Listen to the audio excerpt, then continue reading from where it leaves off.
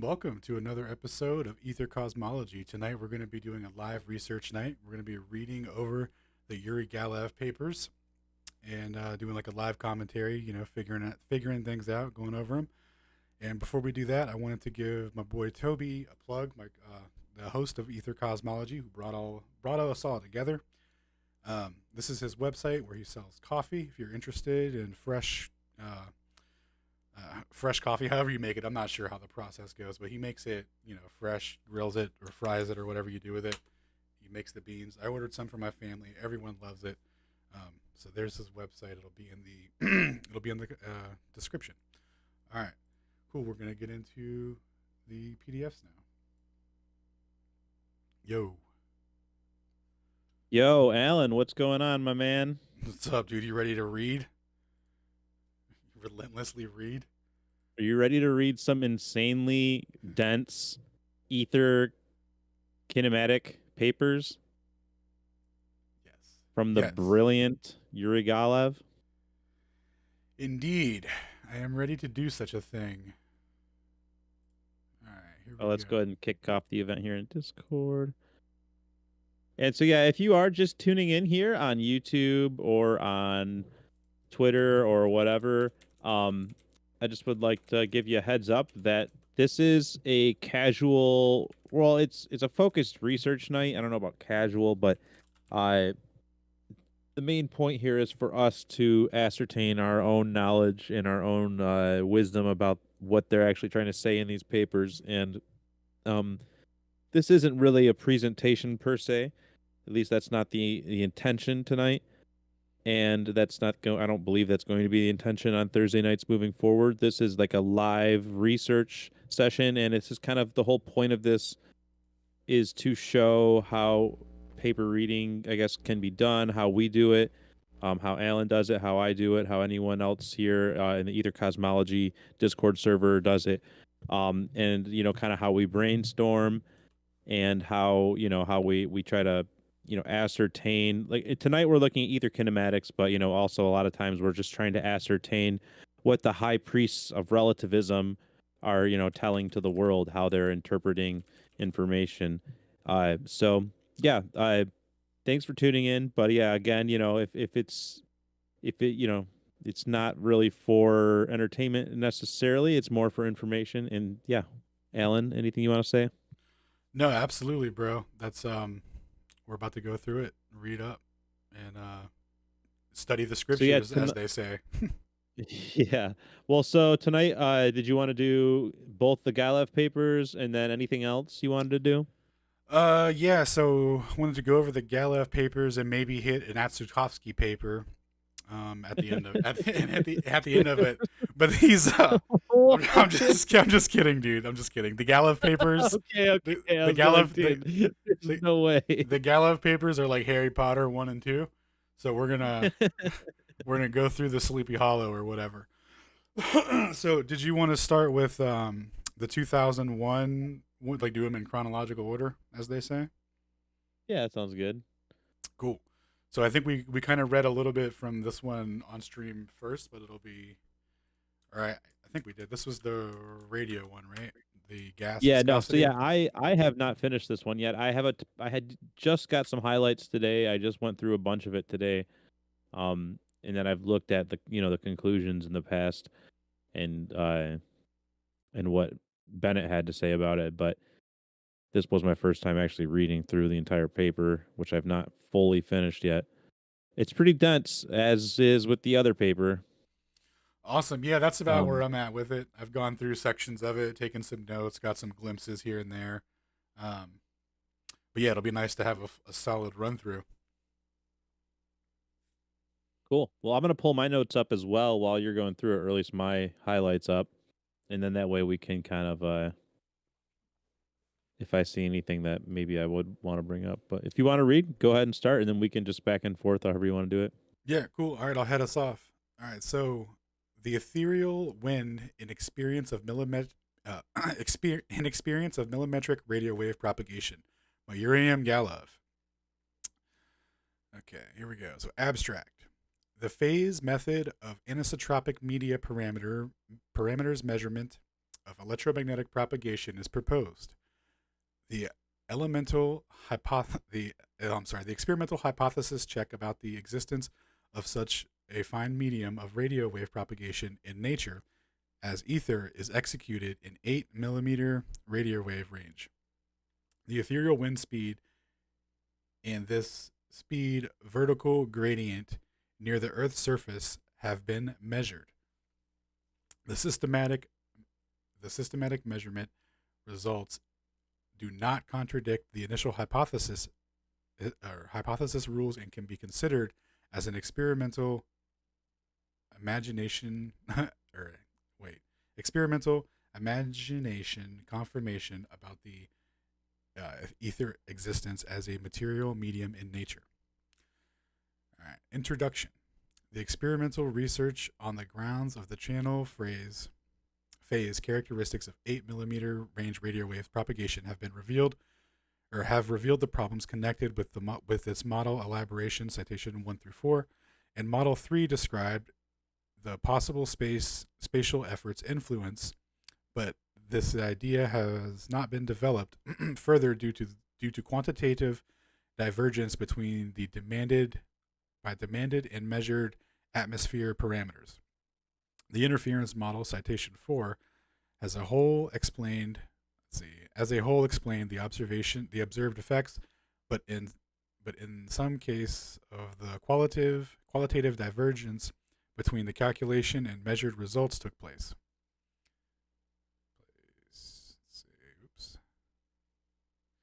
The further problem analysis has showed that the hypothesis engaging in radio wave propagation medium anisotropy has enabled to give the calculation results in conformity with the measurement results. It was supposed that the anisotropy was stipulated by the directional medium motion of radio wave propagation, and this medium flow has space origins. Let's see, I'm going to highlight some of this stuff as I go through it. Oh, shoot, it's one of those. Never mind. Hold on one second. All right. Let's see. Okay, so some information about such medium motion parameters was taken from papers 5 through 7. The works of 5 through 7 have been executed in order. Hey, if you want to grab the one out of chat, it's OCR'd. Oh, is it? Yeah, you'll have some of my highlights in there, but it's OCR'd. Oh, absolutely. Yeah, let me do that real quick. Thank you. Yeah, because I can't stand that.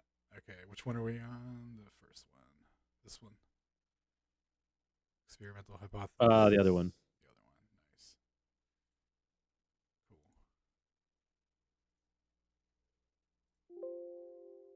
Awesome.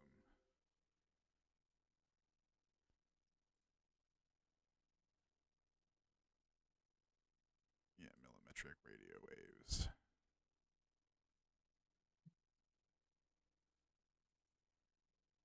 Okay, cool. Thank you. Oh, nice, dude. Yeah. Okay, you were doing the things I was thinking about. Okay. Very cool. Cool. Very cool. All right. So where were we at here? We were at the directional of the medium, space origin. Yep. Yep. Okay. Cool. So the works of 5 and 6 have been executed in order to the hypothesis experimental check about the ether existence in the nature as the material medium which fills the global space and is the building stuff of all kinds of matter, the motions of which are revealed like physical fields and interactions. In due course, the positive work results, citation 5, were widely known, but they have been estimated by the scientific community to be in error. So these citations, by the way, he's referring to Miller's work, if I remember correctly. These are all Miller's. He's referring to the measurements that Dayton Miller made from 1905-ish to 1930, something like that. Cool. So let's see. So let's see. Okay, the scientific community was like, oh, instrumental air, temperature gradient. We don't know you, Miller. Okay, so the hypothesis about the existence of such of a material medium as the ether in nature wasn't accepted. We'll consider the major work results which are executed in this direction, taking into consideration the long life of significance of the problem, and we'll try to determine the reasons which the work. We'll try to determine the reasons which have made the physicists of that time consider the work results in error and refuse to accept the ether theory. Well, I can touch on that really quickly. So this, as we're going to read on here, they get a velocity out of these measurements, and the way that they interpret this velocity is pretty exact. It turns out. So then that's what they use for inertial navigation systems and all that, right? So you can get precise velocity measure. You can get precise measurements of motion using interferometry. And when they tried to measure the motion of the Earth, they got a velocity that did not correspond with the heliocentric model. And they had to redefine all the physics over that. That's why they deny the ether, because the ether would be the mechanism to provide that relative velocity change for the speed of light that it's propagating through. So that would make the speed of light relative or proportional to your, or there would be a variance in the speed of light that would be proportional to your velocity, and then the mechanism for that would be the ether, and that's why they had to abandon that to maintain heliocentrism. Do you have anything you wanted to add to that, Toby? No, well said. Yeah, as we like in future episodes, like we're gonna go over the history of all this and break down Fresnel, and Arago, and like read the origins of all this. They had all this stuff figured out, in the mid to late 1800s. So by the time Michelson-Morley came around, like they knew exactly what they were doing, and this would have been a great experiment to confirm heliocentrism. So, Yeah, sure would have been. Man, oh man, everyone would have an interferometer in their house. dude, it would be the first thing they would teach you in school, bro. Like Right, there would be like little Michelson kindergartners. there would be little Michelson interferometers in kindergarten, dude. They would teach you all about the proportional velocity relationship, like Right. It'd be like a big sign on the kindergarten door. Like before you learn the ABCs, you'd be learning the C's not constants. yeah. Yeah. That's hilarious. All right. So in 18 Uh, what's up? I was just gonna say, whenever you want me to take over reading, just Yeah, popcorn, yeah, cool. Hit up your boy right here. Cool. So in 1877, D.K. Maxwell noticed that while the Earth motioned through the ether, there should be an ethereal wind on the surface, which changes the light speed distributing in ether. It is known that A. Michelson tried to find out an ethereal wind in 1881 for the first time. With the help of a cross-shaped interferometer with a length of an optical path of about 2.4 meters, with the hypothesis of fixed ether, he expected to receive the band's displacement of an interference pattern, conforming to the orbital speed of the Earth by the value of 30 kilometers per second. However, the measured displacement, which corresponded by the speed of the value of only 3 to 4 kilometers per second. Michelson related this result to measurement errors. Let me go ahead and highlight that. Actually, I don't want yellow. This is an orangey here. 3 to 4 kilometers per second. I thought it was like 7.5, by the way. However, Michelson corresponded. Yeah, so it'll be averaged out differently depending on who you read. So Gotcha. yeah, I typically say it's around yeah, 6 to 7 kilometers, or 6.5 to 7.5 kilometers a second. Because man, that's what Miller says. that's even more geocentric looking, huh? Yeah, on the lower end. Which corresponded with the speed of the value of only 3 to 4 kilometers per second. Michelson related this result to measurement errors and concluded about the initial hypothesis inaccuracy of stationary ether. However, it is considered in physics, uh, almost since that time, that Michelson experience has shown in general the inaccuracy imagination about such medium existence. That's an interesting, maybe a translation thing or something there. As ether in nature, many explorers didn't agree with such matters. The attempts to find out this medium continued, including Michelson himself.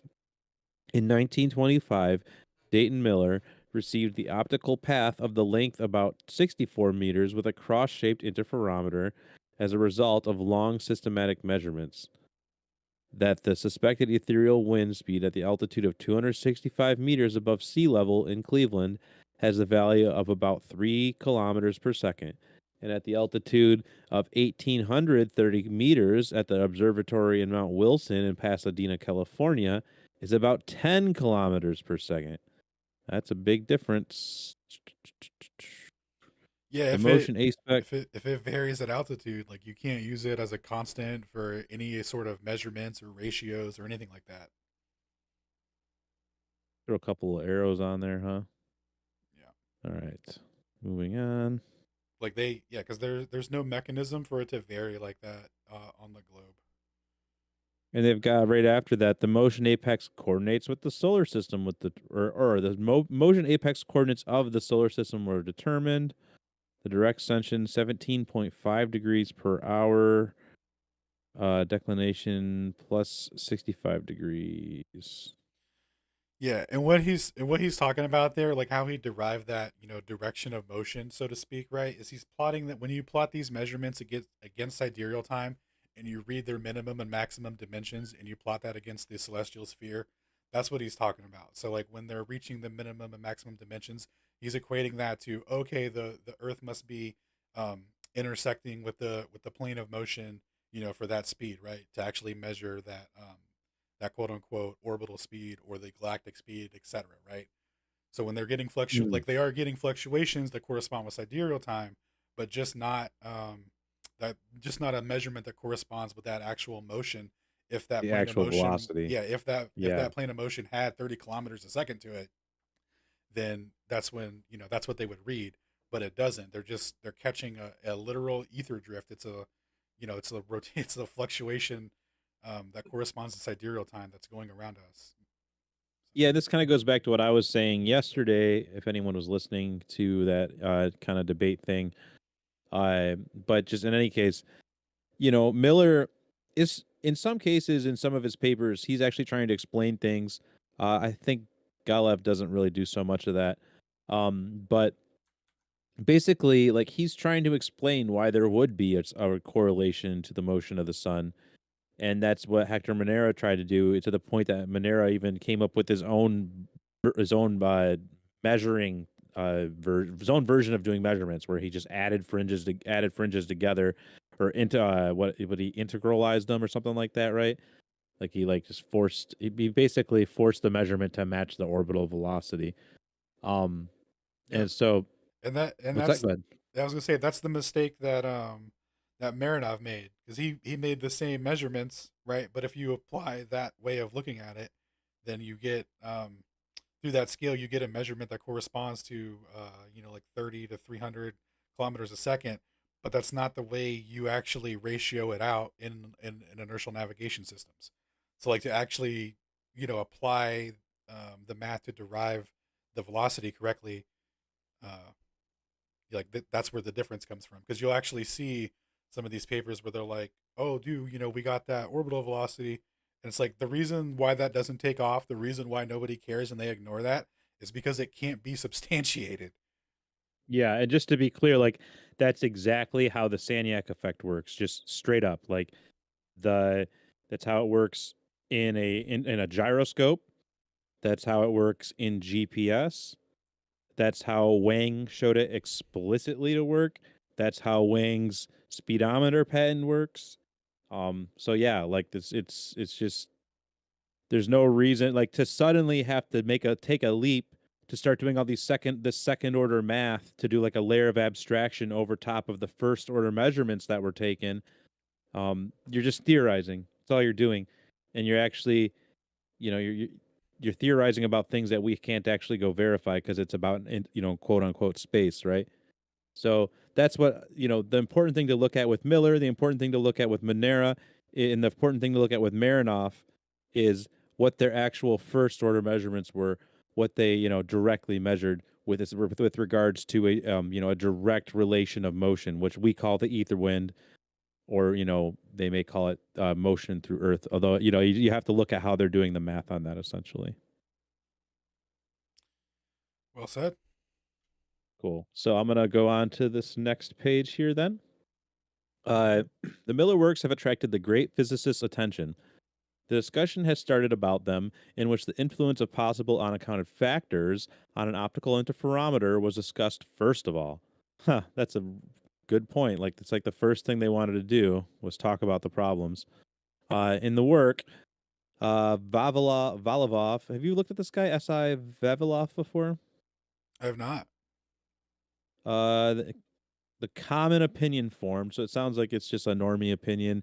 Miller's interferometer is so sensitive that many local influences considered hard can be the cause of systematic band displacement.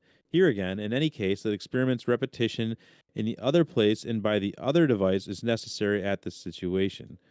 It was clear that the interferometer is required to save the environment parameters from the change effect.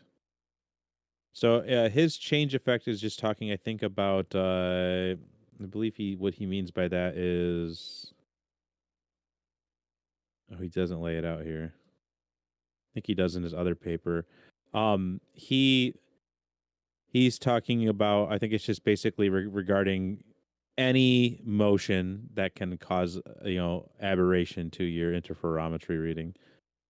But in any case, the solution seemed apparent. The interferometer should be placed into the thermostat and then into the pressurized chamber together with the thermostat. So it happened, but all the attempts in order to repeat Miller's experiment, except the experiment, were performed by the devices which were placed in metallic chambers. We're going to go ahead and highlight that in red. Yeah. Because as we'll see with this paper, that's a big problem. R.D. Kennedy increased the interferometer sensitivity. The device was placed.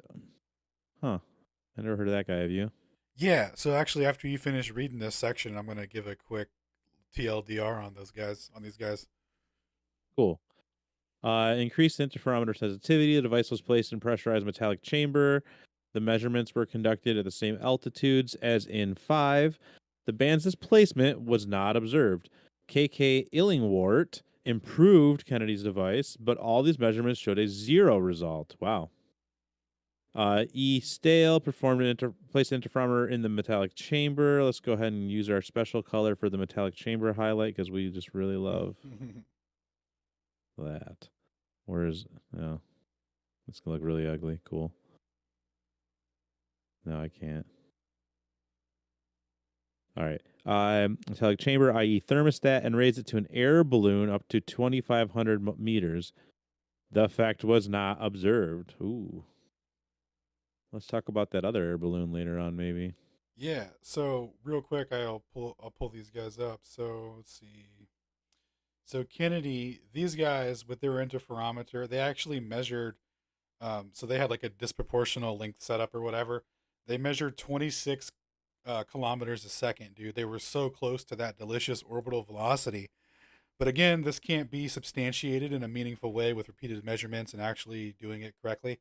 So like they round that 26 kilometers a second fringe, which is way higher than the Michelson-Morley fringe. Like remember Michelson-Morley at 6.5 to 7.5 kilometers a second. So they round down this 26 kilometers a second. They round it down to 0 and call C equals C.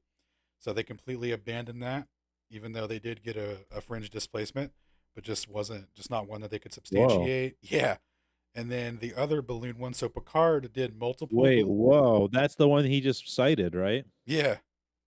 Wow. Okay. Huh. Yeah, dude, Crazy. dude, that's why you gotta like all these Can you pull that papers. one back up? Can we look at that again real quick? That's crazy. Yeah. Let's see. What was the summary at? Hang on 1 second. I have the summary written on the back here. So start page 24 kilometers a second. Sorry, not 26. 24 kilometers a second. They threw it out as a null, reject the ether hypothesis. They don't mention Miller. And then they just say C equals C, even though they measured C minus V, which is it's unethical and biased to not even present it. So that was a synopsis from that Russian website. So this is if you want to go through the And then they all shot water out of the flowers and honked each other's noses. yeah, pretty much. So very cool. So that was Kennedy and that guy, and then what was the other word? Edlingsworth. So those guys were metallic chamber vacuum lads, I think. Like it gets crazy what they like. Even Basically, with the metallic chamber, they got that big of a reading. yeah. On the That's crazy. on the Kennedy lads, yeah. Wow. Cool. All right, I can pick back up with reading if we want here. Yeah, but yeah, they all get a fringe, and then so this Stahl guy right here, this was a balloon lad. So him and Picard got a fringe. They actually replicated Miller's because their balloon went to the same altitude that Miller did his Mount Wilson thing. They matched his results but called it a null, and then Picard did other measurements that they say were nulls as well. But I haven't looked at all of Picard stuff. But this one definitely showed a fringe, like confirmed Miller in it.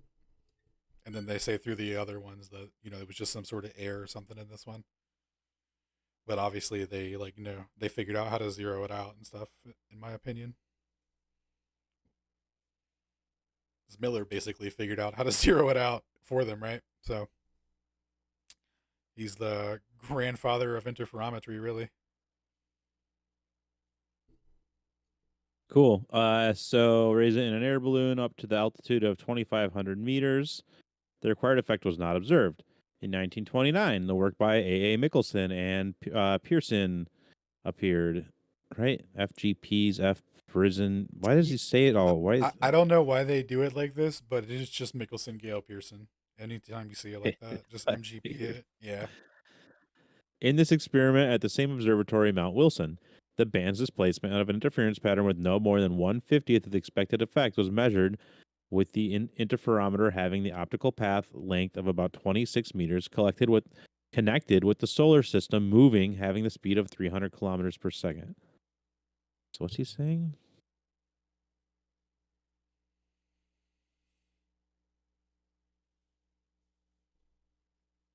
Interferometer having the optical path of about 26 meters connected with the solar system moving motion so he's just kind of making the assertion about it. Okay. In other words, the speed of relative motion of the value 6 kilometers per second was measured. Aha. The old first order measurement. The pre-transformation measurement, right? Yeah. As they say.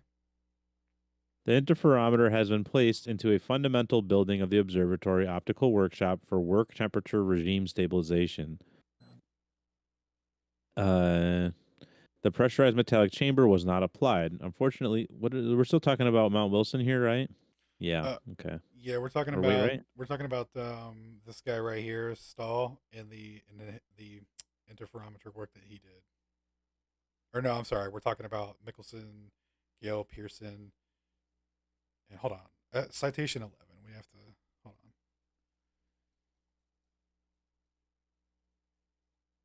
Let me look real quick.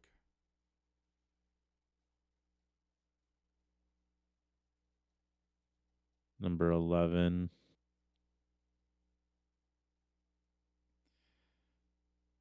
Yeah, Repetition of the. Michelson. Oh no! This is a repeat of them. Oh, This is different. Okay, yeah, I'm not familiar with this one. Sorry, I apologize. I thought wait, this. really? Yeah, I thought this was Michelson Gale. That's not just Michelson-Gale? No, this the title is different. Michelson Gale Pearson title is 1 second. I'm looking through It's your EndNote. the effect of Earth's rotation on the velocity of light, 1 and 2, even though they're pretty much the same publication. Um, but yeah, this is a Wait, so what the heck are we looking at then? so this is this he's elaborating on a secondary Michelson, dude. This is a cooperate. That was in 1929, which is not the This same. is them cooperating Miller, dude. Dude, that was 4 years after Michelson-Gale-Pearson. Oh no, I did not know about that. We should see if we can find this like right now. Yeah, I got the citation for it. Looking for the paper now.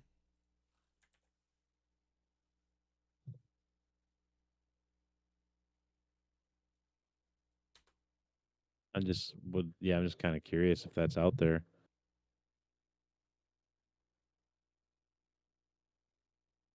Entrainment of the Luminiferous. No. 1929. No. Repetition of Michelson-Morley. Here we go. This is what we need. And site. Just hit 29. Yeah, here we go. Yeah, I got it. I got you. 1 second. You got it? Cool. Yeah.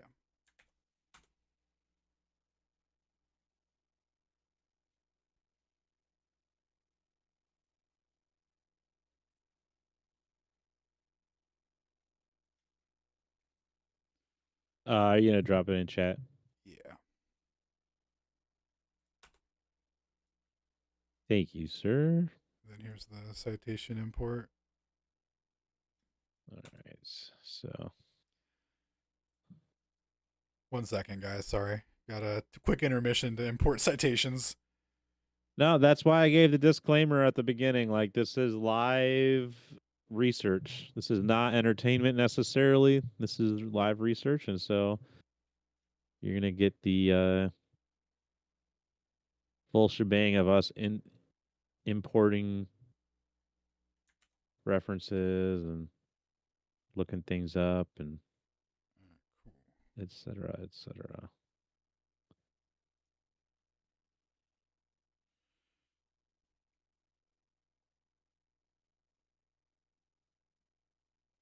Okay, cool. So do you want to come back to this after? It's only a 2-pager, so we can bang that out after. Yeah. All right, Wait, cool. why is this not?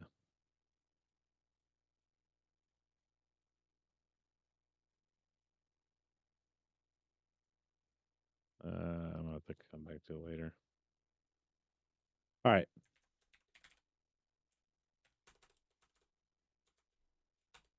So we were.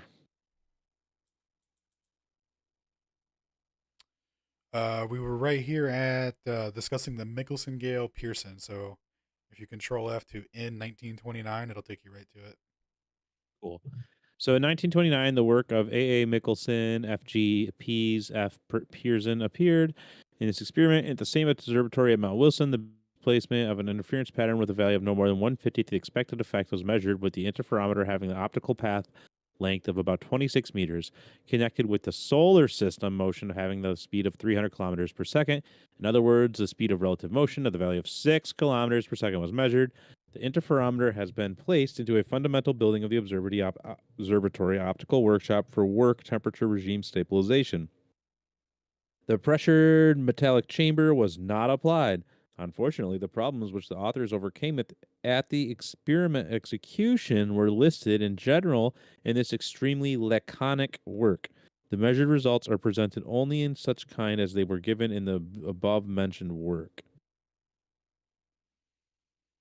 So they had some problems, huh? I mean, according to them.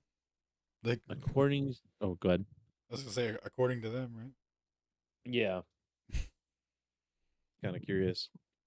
The experiment by G. Usa in 1930 was the last experiment on the Ethereum. Let me go ahead and highlight that dude's name. What an interesting name, by the way. Why is it not? There we go.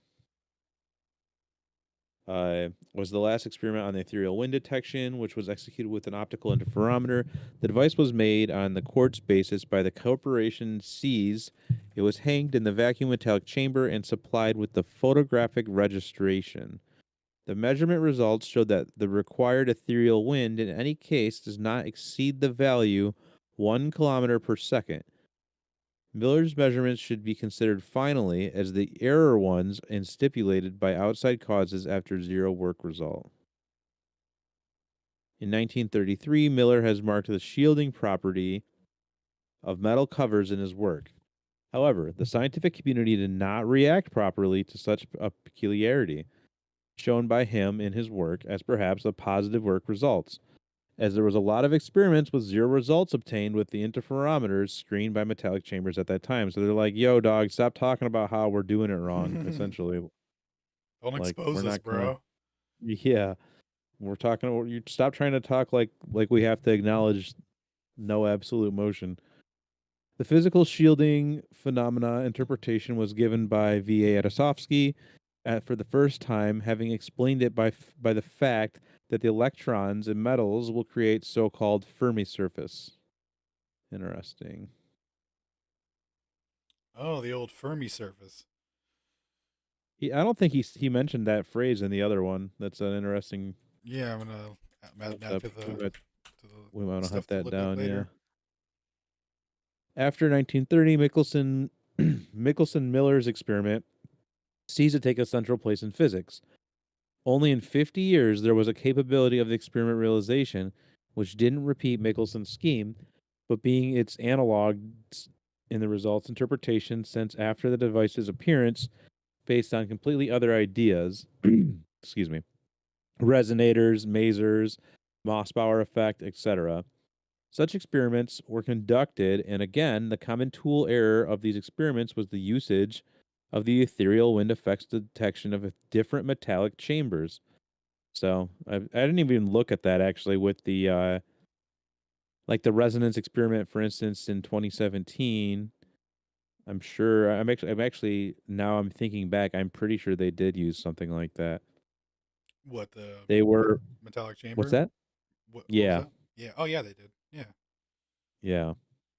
So that's always fun when you just ignore the guy that actually Hmm. studied this effect. They were metallic resonators, in lead chamber, since it was necessary to work with a gamma radiation. The work's authors perhaps have not given the proper significance to Miller's conclusions, 1933, about the inapplicability of metal boxes in the experiments with an ether wind. Do you want to take over for a minute? Yeah.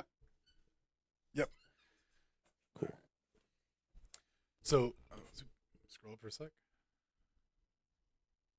Are you Oh, you want me to AFK? scroll up? Oh, no, I'm here. Okay. Yeah. I didn't know if you were going to use yours. Where No, do you want me to go to? just use yours and get your highlights later. You're killing it on the highlights. Oh, cool. So We were right here, right? right there. Yep. Thus, proper checks of Miller's experiments weren't conducted yet until nowadays, in spite of numerous physicists' attempts to repeat the experiments. All his followers carefully screened the devices from an ethereal wind by metal chain. Oh, they all his followers carefully screened the devices from an ethereal wind by metal chambers, and according to um, what is his name, Atsutovsky's image expression, it is the same that to make the attempts to measure the ether wind, which blows looking, which blows out outdoors, looking on the anemometer put in a densely closed room. So trying to measure the wind outside in a closed room is essentially what they're doing, right? Which is what Miller trial and error figured out over the course of 30 years. It, did his extensive detailed work on.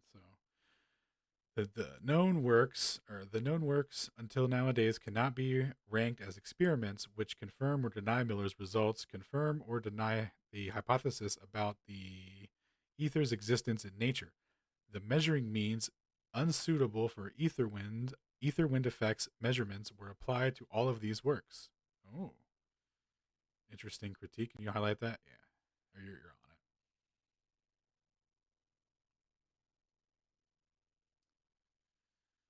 All right. Let's see.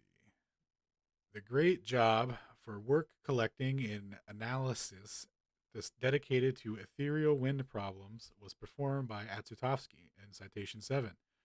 Shout out to Atsutovsky. The ether Yo, model. that's the one I asked you about earlier specifically, if you were wondering. Oh, that one? Yeah, no, don't have, or no, I couldn't find it. I did do a quick glance Kidding. or look for it, but it did lead me to that Japanese stuff. So Cool. maybe we'll find it in there. Cool. The ether model is offered. Okay, the ether model is offered, and the ether dynamic picture of the world was designed in his works, 2020 or 21, 22, and 16. The Should check ether. those out Yeah, too. I'm gonna screenshot. I'm like screenshotting some of the citations referenced, so we can go back and look at what they were referencing Nice. when we go through. So let's see here. Let's see. The ether is represented as a material medium which fills the global space and has properties of viscous and compressible gas. It it is the building stuff of all material formations. So in previous ether theories, keep in mind they were like, okay, the ether's static, it doesn't move, it's incompressible, all these kinds of things. So, and this is in relation to trying to explain what like the Earth's movement through it, right? As a reference frame for that. So like not realizing that it's the Earth that's stationary and it's the ether that's moving. Yeah, So well said. yeah, Good so distinction. Yeah, actually, the fact that it's viscous in the way that they say viscous and compressible, so it's like a gives it more of a like a true what's the word, like a tangible, it gives it more of a tangibility. And if it has more of a tangibility like that, then that really really implies, I would say, much more of a motion of the ether itself rather than any sort of like motion of us or the ground beneath our feet. yeah, But yeah, like they actually have to come up with like ad hoc theories to explain why the velocity is different. Like maybe it's entrained and and it just rotates a little yeah. slower. It's like, okay, dude, now we're just you know, now we're just making But like things if up. it's yeah, and if it's as dynamic as Galev shows it to be, then it's like good game on that, because if we're flying through space and it's that dynamic, it's like, first of all, you wouldn't. I mean, it would absolutely have to be measurable with with relation to Those the vacuum speeds. outside of us. Yeah. It's essentially, like he's saying, it's essentially like a miniature gas almost, right? Like it's a fluid underneath everything. But yeah, Yep. so cool. Yep. All right. So the element of ether is an aimer. So this is in reference to Atsutovsky's model, where in our world we have the atomic model, we have the nucleus of an atom. So in the etheric model, there with the ether being a gaseous fluid, when it's compressed and it's at its highest level of excitation, the gas forms a vortex. The natural, or I'm sorry, that natural formation is the only formation that could hold the form of a particle. It's the only thing that could serve to like give physicality to the ether that we could experience. So like that's why he like his whole model of the ether is different levels of vortices, right? And like, so different interactions with the ether will produce the aimers will be that physical interaction that they register. So when they do something like the double slit experiment or whatever, and they get a reading and they're like, oh, it has to be a photon, it registered or whatever, right? It's like, well, that excitation, that vortex point is it has the physicality to interact, and then when it hits a material object, it loses its momentum, etc., right? So the vortex changes, it breaks off into a smaller vortex and does its own thing. So that's the kind of model that Asatovsky gets into. So when he's referencing the aimers and that kind of stuff, that's what that's in reference to. It's Dang, just a that's smaller, fascinating. That's yeah, awesome.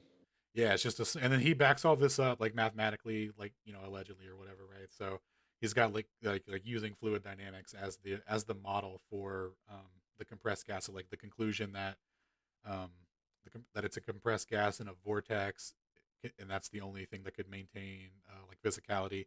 Like all that was derived from hydrodynamics and stuff. So it's all backed by uh, real dynamics or whatever, right? So the physical Yeah, that's crazy. fields, yeah, Atsuzovsky's a trip, dude.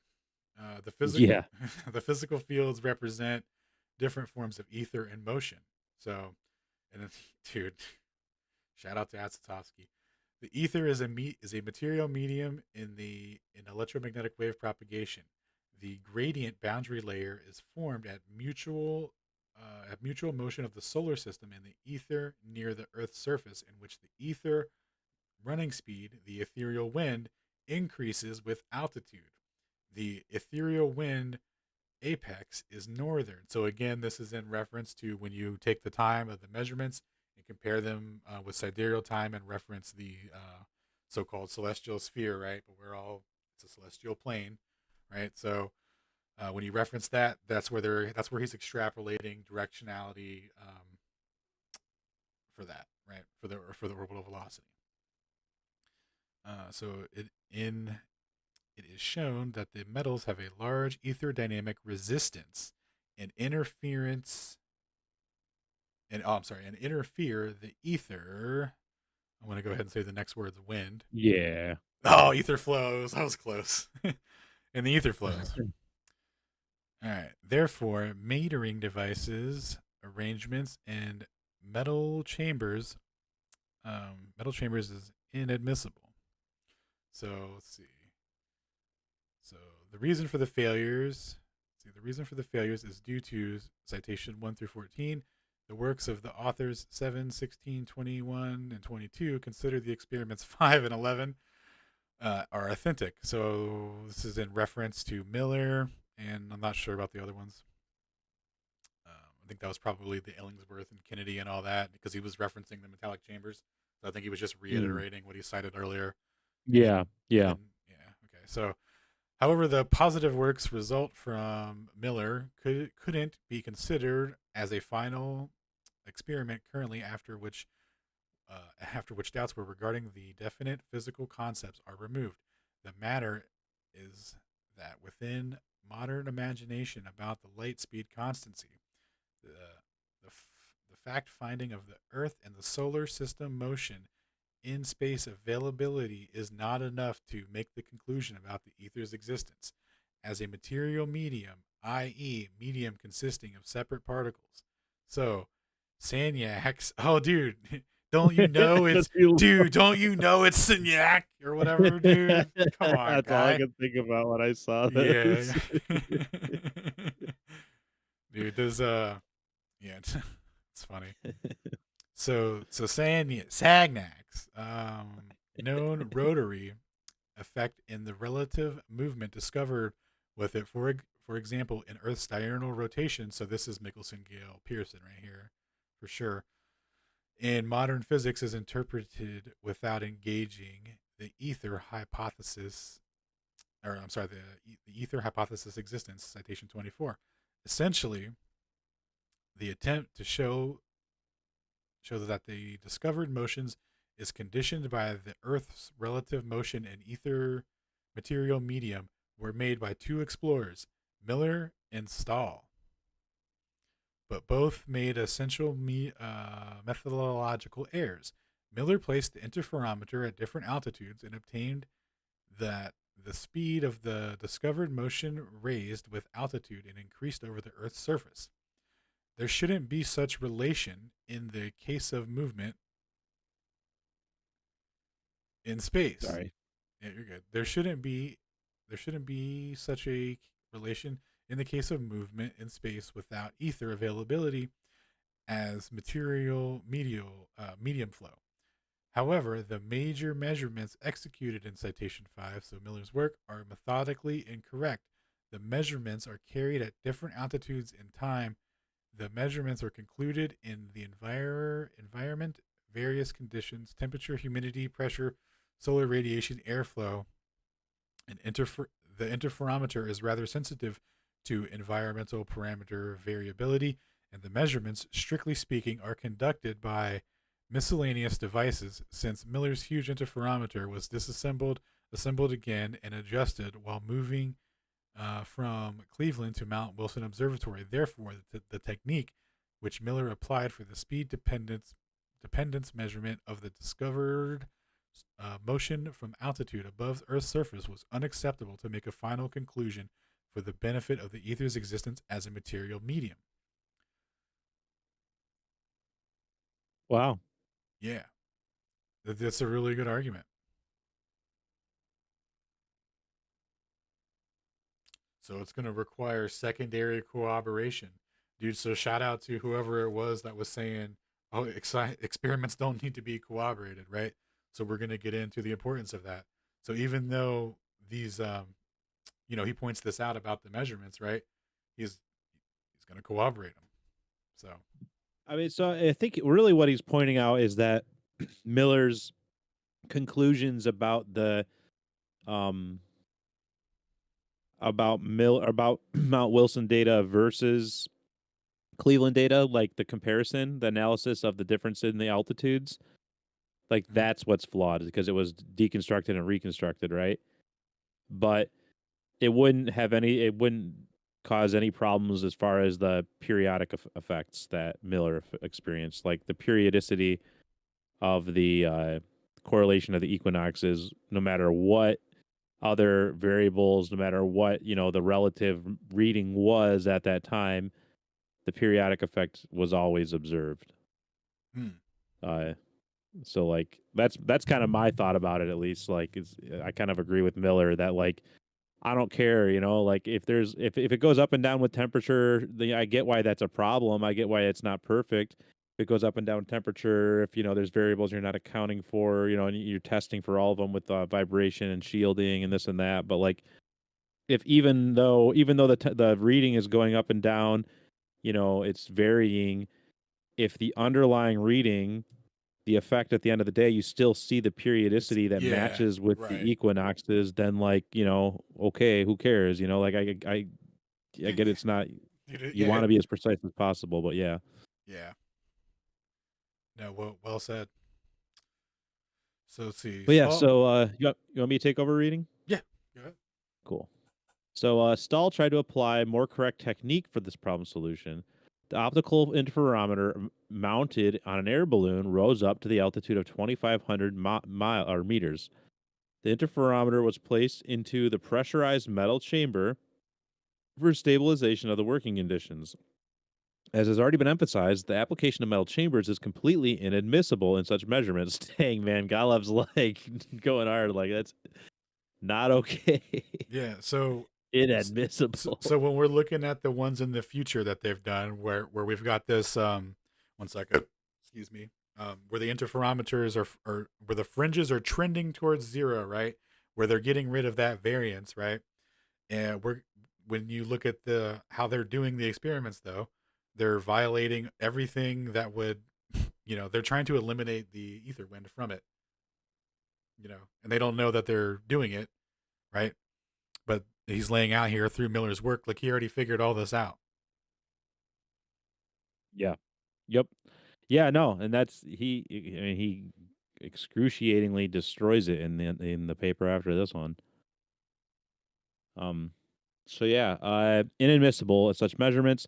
This circumstance was not known at the time it occurred, or at that time. It occurred that the measurement displacement of interference bands corresponds to the ethereal wind speed of 7 kilometers per second with the error of the same magnitude order. The conclusion of the author's work, 14, or citation 14, we cannot discuss Miller's result on the basis of the experimental series, as our measurement's accuracy is just on the border of Miller's observations. Cannot discuss Miller's. As our measurement's accuracy is just on the border of Miller's observations. However, we can exclude Miller's effect raised with the altitude increase. In other words, the motion could be the motion could be find out and high altitude relation of the speed misses completely. Thus, considering the work lacks and large number of experiments availability with zero result, it is possible to understand the physicists disbelieving to the works at that time, the results of which indicated the necessity of the fundamental physics concepts change. So that's talking about the old special relativity there. Yep. So they got fooled by dielectric insulators and metallic chambers, and then they're like, you know what? Time and space must be warping around everything Dude, or around light. all it took was wrapping the interferometer in a tuna fish can, and they called it a day. So, positive results of the data application at the experimental analysis detected reasons of unsuccessful attempts to repeat Miller's experiments showed that it is necessary to make the experiment again in order of the hypothesis check of the electromagnetic waves propagation material medium ether existence in the nature. It is necessary to solve the following problems for this purpose. It is necessary to take into account the lacks allowed in earlier conducted researches, to apply other measurement methods, which will enable to show the Earth's relative movement availability in the Unified Measurement Act in a single experiment, and that motion is stipulated by the Earth's relative movement and the material medium flow of electromagnetic waves propagation, and this medium motion has a a space parentage. Wow, dude, what a wordsmith there. Oh, He always uses that phrase a lot. The where is it? Material medium flow.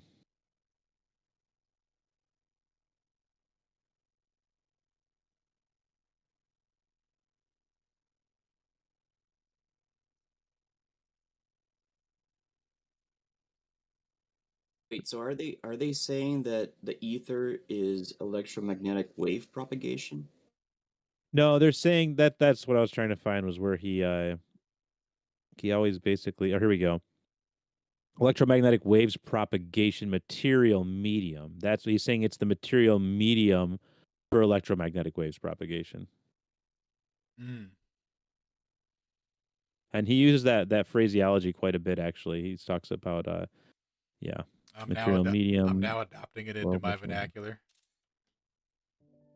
yeah, yeah. I mean, we have I like it. or kinematic viscosity measurements of it. So And he says it has a space parentage, which is like a double whammy, right? Like there's the absolute space, quote unquote, that we exist within is actually a material medium that moves within a space parentage. dude, Like yeah, holy cow. dude, yeah. So one of the things he lays out, I think it's in the other paper, but he breaks down like some criteria for an ether wind, theory or whatever, where because he's saying like the medium has a motion of it that has a space parentage, and it's like the source of it is the sky, and this is noted by when the interferometers go to altitude, they get a stronger reading, right? So if the source of motion is coming from the sky, it's not coming from Earth rotation, Oh, right? see, so now I wasn't even thinking. I'm talking about the other type of space, like like space, like absolute space. Oh no, no, he's building it in reference to the source of the motion. Okay, yeah, he did kind of say that earlier too, so that makes sense. Yeah, that makes sense. He uses the word space in like 3 different ways, so it's a little bit confusing. Um, so the positive result of such experiment can be considered as a high experimental hypothesis confirmation of the ether material medium existence in nature. So cool. And then let's get on to the old measurement method. The ether model has been adopted by the initial hypothesis and offered in the works. 21, 22, and 16 citations, while the experiment accomplishment are in the works while the experiment accomplishment. The following effects should be observed in this case at electromagnetic waves propagation near the Earth's surface. The anisotropy effect, i.e., wave propagation velocity, depends on the radiation direction that is stipulated by the Earth and the ether relative movement, i.e., the medium of electromagnetic waves propagation. The altitude effect, i.e., the wave propagation velocity, depends on the altitude above the Earth's surface that is stipulated by ether viscosity, i.e., the material medium of electromagnetic wave. There it is again. Go ahead and Yeah, just highlight it. yeah, you should. Yeah, this is all highlightable, or like a lot of that's Yeah, visible. he lays this stuff out. He takes it to the next level even in the next paper. He really likes these like this could make like a nice little chart. He likes these effects.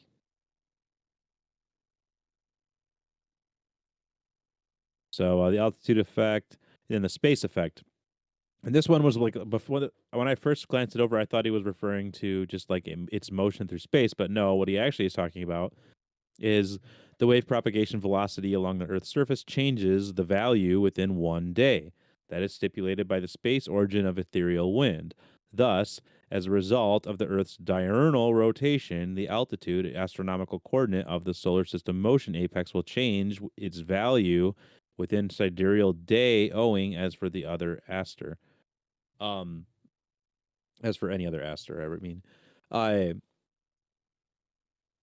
highlight the rest of that. Wait, so really quick, so what would be the electromagnetic wave propagation then? If it's not the ether that they're referring to, what else would it be? Because he keeps mentioning it. Oh, so he's referring essentially to just like the propagation of light or the induction of light or radio waves So like when we're talking about the speed of C or like the speed of light, we're essentially just talking about the induction rate of radio waves, microwaves, light waves, like any type of electromagnetic wave, essentially. Gotcha, And gotcha. Okay, that and so makes yeah, sense. so they use that to measure the speed of light. So actually, like when Galaev in this other paper, he has interferometer he uses an optical interferometer, but then he also uses a radio wave interferometer, and it's measuring the same speed, but it's just like a different type of electromagnetic wave to use essentially. Gotcha. Thanks, man. I appreciate that. Yeah, no problem. Any other questions? I mean, please chime in. So yeah, moving on. Therefore, a horizontal component of ethereal wind speed and therefore the rate of electromagnetic waves propagation along the Earth's surface will change their values within the same term. So let's get that with yellow. Therefore, according to the research problems, the measurement method should be responsive to the indicated effects and provide their observation in the unified measurement action. And boy, oh boy, this is like such an insanely eloquent and like yet also complex measurement method he comes up with. The method of measurement is applied in the work based on the reciprocity That always gets principle. me. Yeah, based on the reciprocity principle rules in electrodynamics, according to which that the word electrodynamics just made me think too. On the space effect, like this is so. I'm actually gonna do a different color with this one because I want to get into this one more at some point here. I like what color? Let's do orange. No, we already get to orange. Let's just do red. So like the space effect was measured by Elias too with the pendulum. He had there was a specific precession rate throughout the day that he observed every day. So that is picked up in the interferometer. It was picked up by with That's what Galaev. Harvard measured that too, right? The daily Yeah, fluctuations. Harvard measured it. Dude, 18 Elias measured years. it. Miller measured it. Galev measured it. With both of those with interferometry, and then they have the 2017 resonance experiment. They explicitly had to account for it.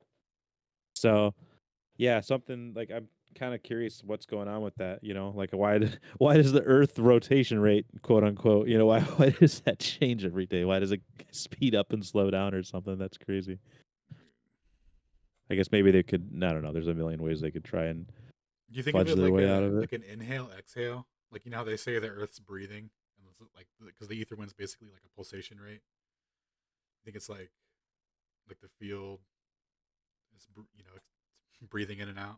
Oh yeah, so that's the other thing about that. That's funny. I'm glad you asked that. Because the whole word that made me think about it was the electrical field or something about electricity. But yeah, I was wondering if it could be also related to the daily, like I'll pull up I'm gonna pull up where is it? The Feynman Isn't lecture real quick. isn't the same the 15 degrees laser gyro rotation that they detected in the whole documentary thing that they did? Isn't that the same uh the same effect that this is talking to referring to? Yeah, You know, essentially. yeah, that's what I was thinking because that's what they're saying is like the laser gyros detect a 15 degrees uh, in rotation, and they're saying that's due to the ether or the ether winds or whatever. Yep, exactly. And so that's why um so okay, yeah. So actually it's measuring the exact same thing. And they had to say that because otherwise if they s- if they say that it wasn't measuring the exact same thing, then they have to admit that it measures linear velocity. And if they admit that it measures linear velocity, then Michelson-Morley back in 1887 would have measured motion of the Earth. And it didn't. It measured something way less than that. And so that's what. So yeah, just to kind of like, I guess, run it all, summarize everything up to this point is it's like this guy Dayton Miller comes along, and he starts doing a bunch of measurements of what they tried to measure in 1887. They got like way less than what they expected for the motion, and then Miller came along and started measuring it a bunch. And throughout his like years and years of measurements, he found that not only was there an actual measurement that comes up, but that measurement matches the motion of the sky. It goes like it fluctuates faster and slower, specifically with the equinoxes and with the motion of the sun in the sky and the relation of the sun to the stars. So that implies that the it's actually some kind of an ether wind that's coming down from the sky. And the other thing that that guy said, Dayton Miller, was that if you go higher up in altitude, that that rate is like way different. Like his measurements went from like 7 kilometers a second up to 10 kilometers per second. So it was like a big jump, but just going up like a few thousand meters or whatever.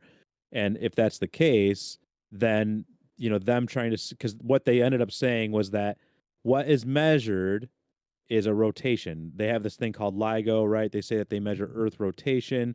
They have, or there was the Michelson-Gale-Pearson in 1925. They said they measured Earth rotation, and they specifically say it's like this specific rotation vector. But if it changes with altitude, then that rotation vector is invalidated because the rotation vector specifically wouldn't change as you go up and down with altitude. So in the film Behind the Curve, Bob wanted to do a bunch of measurements with the ring laser gyroscope, which essentially does measure the same thing. It measures it along a round circle, a coil of fiber optic cable. But it still measures a fringe shift using like a relative velocity.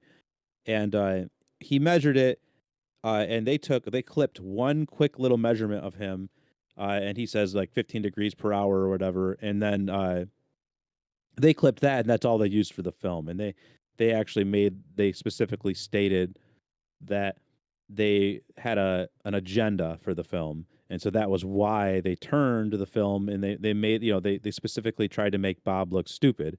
The thing is that Bob actually took a ton more measurements, or multiple more measurements, not a ton, but he took more measurements than just that one. That was just like their first time they turned it on, spun it up. But like a ring laser gyro is not a simple device. You don't just turn it on and get a 15 degrees per hour and say Earth rotation and call it good. Like you have to know the temperature of the device. You have to know if you're, because they actually heat up as they run, and then as they heat up, there's what's called a temperature drift. So the reading itself is relative to the temperature of the device.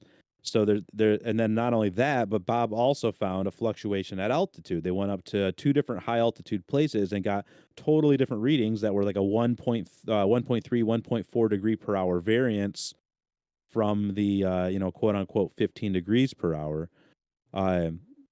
So all that is to say, it's just not so straightforward, right? Like what Bob measured is something real on the Earth that we call the ether wind, and if it changes with altitude, then that's like that's a big problem.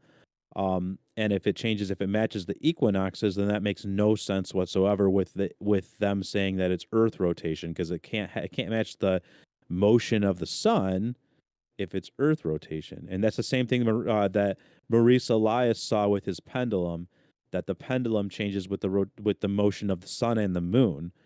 And he said that quote unquote gravity, like Maurice Elias just thought gravity was nonsense. He said it's within his years of watching his pendulum process and studying his pendulum, he said that gravity is nothing. He uses some chess phrase about like some French chess phrase about how it's trash compared to the power or the motion of the sun and the moon.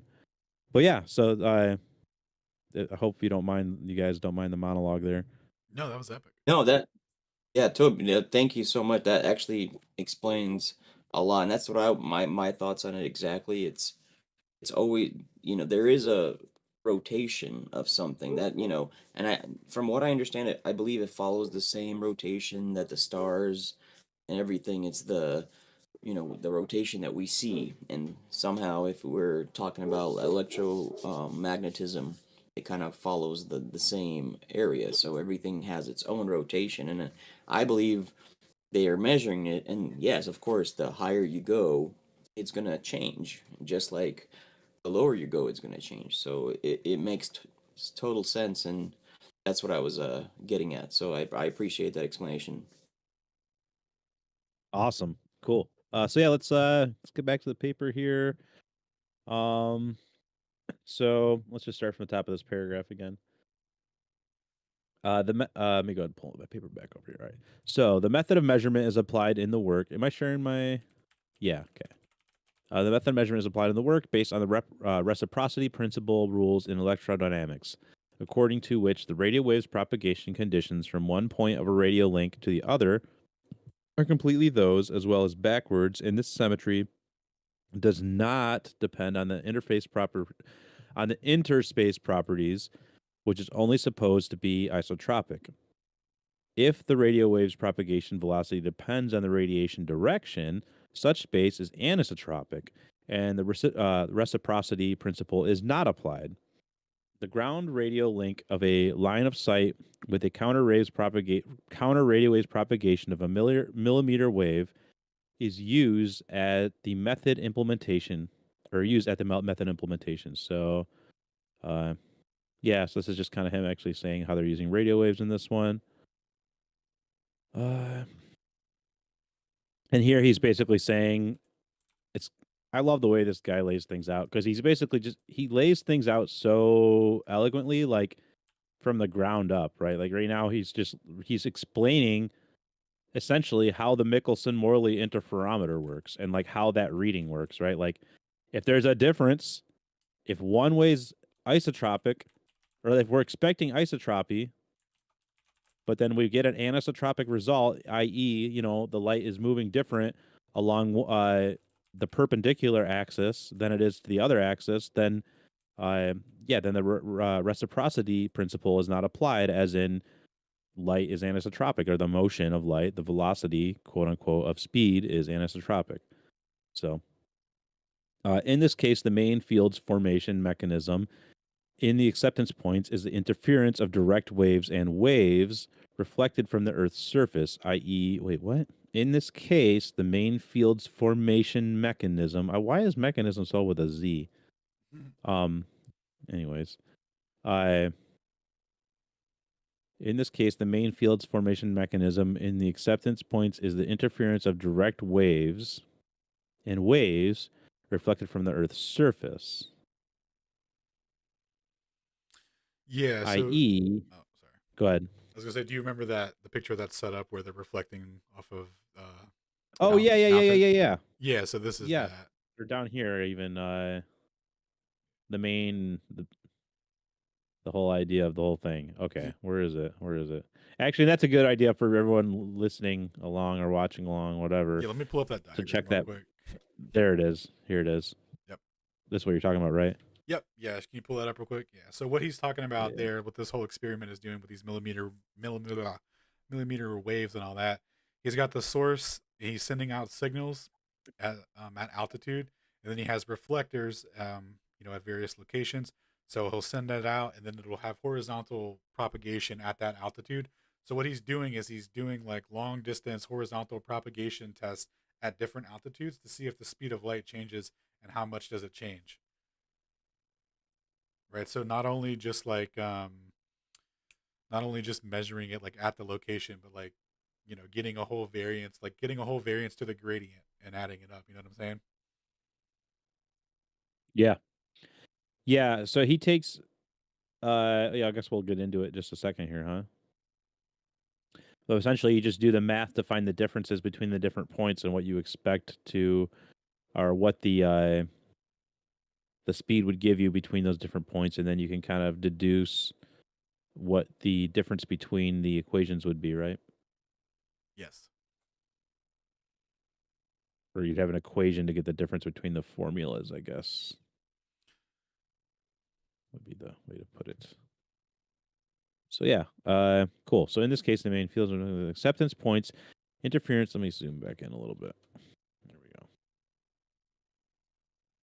go. Is the interference of direct waves and waves reflected from the Earth's surface, i.e. waves which spread at miscellaneous altitudes from the ground. Okay, cool. So now that I'm glad we went and looked at it, because now it makes perfect sense, because I remembered what experiment I'm looking at. It enables comparing the wave interference results to find out if the development of anisotropic and altitude effects simultaneously in both points. Yeah, if you want to do the most insane math ever, sure. Which he does. He's like, all right, hold my beer or whatever. Yeah.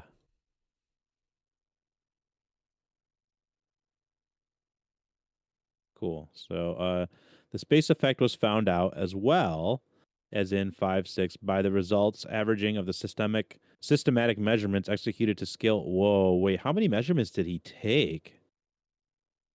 I'm not sure. Dude, that's pretty baller. Yeah. And then again, remember the space effect. So that sorry, that increase in the variance at altitude. So C is going faster at altitude, right? And then citation 5 and 6 is of course referring to Miller bringing his interferometer from to altitude and getting an increase in the reading. Cool. So let's consider the operational principle of the measurement method. The experience scheme is shown in Figure 1, so that's one that's up here. So I guess this is ether. I guess he'll say in just a second here. Let's consider the theoretical principle of the measurement method. The letters A and B indicate the transceiver points of the radio link. So let's just going to go through this real monotonous here. So we have receiver points. Okay, A and B. So those are the tops of the triangle. The transceiver points of the radio link. Two waves come there at each of these points. A straight line distributing on a pathway AB at the altitude Z up above the Earth's surface. So two ways, the straight line distributing a pathway AB, altitude Z up above the Earth's surface. Altitudes AB, Z up above. So it's just like what, like a long or a widely diverging wave that's going up and hitting both of them at the same time. Is that what's going on? I don't know. I just made a screenshot putting them side by side so we can kind of read and Or compare. I guess it could just be getting split as well. Actually, it probably is just getting split.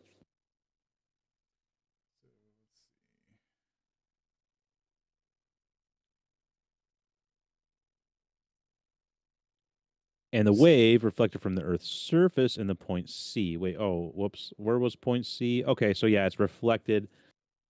Yeah, the transceiver points. What is it being reflected from? Just keep reading, sorry. Reflected from the Earth's surface in the point C. The expansion of a pathway AB is R. Okay. The medium trajectory height, ACB, is Z sub L. Arrows indicated as WRUP and WRL demonstrate that the radial component direction of the ethereal wind speed, i.e. the component which is operational along the radio link, i.e. the component which is operational along the radio link. Okay. Their lengths are proportional to ethereal wind speeds at the altitude Z up and ZL. Proportional to the ethereal wind speeds at the altitude Z up and Z sub L. And he was talking about. Okay. Oh,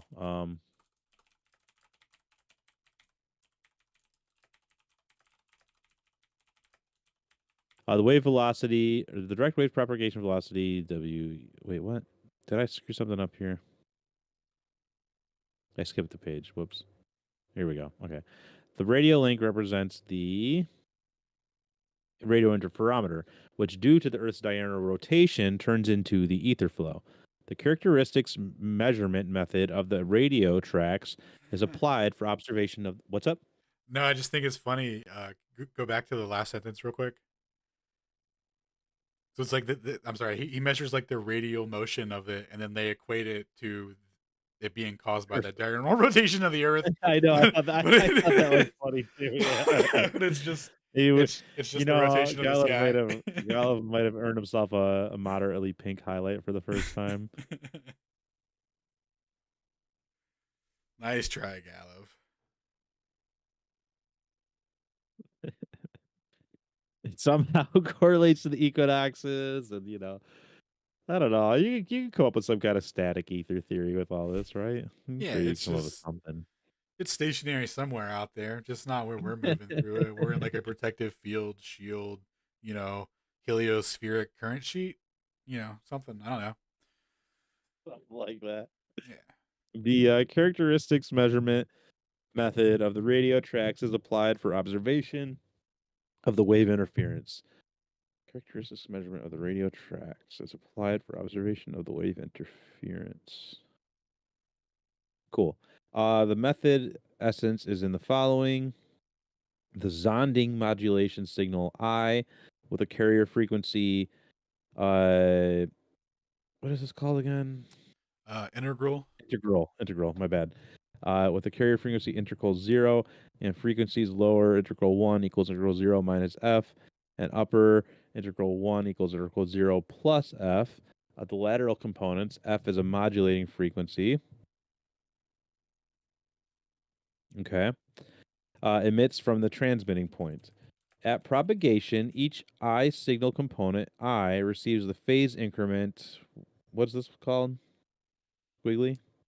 Uh, can't remember off the top of my head. So we'll say I receives the phase increment loop-de-loop I. The index is I equals 1, 2, correspond to the frequencies integral 0, 1, 2. Okay. The adopted signal component with the frequency integral 0 is multiplied separately from each of the lateral components in the receiving device, and the phase shift delta squiggly I is measured between the multiplication results having differential frequencies.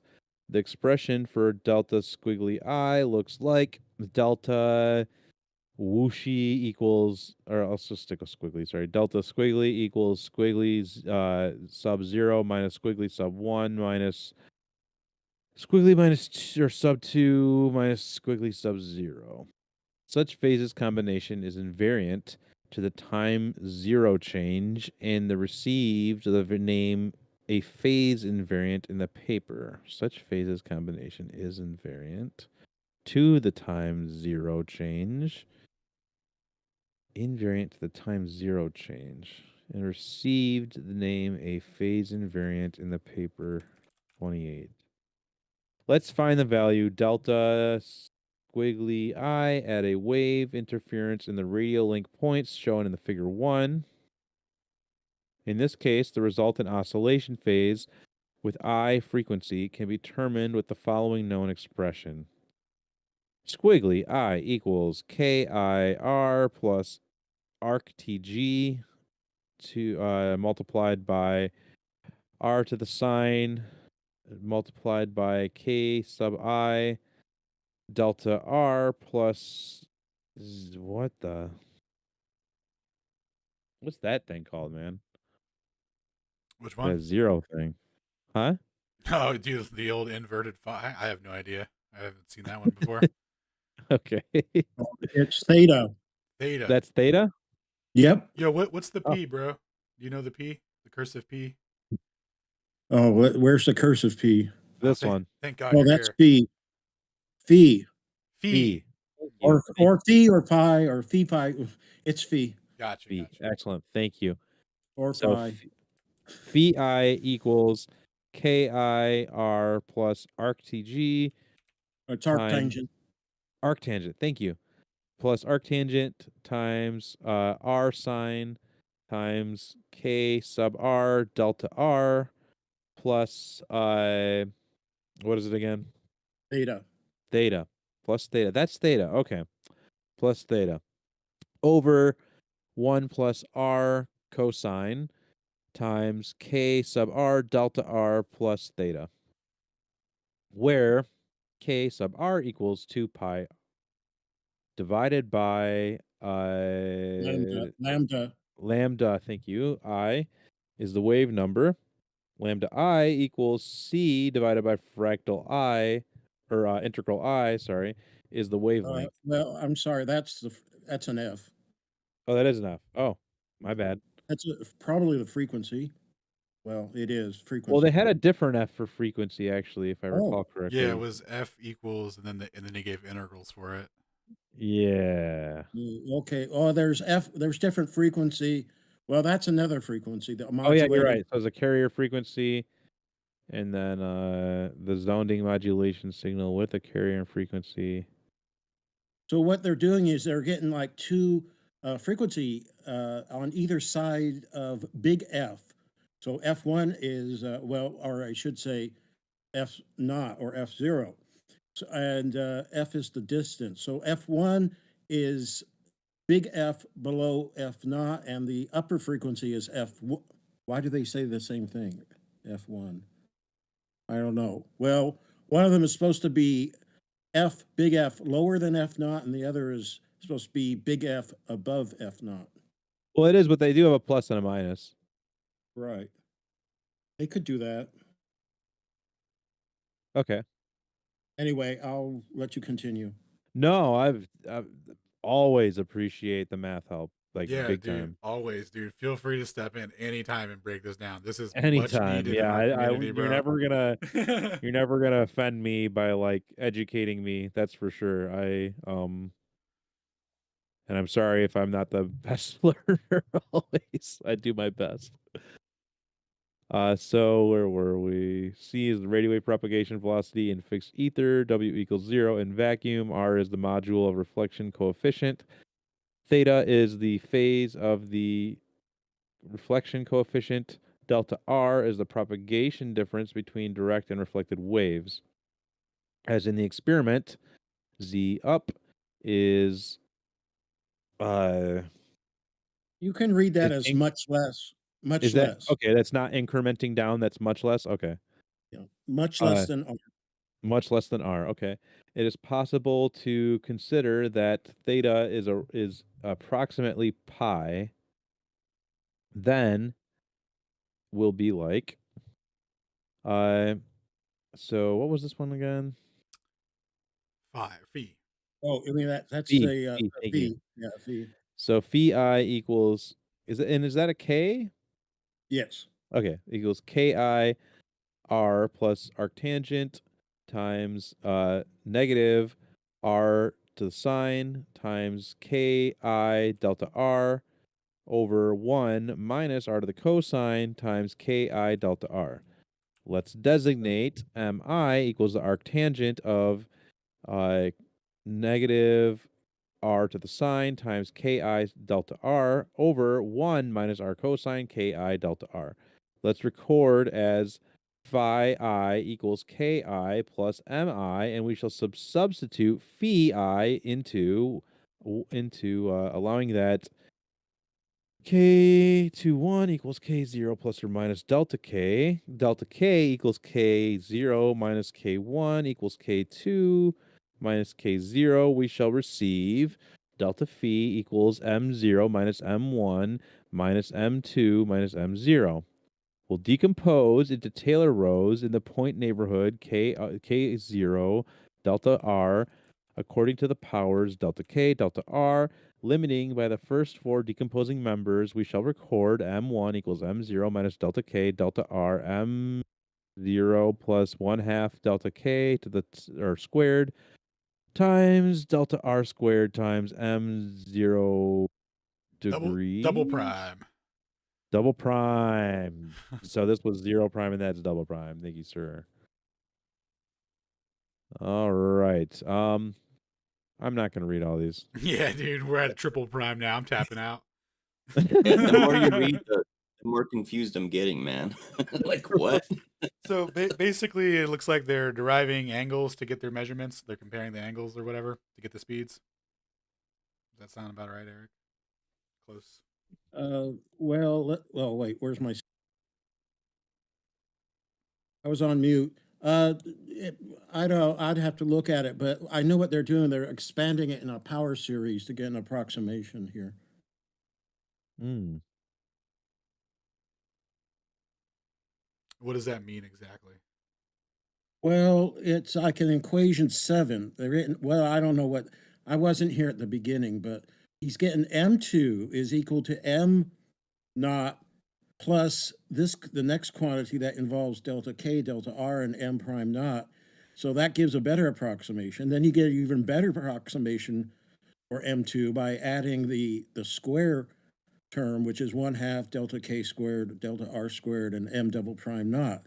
And then that's the second degree or order approximation. Then you get the third order, which is 1/6. So he's just tacking on further approximations or further terms of higher degree to get better and better approximation for M2. So basically adding degrees of precision. Well, looks it's all right. He's using the delta K. Well, you see the second term is delta K, delta R, and then M prime naught or M naught prime. That's the first order approximate. Well, yeah, the 0th order would be M naught. So then he's using the delta K. Now he wants to add on the 1/2 delta K squared, delta R squared, and M naught double prime. That's the second order term, which is supposed to make it the approximation for M2, which is on the left-hand side of the equal sign, even better. So he's just tacking on these higher powers that involve delta K and delta R, and then the M naught primes, just to get a better and better value for M2. Gotcha. Thank you very, very much. Much appreciated, Eric. Yeah, always, man. Okay, so let's substitute the values M1, M2, defined by the expression 6, 7, into 5.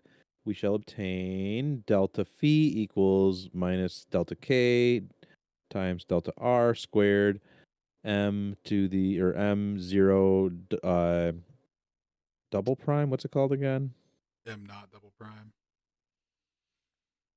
Let's calculate the second derivative. Then we'll be like, read it all. The expression introduces the phase invariant value delta phi or delta phi in an interference case in the reception method point of direct waves and the waves reflected from the Earth's surface distributing on the pathways AB and ACB for problem solving of the research results of simultaneous values measurements delta phi A and delta phi B. In the points A and B accordingly, we shall deduct one of the other. Theta. Or no, that's Theta. that's phi. Phi equals delta phi A minus delta phi B. Okay, so I'll look real quick. There's that. Where is some visualizations? Sure would be nice for right about for these variables here. In the considered method, what is it called again? Sorry. Phi. Phi is the measured value. You want to take over for a bit? Yeah, sure. So we need to start here. Sure, yeah. All right, so let's see. All right, where were we? Oh, here we go. Yep. All right. In the considered method, phi is the measured value according to the reciprocity principle at the radio wave propagation in the isotropic medium. Delta phi A equals delta phi B. In this case, phi equals 0. In the case of the anisotropic media, the reciprocity principle is not applied, and phi does not equal 0.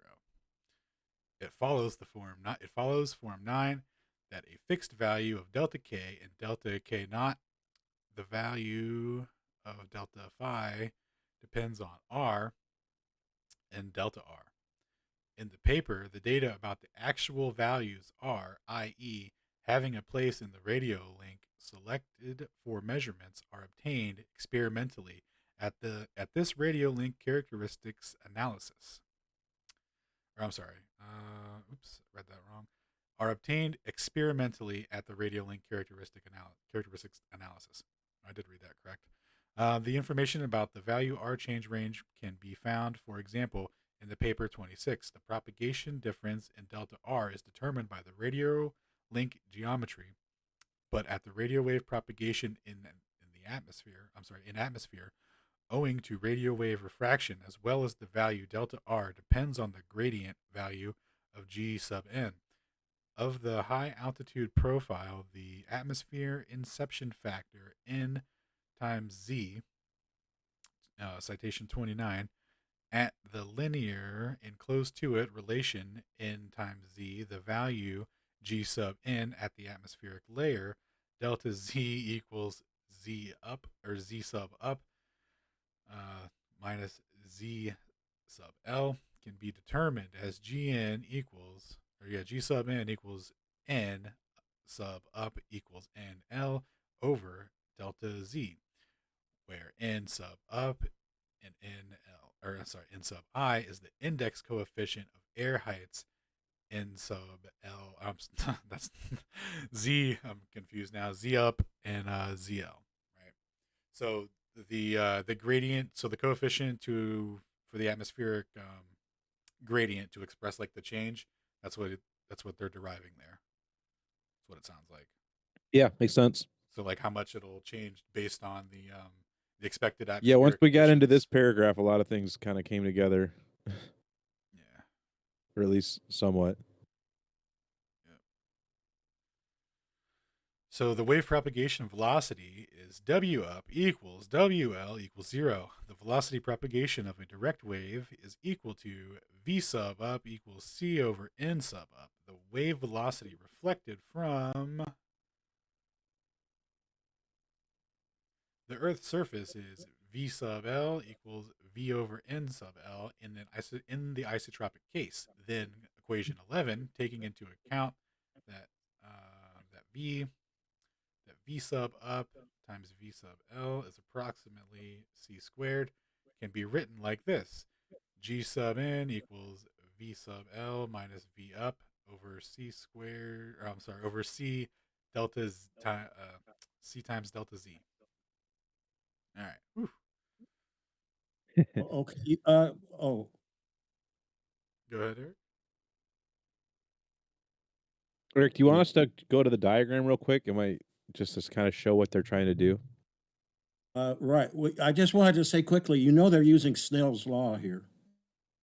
No, but Is that in there? your boy Snell. It's right. Yeah, that's where the refraction stuff, right? Where you see C over N sub whatever, that's Snell's law right there. Cool. I didn't know that that's what it was. I just knew that the refraction index was N. But so yeah, when you apply it like that, C over N, you're just refracting it. You're Snell's lawing. Right. Nice. Cool.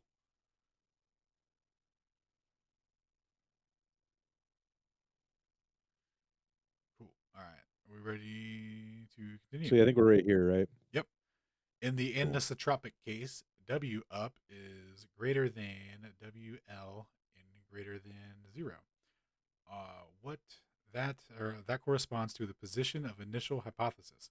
The radio wave propagation velocity is V and the relation to altitude is V times Z. Depends on the radiation direction that is stipulated by the gradient medium flow of the propagation waves. Wow. So what's he saying there, Toby? The velocity gradient, or I'm sorry, the velocity of C is dependent on the velocity gradient of motion that's coming from the sky? Quite, yeah, it's quite explicitly what he's saying, for sure, without a doubt. Interesting. So let's see here. Medium flow downwave propagation, i.e. the I don't know, ether. though, he kind of seems like he doesn't really know math, so why would we listen to him? You know, I don't know. Let's see. Figure 1 available. Yeah, so the ether in figure 1. So back to figure 1 really quick. I think I have it on this. Oh yeah, so back to the old figure 1. That was the This one right here. yeah, so back to figure 1. Z up, ZL, AB, W up, RL. So different layers of the ether at altitudes, and the And the variant, anisotropic effect, which is the directionality. yeah, and the variance measured in between those. Very cool stuff.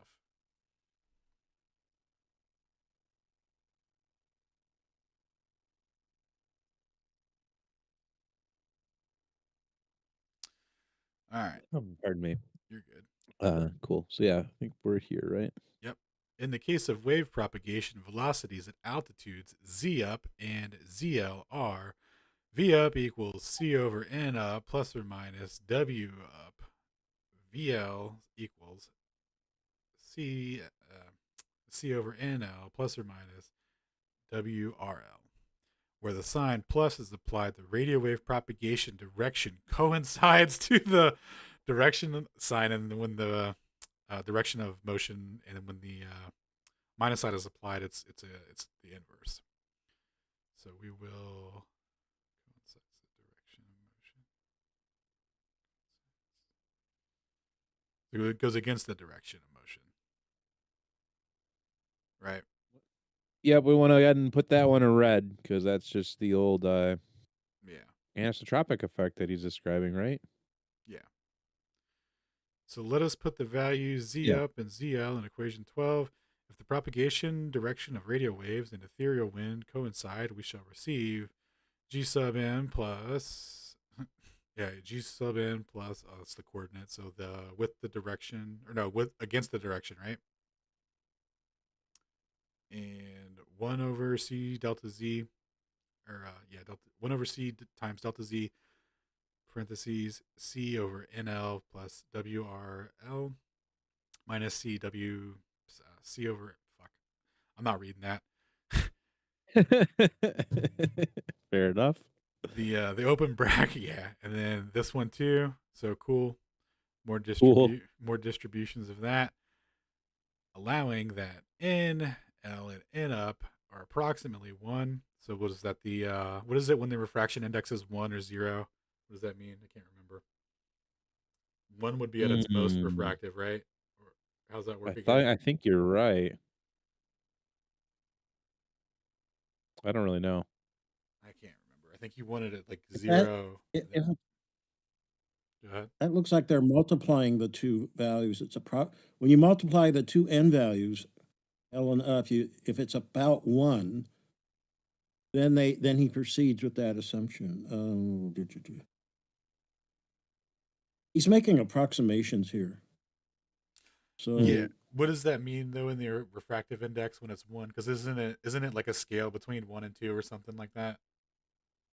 what it is, it's the ratio of the propagation of speed of light with respect to the velocity of light, the velocity of light in the medium divided by the velocity of light in space is equal to n. But what he's doing here is he's multiplying two n values together, n sub L and n sub up.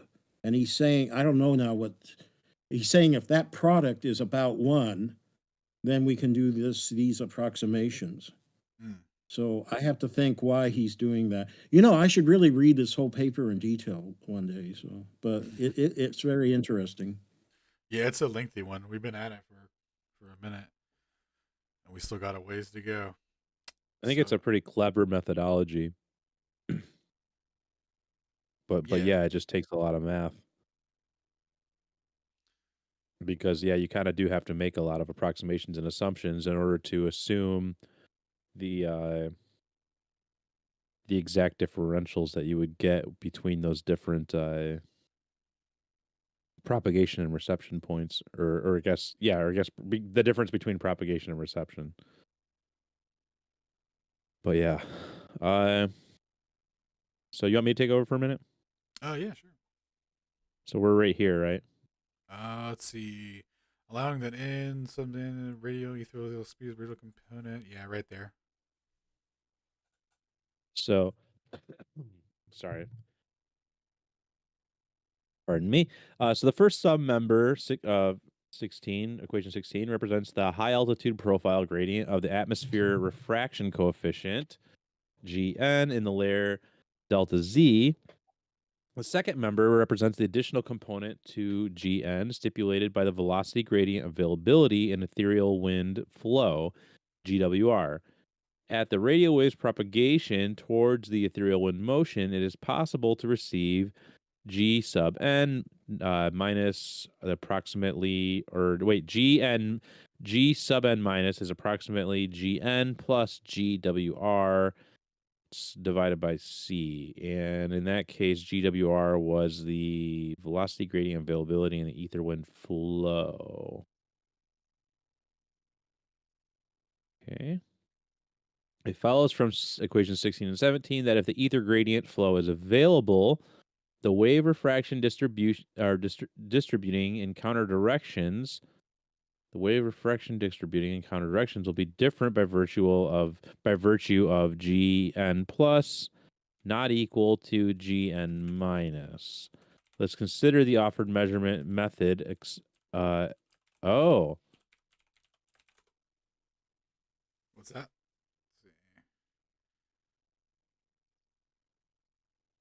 okay. So he's using the difference here. What he's describing right here is just how you're not going to get the same results there and back due to the gradient flow differences, right?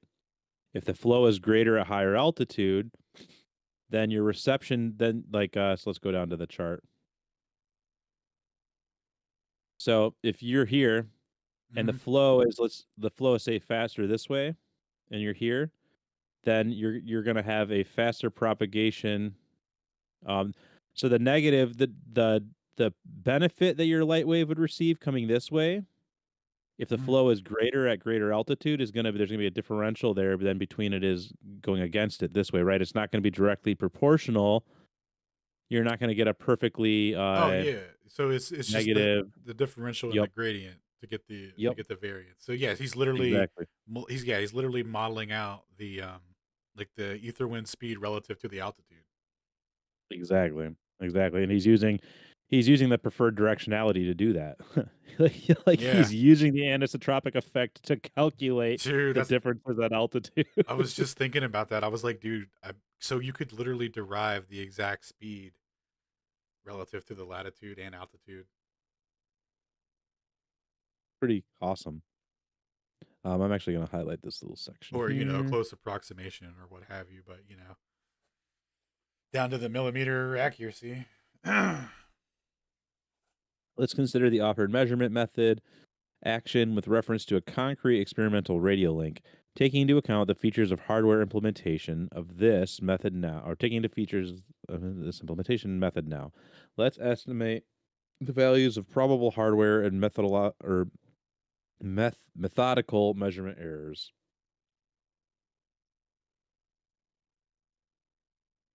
The measurements are conducted with the ground radio link of direct visibility within 15 kilometers. The radio link profile is shown in the figure 2. The points A and B are the final transceiver points in the figure. The point A was on the northern side of Kharkov. The point B was in the village Russian Tishki. The aerial of the point A was at altitude 30 meters from the Earth's surface, and the aerial of point B was at the altitude 12 meters. The hilltop D, the terrain in the region of point C and point B have the grass covering. The hilltop E is occupied with forests. The medium trajectory height is AB overland, Z up, approximately 42 meters. The lumen value above the top D, defined by definited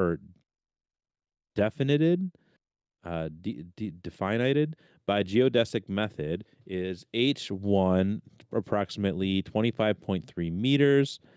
The interval from the point A up to the top DR1 is approximately 2,200 meters. Point A up to the top DR1. I'm gonna look at that real quick. Okay. Where were we? 2,200 meters. There we go. The azimuth of a radial link measured in the point A regarding the meridian. Sorry, I just was thinking, I wonder if I should highlight anything, but we're good.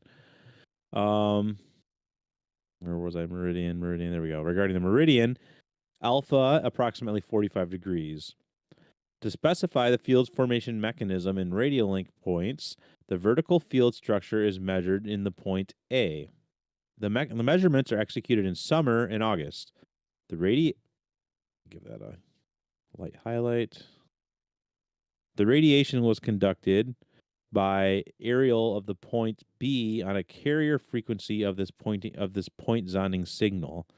The vertical probing is executed by consequent rise of the auxiliary receiving device supplied with the aerial of rather broad directional diagram. Wait, what?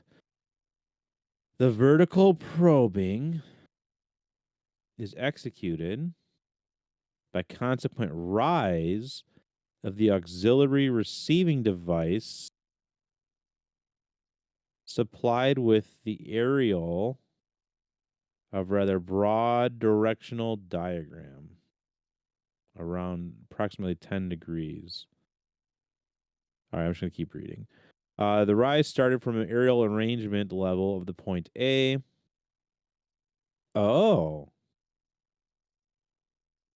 The measurement results are shown by the points on the left-hand piece of figure 3. The continuous line approximates. Okay, so the measurements result. Okay, so figure 3 is them doing the aerial arrangement on point A whenever we get to that. Actually, let's just look at it right now.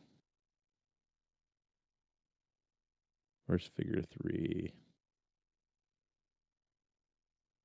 Here we go. Dude, is that the gradient variance? Dude, I think it is. That's weird. That's crazy. The high altitude field profile. Let's see if hopefully he'll talk about this a bit. That's interesting looking. Oh, I'm sure he will. Okay, so as visible in figure 3, the structure of a high altitude profile contains two components mainly. The first structure is presented by several change terms. The second is presented by only the part of its term. The measured structure can be described by three waves interference. The direct wave distributing on the paths.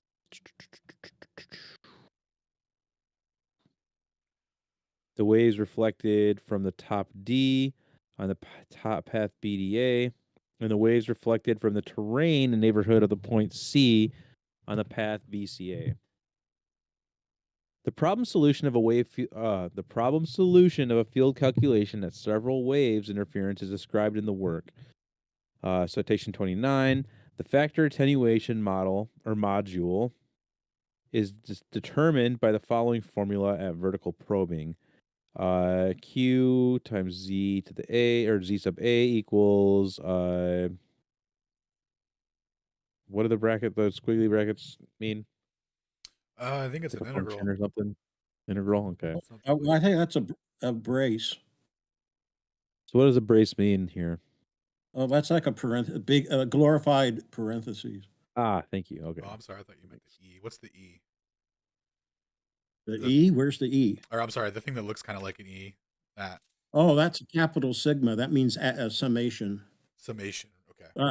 Yeah, what you do, you have the index J, little j, I should say, starts at the value 1, and then you add up all for each value of J, which ranges from 1 to big J, you add up, you replace J with that the integer value, and then you add the series of terms together. So it's a summation of additive summation of terms, which is given starting with the RJ right there. Cool. Awesome. Thank you. So it's essentially like invoking an index. Right, and summation. Cool. Cool. I think Cool. Alan said integral. It's sort of like an integral, but instead of calculus, it's just an arithmetic summation. So rather than me droning on and reading it, I'll just try and read it here. So we've got So you would what's that? read that as the summation from J equals 1 to big J, and that would take care of the sigma portion, and then you would read the generic expression to the right. So R sub j cosine lambda sub j times z sub a. Yes. Gotcha.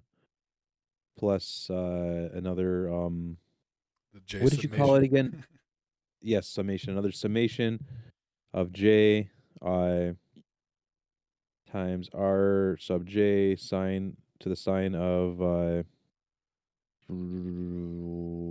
is the upside? What is that one again? Epsilon? Where is that's a gamma. Gamma. Thank you. Oh, Gamma yeah, I said J. lambda. Sorry, it's gamma. It's like an upside down lambda, right? Yeah, that's the same one that like the Lorentz uses for the gamma correction or whatever they call it. Yeah, I know it looks very familiar. Times Z sub A squared to the half power.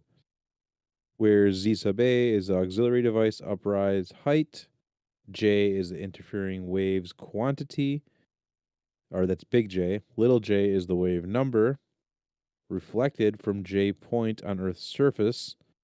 The phase shift, gamma I, is that gamma right? It's not gamma. What is it again? Yeah, you got it. Oh, gamma I. Thank you. That's gamma. The phase shift gamma I times or ZA between straight line and J waves is gamma J times Z sub A equals 2 pi delta to the negative 1 times, or 2 pi lambda to the negative 1 times delta R to the J or sub J times Z sub A plus epsilon sub J. The propagation waves difference at G sub n equals 0 is delta R sub 0 J times Z sub A equals H sub J plus delta HJ times Z to the A squared over 2RQ sub J times 1 minus Q or Q sub J, where H sub J is the lumen value above J reflection point at G sub n equals 0. Delta HJ ZA is the additional element to the value HJ, which depends upon Z sub A. Q sub J equals R sub J divided by R is the relative coordinate of J and the reflection point. R sub J is the interval from the point A up to the J reflection point. The lumen value at G sub n is not equal to 0. It's determined by the expression H sub J times G sub n equals H sub J minus 0.25 R squared GN Q sub J, or sorry, G sub n Q sub J times 1 minus Q sub J. The additional element value delta H sub J times ZA, or sorry, delta H sub J ZA is delta H sub J times ZA equals 1 minus QJ ZA.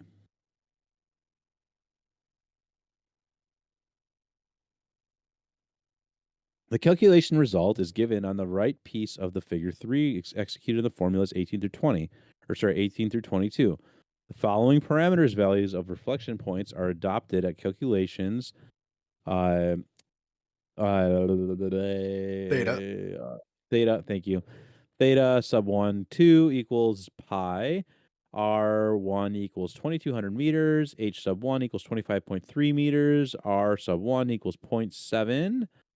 R2 equals 1100 or 11,000 meters. H sub 2 equals 24 meters. R sub 2 equals 0.4. Value G sub n equals negative 5.5 times 10 to the negative 8. M to the negative 1. The values R1 and R2 are obtained from the data of the field vertical probing, left-hand piece of the figure 3.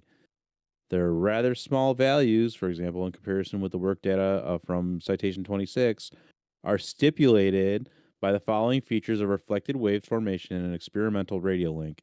It is the wave's divergence at the reflection from the domed top, D. The segment, C, was irradiated with the side lobe of the antenna point B direction. It is visible from the figure 3 that the calculation results will be agreed with the measurements results as a whole. The differences available can be explained by those that the calculation is executed in the supposition about the independence of Gn from Za. So I'm going to highlight a little bit of that here. And then I think this probably, I'm going to do this in green because I kind of look into this some more still. At measurements realization foreseen by this work problems, the probing signals transmission in the points A and B was implemented by the aerials with directional diagrams width of approximately 0.5 degrees. In this case, the top D was outside the aerial chart main lobe of the point A. Therefore, the signal values received in both points from the top D directions were much less, on 17 to 20 decibel signal values, or dB signal values, received from the point C directions.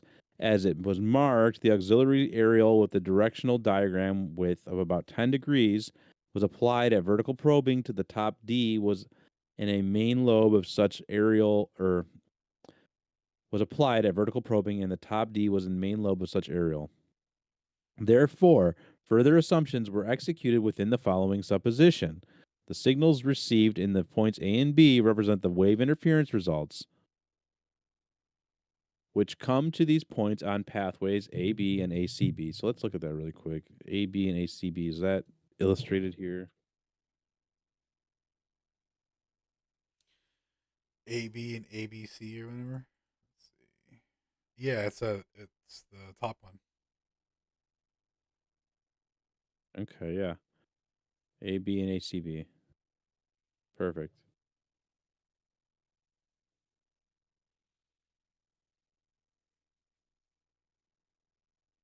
Signals received in the points A and B represent the wave interference results, which come to these points on the pathways AB, and ACB. Okay, I'm gonna highlight that because that's just a functionally.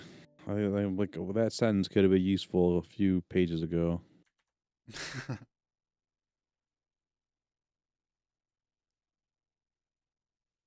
Following parameters of a reflecting segment are adopted for calculations. R2 equals 11,000 meters. H2 equals 24 meters. R2 equals 0.04.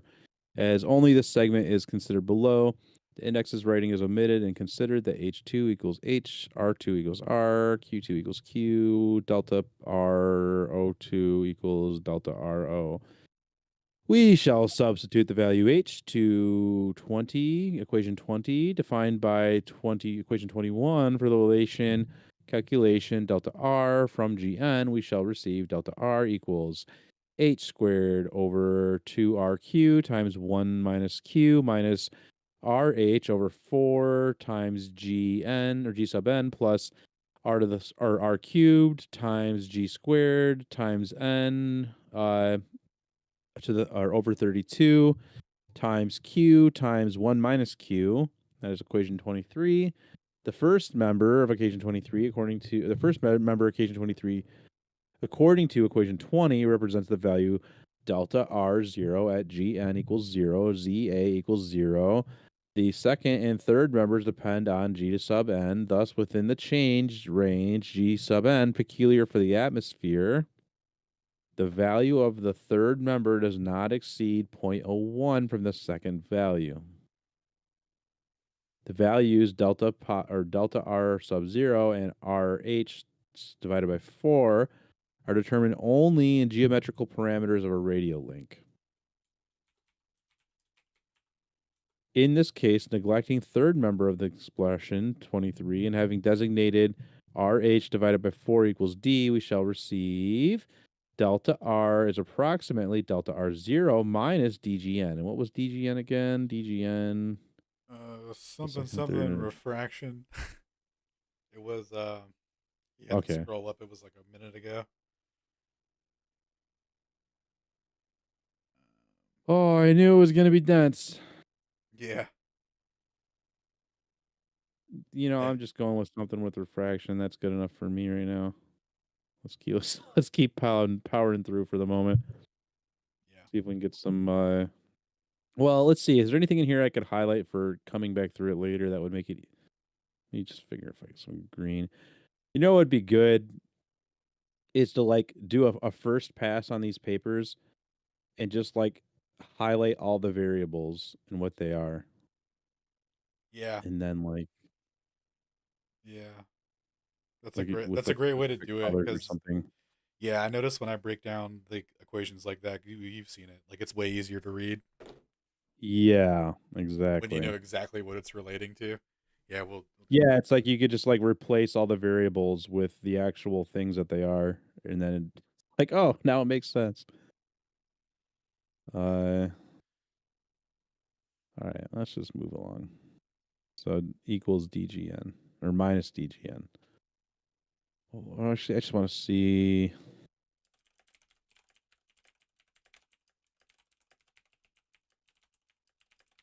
Let's see. Only so DG.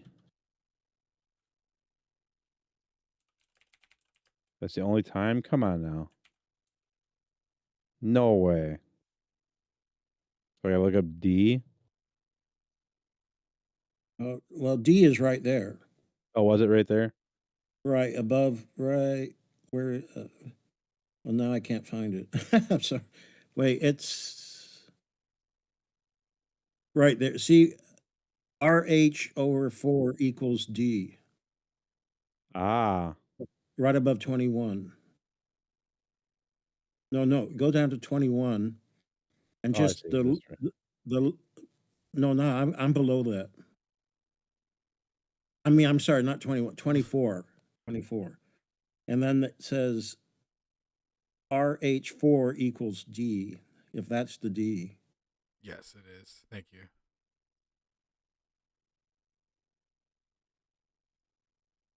We found the D.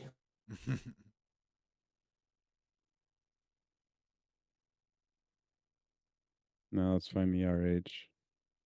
Not Ye- so we gotta find R and H. yeah, now it's just gonna hit every RH combo. No, we're not going. We're not doing it.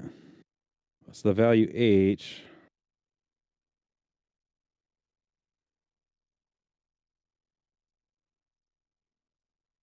Yeah, let's move along. I don't want to slow everything up here.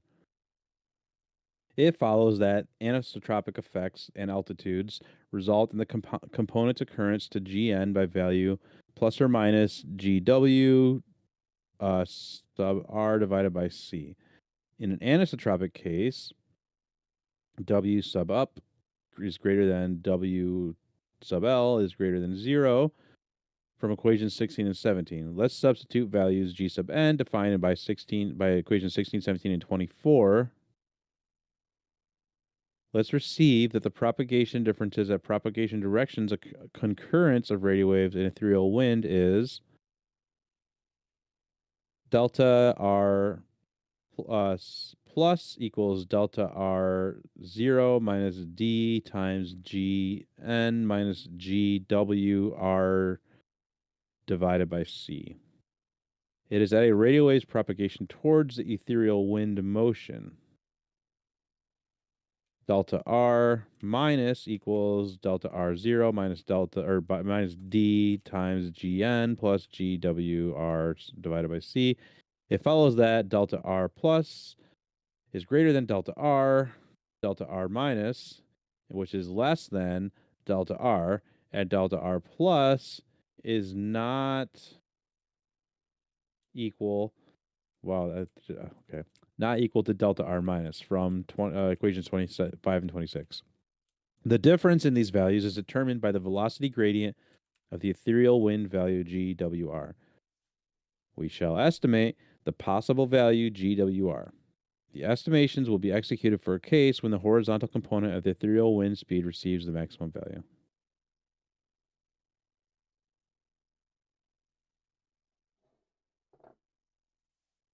Okay. It should be observed at the moment of the ethereal wind lower transit apex The apex crosses the meridian in the bottom point. In figure 5, or sorry, in citation 5, the declination of the ethereal and apex. What is that one again? What's that? Oh, that's it's your boy Epsilon. Oh, dang it, dude! I should have went with my gut. Okay, declination of the ethereal and apex epsilon m equals plus 65 degrees is determined on in an equatorial system of astronomical coordinates. This index m means the measurement place, Oh i.e., no, the I'm observatory. sorry. I'm sorry. That's another delta. It's a different way to write delta. Oh, Yeah, apologies. I put a or Eric PM'd me a Greek alphabet thing. I put it in the side chat there, so oh, you nice, can nice. reference it That's if a you good want. idea. Yeah, I'm gonna yeah, pull that up in another window here. Okay, yeah. That little P is rho.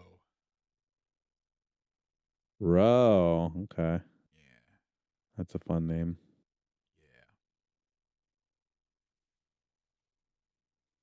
yeah. Little p row. I see. I see. Okay. The index m means the measurement place, i.e., the observatory Mount Wilson. Its geographic latitude, Rho M. rho m equals 34 degrees NL. The altitude above sea level, zm, is approximately 1830 meters. In the ethereal wind speed in the interferometer plane, i.e., horizontal component of the speed, Wm, was measured. It is Wm equals W of the cosine of h to the m, or h sub m, where W is the value of the ethereal wind speed module at the altitude Zm.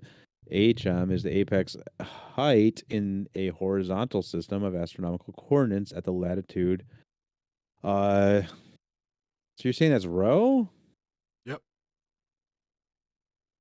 All right. Rho m, resulting in the measured data obtained by Miller on Mount Wilson and in Cleveland. The high altitude relation of the ethereal wind speed, presupposing the exponential nature of this relation, can be approximated by the expression WMZ equals BWM 1 minus E to the negative beta Z, where B equals 1.136, beta equals 1.6 to the 10, or times Yo, 10 to the it's negative 3. What? it's definitely phi. Okay. Sorry, I was just Yeah, it doesn't look like I was just looking at it to compare again. It's definitely phi. the Sorry. row does not look like it. Yeah, Yeah, okay. sorry. Yeah, sorry. The row they You're use for good. like density and stuff, like in a like how dense is the field kind of stuff. So my bad. Not to mention Eric seemed pretty confident, so Yeah. cool. I will move on. Oh. Now that we've thoroughly confused everyone. right. Right about the Greek alphabet. So Z is the altitude above sea level. Expression 28 enables by the results of citations 5 and 6 obtained at latitude, or sorry, obtained at altitude ZM, so the altitude of Mount Wilson, to calculate high altitude speed relation of the ethereal wind WMZ at the altitude phi m. The measurements were conducted near Kharkov at the latitude of phi k equals 50 degrees north latitude, maybe 50 degrees NL. Yeah, that's what I would interpret that as. 50 degrees north latitude. We could look Kharkov up real quick Yeah, just to double check. I'm kind of curious. pull it up here. I'm gonna pull it up on Google Earth.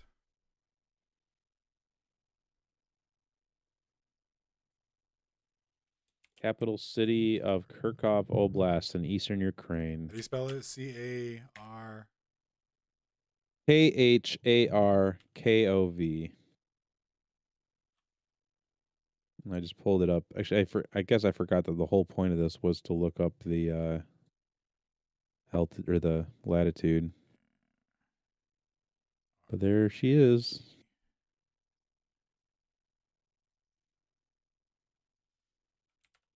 This is like the Brave map. Never seen this before. Oh, it's open map tiles. I see. Open street map. How do I go there? Get directions. So I just want to know. Just go to fucking the place. There we go. 49.9. So yeah, that seems about right then. 50 degrees. So yeah. Nice. Let me know when to get back to reading. I don't know if you're pulling it up for your stream. Yeah, I'm bookmarking it real quick.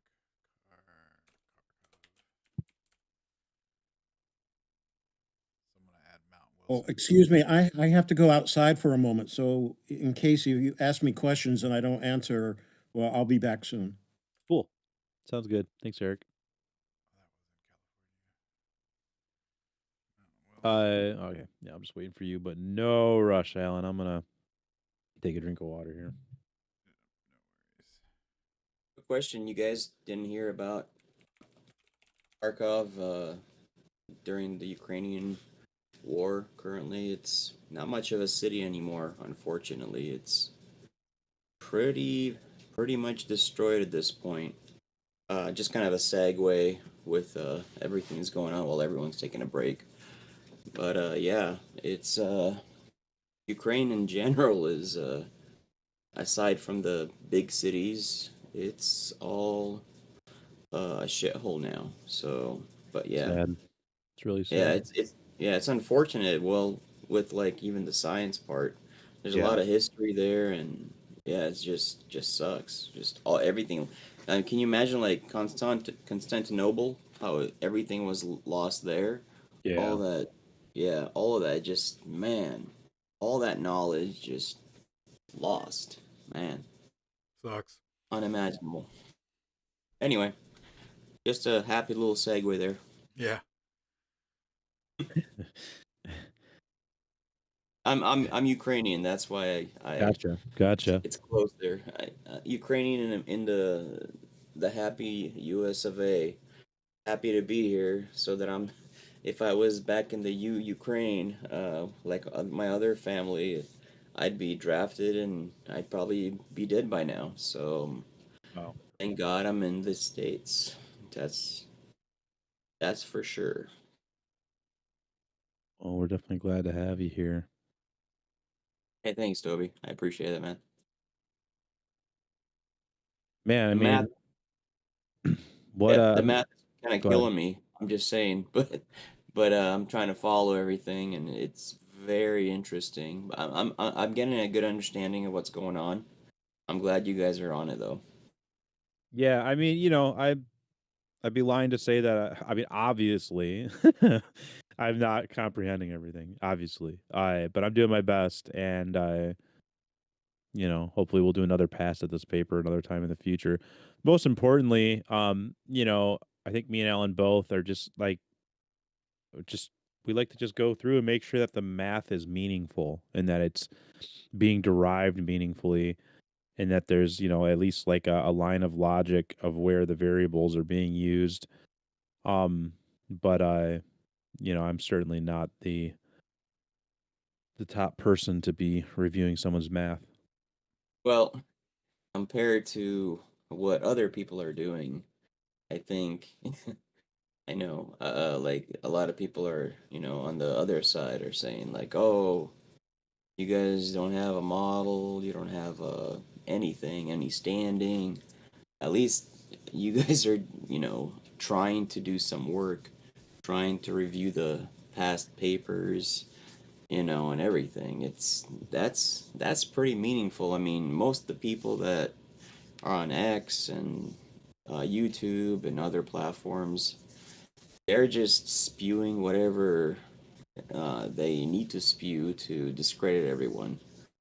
It's very comforting to know that there are people like you guys. I know Witsit also is doing a bunch of research as well, and other people are trying to figure things out, and that's important. It's like we have all this knowledge. I think it's very important to figure things out on our own self. That's why the might as well just go through it, make sure it's all accurate, find the flaws, and that's the beauty of the internet. We have a lot of resources now, a lot of brains, a lot of eyes to see There are papers that have been given to us from the past, and we can find the flaws. We can't. Not everything's in the open. Until they hide it, of course. But Yeah. for now, Yeah. we But for now, we gotta jump on it while it's there. Yeah, agreed. exactly. It's not gonna last. I have a feeling these papers are not gonna stick around. So I'm Yeah. glad you guys are, saving them and stuff, and that's pretty important. Yeah, Anyway, agreed. yeah, I appreciate you guys doing that, and I just hope other people are doing it in mass, and we kind of find the answers that we're looking for. I think that's very big, and I appreciate it, and I appreciate having these spaces and having these discussions, and even Eric. I don't know, looking at his logo, um, he seems to be, he has a globe as his logo, but he's really Eric, like hands down, you've been helping out like a lot, and I appreciate that. I don't know your Well, stance on anything, but I do appreciate your attitude and all your answers. well, thank you. I appreciate that comment. Yeah, I'm very interested in this, and I feel that the last word on the ether hasn't been spoken. I've actually written that before, but yeah, I believe that's true. It's awesome, man. That's awesome. I wish more people were, kind of open minded and don't stick with the consensus and just bury their heads. I've been talking to so many people on Twitter or X now, and it's it's like you just try to just talk to them and just say like, listen, it's like if science is open to everything and criticism and questions, why are you guys so closed off to it? And most people are. They just say no, the books say it, and that's it. We're done. We're not gonna listen to any more. It's not gonna change. It's been it's solid. It's a concrete wall. We're not gonna be able to penetrate it, and that's it. And I'm like, nope. Everything's flexible.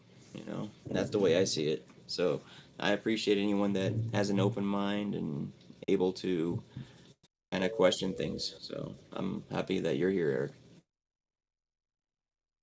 Yeah, Eric has been insanely crucial for helping us to understand even a inkling of some of the math of some of these things and helping us to at least somewhat understand what's going on.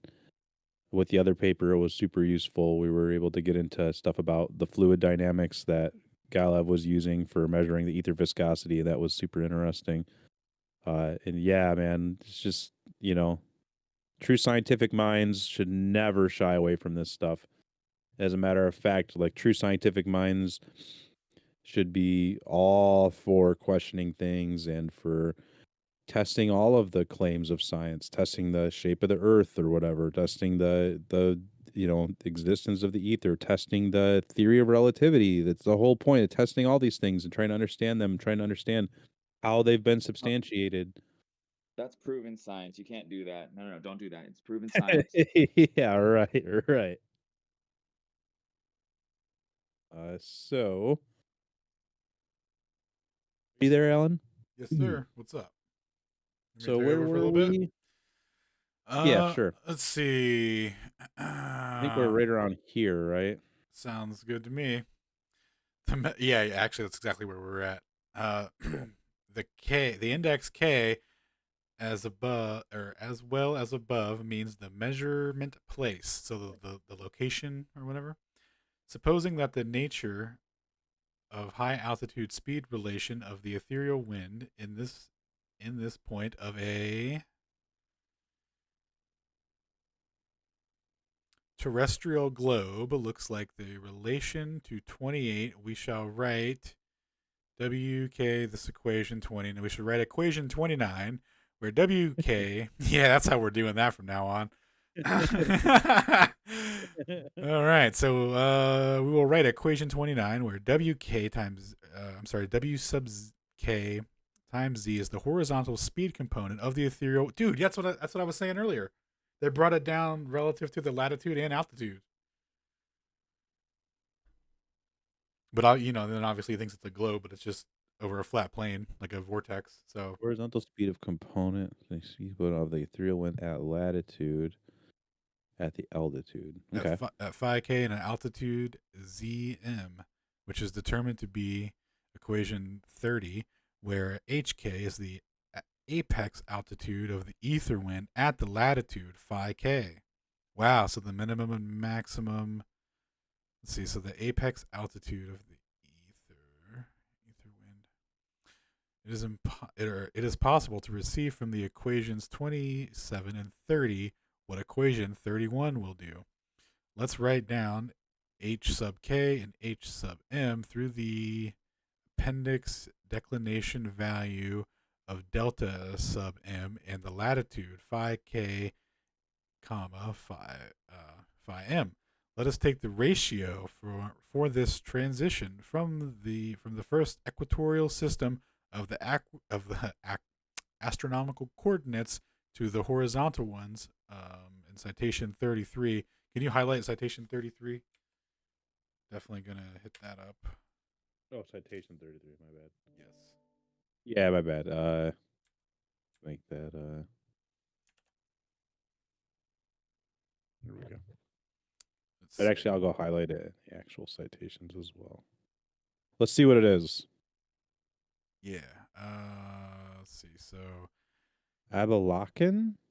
Dude, another guide on the Russian. celestial mechanics to astronomy and dynamics. Oh yeah, we're definitely gonna have to hit that up. Dude, Dude, the Russians. who are these Russian G's?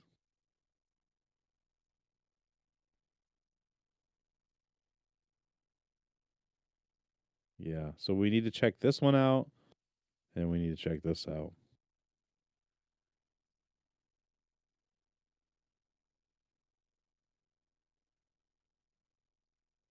Wait, that's where we were, wasn't it?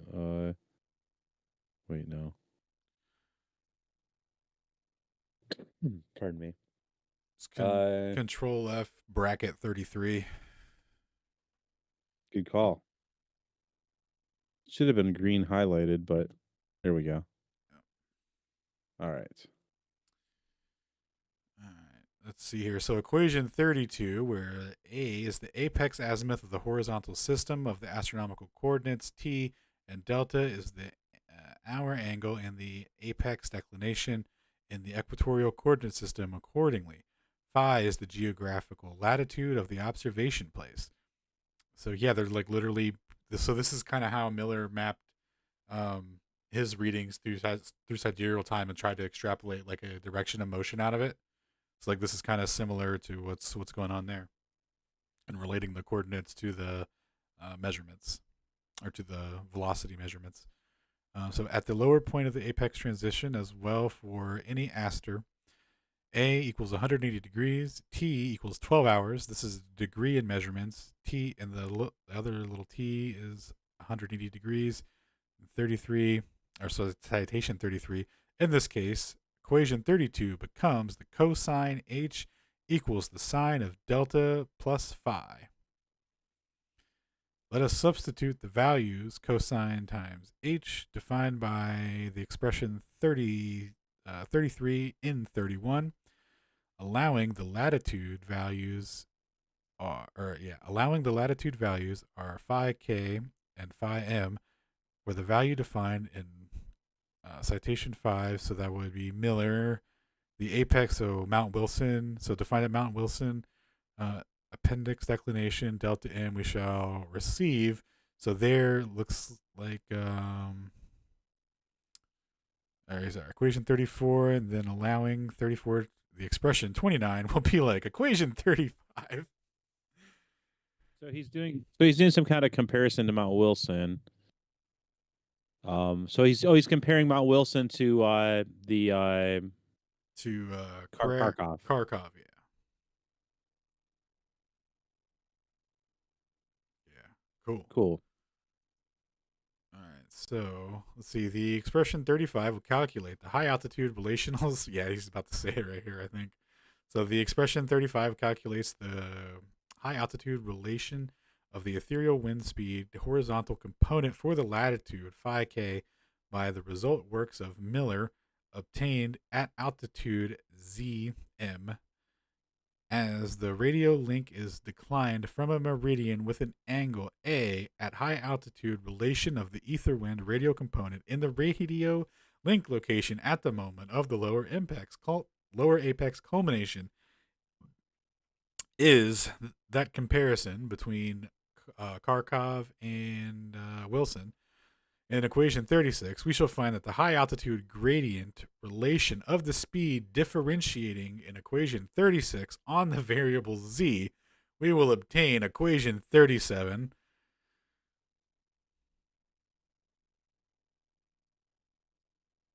So high altitude gradient relation of the speed differentiating.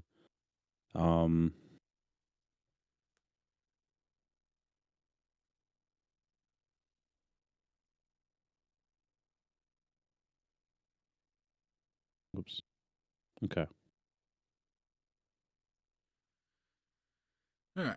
Let us calculate the anticipated value of GWRK. The value of M or of W sub M max is approximately 9,000 meters per second. This represents the average value of the ethereal wind maximum speed in the work of Miller, measured during the months of observation, during all the months of observations. Can you highlight that as well, please? What the WMX max equals? Yeah, thank you. Having put in equation 37, the WM and the maxes, so the maximum ether wind speed and Z, so radio link at altitude at sea level, we shall receive 6.4. Sorry, I'm just really quick gonna highlight Kharkov. So yeah, actually, let's do it in orange. there you go. Oh, I like There what we you're go. doing there. There you go. Just and then let me real quick find. Here we go, Mount Wilson.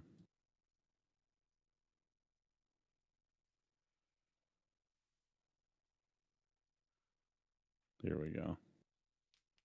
There we go. All right.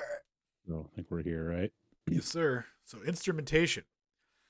The measurement method essence adopted in this work is described above. Let us notice the following. The expression 1 introduces the processing algorithm of the received signal I.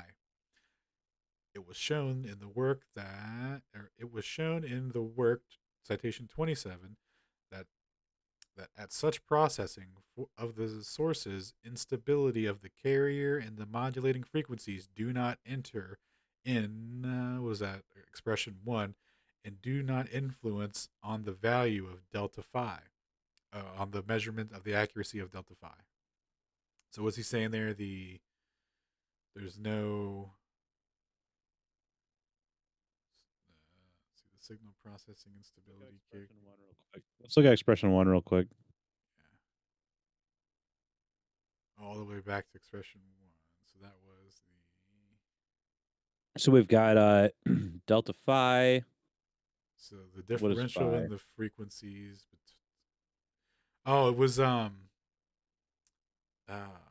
the frequencies phase shift of delta phi I.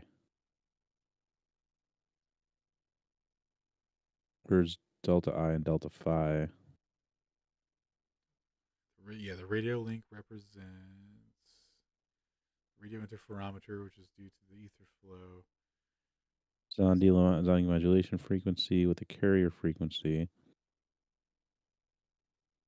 This is the optic component of the frequency separated. Phase increment. So it's how they're describing the fringes. The fringe. He's saying it's not interfering with the fringes.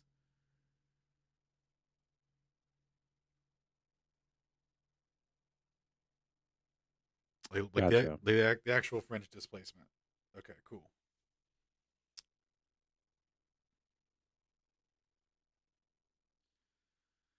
So he said that that expression 1 introduces a processing algorithm for the received signals. Perfect. A processing algorithm. So that makes sense. Yeah, it was shown to work. Yeah, the processing source's instability of the character modulating frequencies do not enter, so it doesn't enter or doesn't interfere the modulating and the carrier frequencies or whatever, like as it's propagating or what have you, don't interfere with the interference measurement, the interference pattern. Gotcha.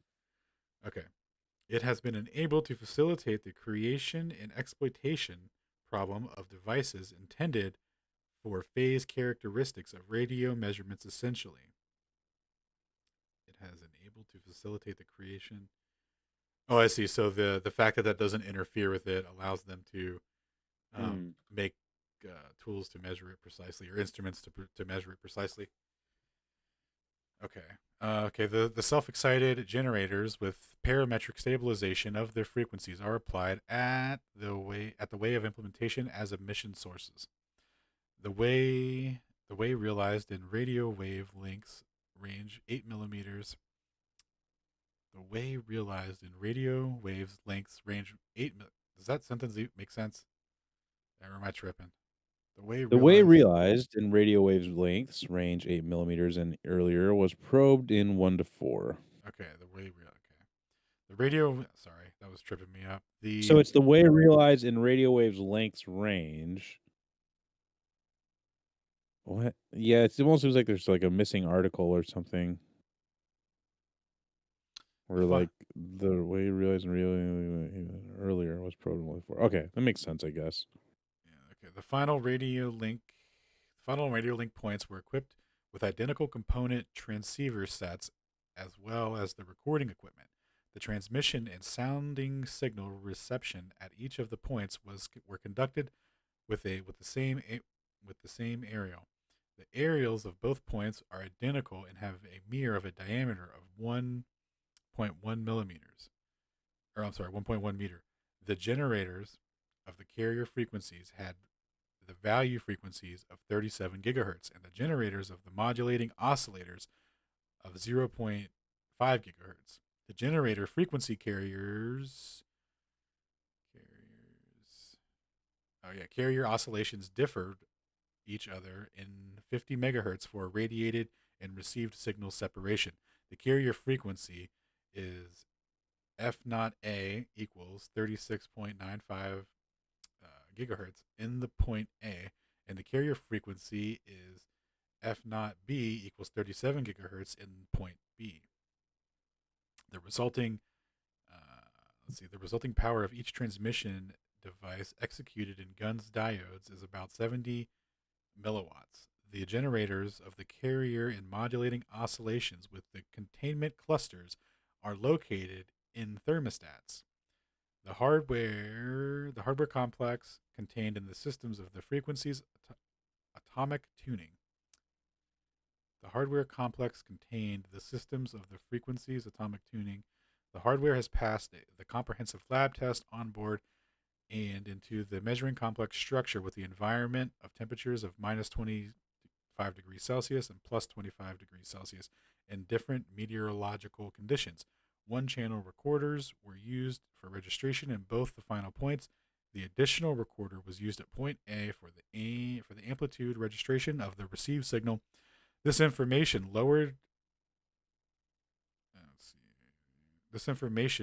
allowed to distinguish the time periods during which the hydrometers ran in snow, so atmospheric conditions, settled out, and that was not possible to determine visually, as well as the amplitude channel executed in the function of the work continuous control of the measuring systems, the analysis of the hardware, actual characteristics, and its test. Analysis results have been shown that SA is the hardware resulting in the root mean square measurement area of the value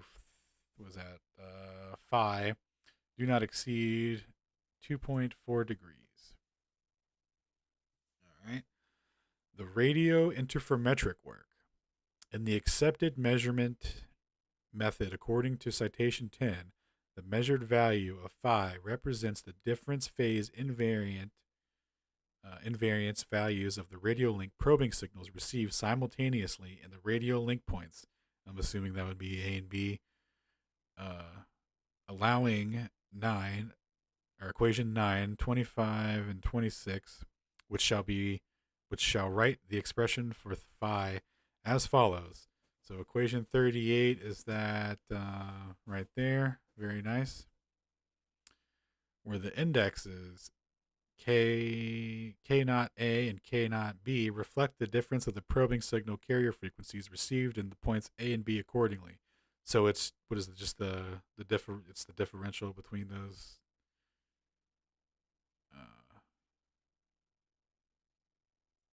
See. The first member of the right part of equation 38 represents the value delta phi A, and the second represents delta phi B. The expression 38 is written to conformity with the initial hypothesis positions of the ethereal wind and northern apex. In this case, the value delta R plus, so delta R going against the ether wind and delta R minus going with the ether wind, are determined by the expressions 25 and 26 accordingly. The measured of the value F should get a positive value. Let's consider the work features of the measurement method, which are stipulated by its specific technical implication. We shall consider the isotropic case W up equals WL equals 0. That corresponds to the radio wave propagation in ether fixed regarding the observer, in parentheses, radio link at the presence of isotropic atmosphere within the adopted hypothesis. It is adequate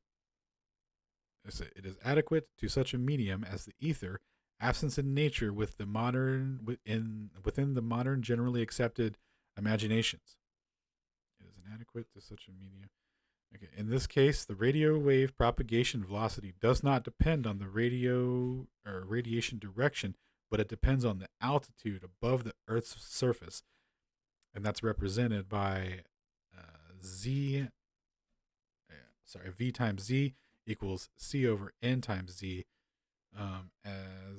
as W up equals WL equals 0 and WGR equals 0. According to equation 25, 26, and 24, we shall receive the delta R signal equals the delta R minus equals delta R.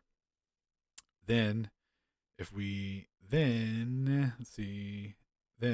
in equation 38 to suppose that K naught B equals K naught A, we shall receive phi equals 0. This equaling, according to the reciprocity principle, does not depend on the interspace properties. However, the engineering solution was accepted at this method implementation, in which the carrier frequencies of the value probing signal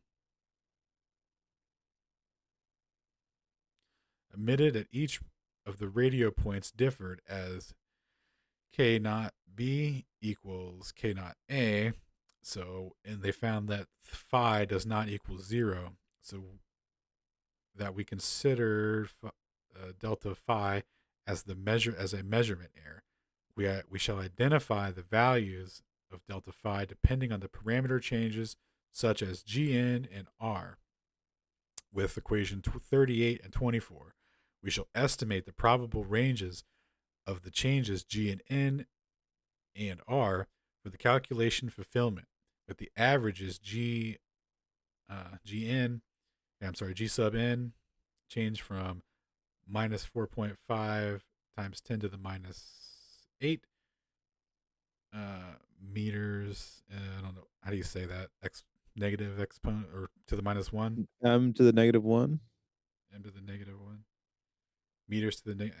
Okay, in the winter, and up to negative 5.95 times 10 to the minus 5 m to the minus 1. Okay, in the summer, meters to the minus 1. In the summer, the air layer 25 to 50 meters above the Earth's surface, according Sorry, I was just looking at this. So this difference is interesting. So negative 4.25 times 10 to the negative 8. I'm thinking of 1 in winter. Up to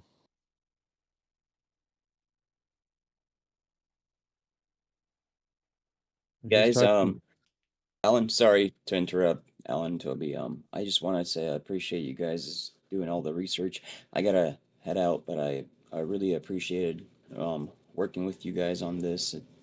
It's amazing. I want you guys to keep it up, and I can't wait until I can join you again on the next day. I appreciate. Have a good night. Peace, man. Yo, Yeah, thanks for hanging out.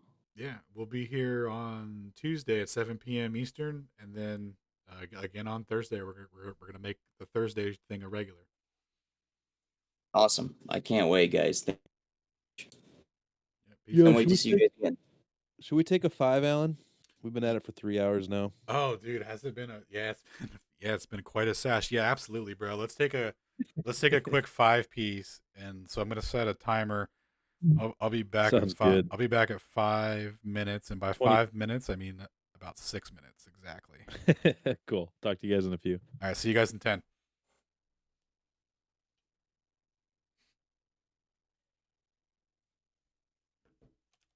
So that's it. You expect the rest of us to not say anything and just listen? Nah, Come on now. no, we trust It's you actually guys. live Even streaming, better. so please entertain people. Oh, no, this is 5 minutes of no Oh. talking. All right, you guys, do hat tricks and stuff. You got this. Actually, why don't you make some balloon animals for us? Dave, how come you can't fly a plane on a ball or whatever? Go. You know what? I just was thinking about that. If a pilot's treating the Earth as stationary, I'm not sure how he's going to land. What do you think? It's a I had bot. a thought one time. I honestly don't know enough about the globe model. I'm here to be learned. No. Do I get to teach something? This doesn't work. Please, somebody who wants to learn. I know it's great. Sounds crazy, but Good. This is the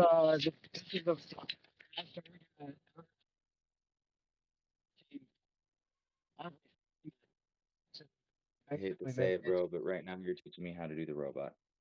You're a really good Oh, dancer, I'm though. driving. What about now? Oh, you're good. It's little gonna better probably go ahead and out. Okay, I'm driving again. Hold on. Might go loud. So yeah, the deal is. Hold on.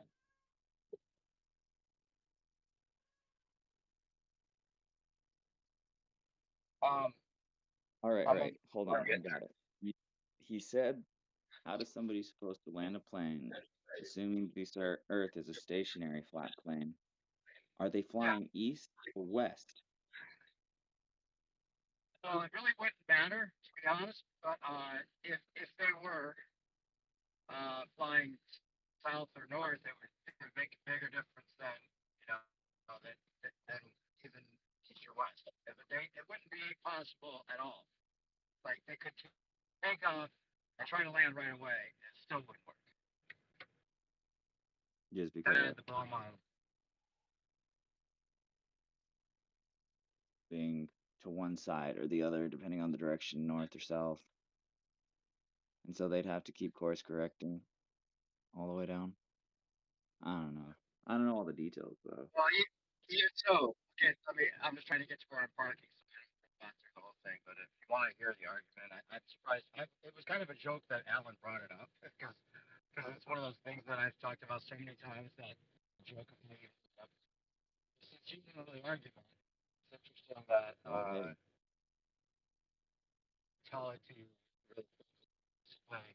Yeah, so the consumed momentum at any latitude would be different because it'd be 1,000 at the equator, right? And then they say 0 at the poles, right? Eastward. So the ball's moving eastward, nonstop that way, right? All those different so there's a gradient of tangential velocities from the equator to the poles, right? So we need 1,000 and tapering down like a racetrack where they start the people off How about now? Way better? Oh my God, what did you do? I just took my Bluetooth off. I'm speaking Oh into my the phone God. now. It's just that's amazing. Like, It was holy torture crap. before. You sound like you just got out of a torture chamber. Oh Like my I just God, dude. uncuffed the spike from your heels or something. Like I didn't want to cut you off again, but man, I was like, oh man, I bet. I thought we Okay, lost I'm somebody and thinking. came back, but All like, right, now it's going to be going over the strict time limit that Alan wants to get back to the regular conversation with. So let me just say as quick as possible. So there's tapering down from the equator, right? 1,000 at the equator, and it tapers down to 0, like I was just saying. Do you get that part? no, So it'd be but like a racetrack. So they'd start the runners off like at different spots for the outside as opposed to the inside because it takes longer to go around the outside, right? mm-hmm. So given that, when the plane goes up in the air, we let them beg the question with like a hot air balloon or whatever, like just, okay, it's conserved momentum. So that's why it just seems like it's still, right? But it's actually moving with the earth because it was on the ground, Yo. right? Already moving, right? So I'm going to do this real quick, Alan. I'm just finishing up with Brandon's never even heard this argument, I guess, from me at least. Oh, Anyway, awesome. so yeah, so even if you give them the conserved momentum at that latitude, right, and say, well, the plane's taking off from this latitude, and so we're just going to assume it's moving with the Earth at 500 miles an hour eastward, right?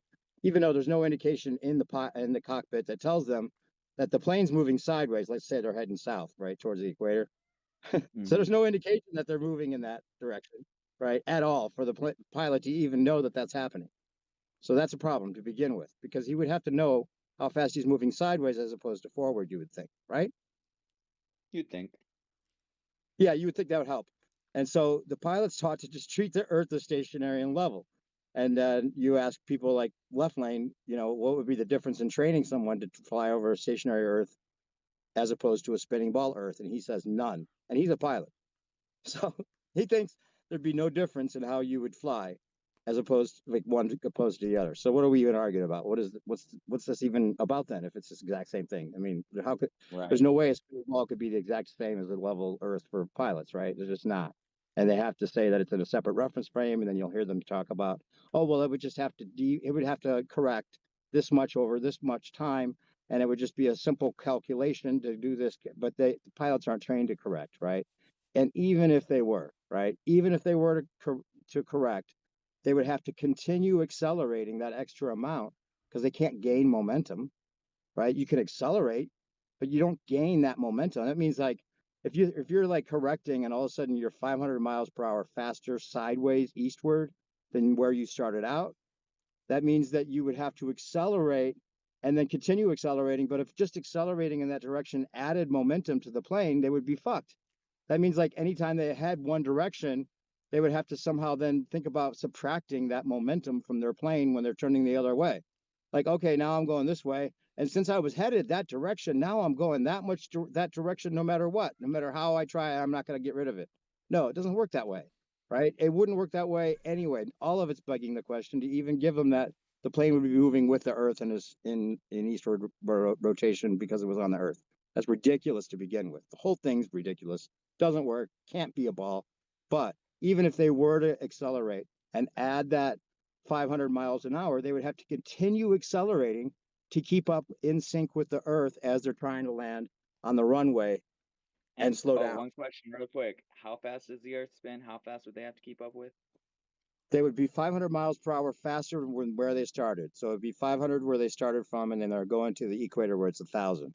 So they would need an extra 500 miles per hour eastward tangential velocity to be in sync with the Earth. Yeah, extra 500 per an hour. Like, wow. Not an hour flight. No, it doesn't even matter how long the flight is. I mean, you have to accelerate a certain, an extra certain amount. 500 miles per an hour. 500 miles an hour. Yeah. By the time they get there, they would have to be accelerating that much more than when they started, if it was like working the way that they say. So they need an extra 500. But even if they were to accelerate and make up the extra 500, they can't stop accelerating and just assume that they're going to be moving with the Earth as they're slowing down to land on a north-facing runway. So they could never do it. They would never be able to land the plane because they would have to be in perfect sync and going sideways faster, and continuing to keep up with the Earth as they're slowing down to land in whatever direction the runway is facing. I got a question for you, Dave. Sure. Suppose you you yaw to the east, and does that count as like a backwards yaw as well to cancel your tangential velocity? Are you serious, or are you just mimicking Xanac? Just like I was like, just because Well, you say yaw, does this answer your question? Yaw. yeah, bitch. You know what that reminded me of? Sorry, 1 second. It reminded me of that skit they did on Super Troopers when they're like, "How many times can you say cat or meow or whatever?" When they gave him a ticket, that's what Zanuck was doing to you with yaws. Like, how many times? How many times can you say yaw? Like, they get bored over there at the office, Yaw. dude. You would just yaw, and that's how you do it. You would yaw. So Yeah, you pilot yaw. Dude, yawing to the left is equivalent to yawing to the back. So you just yaw left, and that reduces your yaw left. I mean, your yaw Yeah. forward.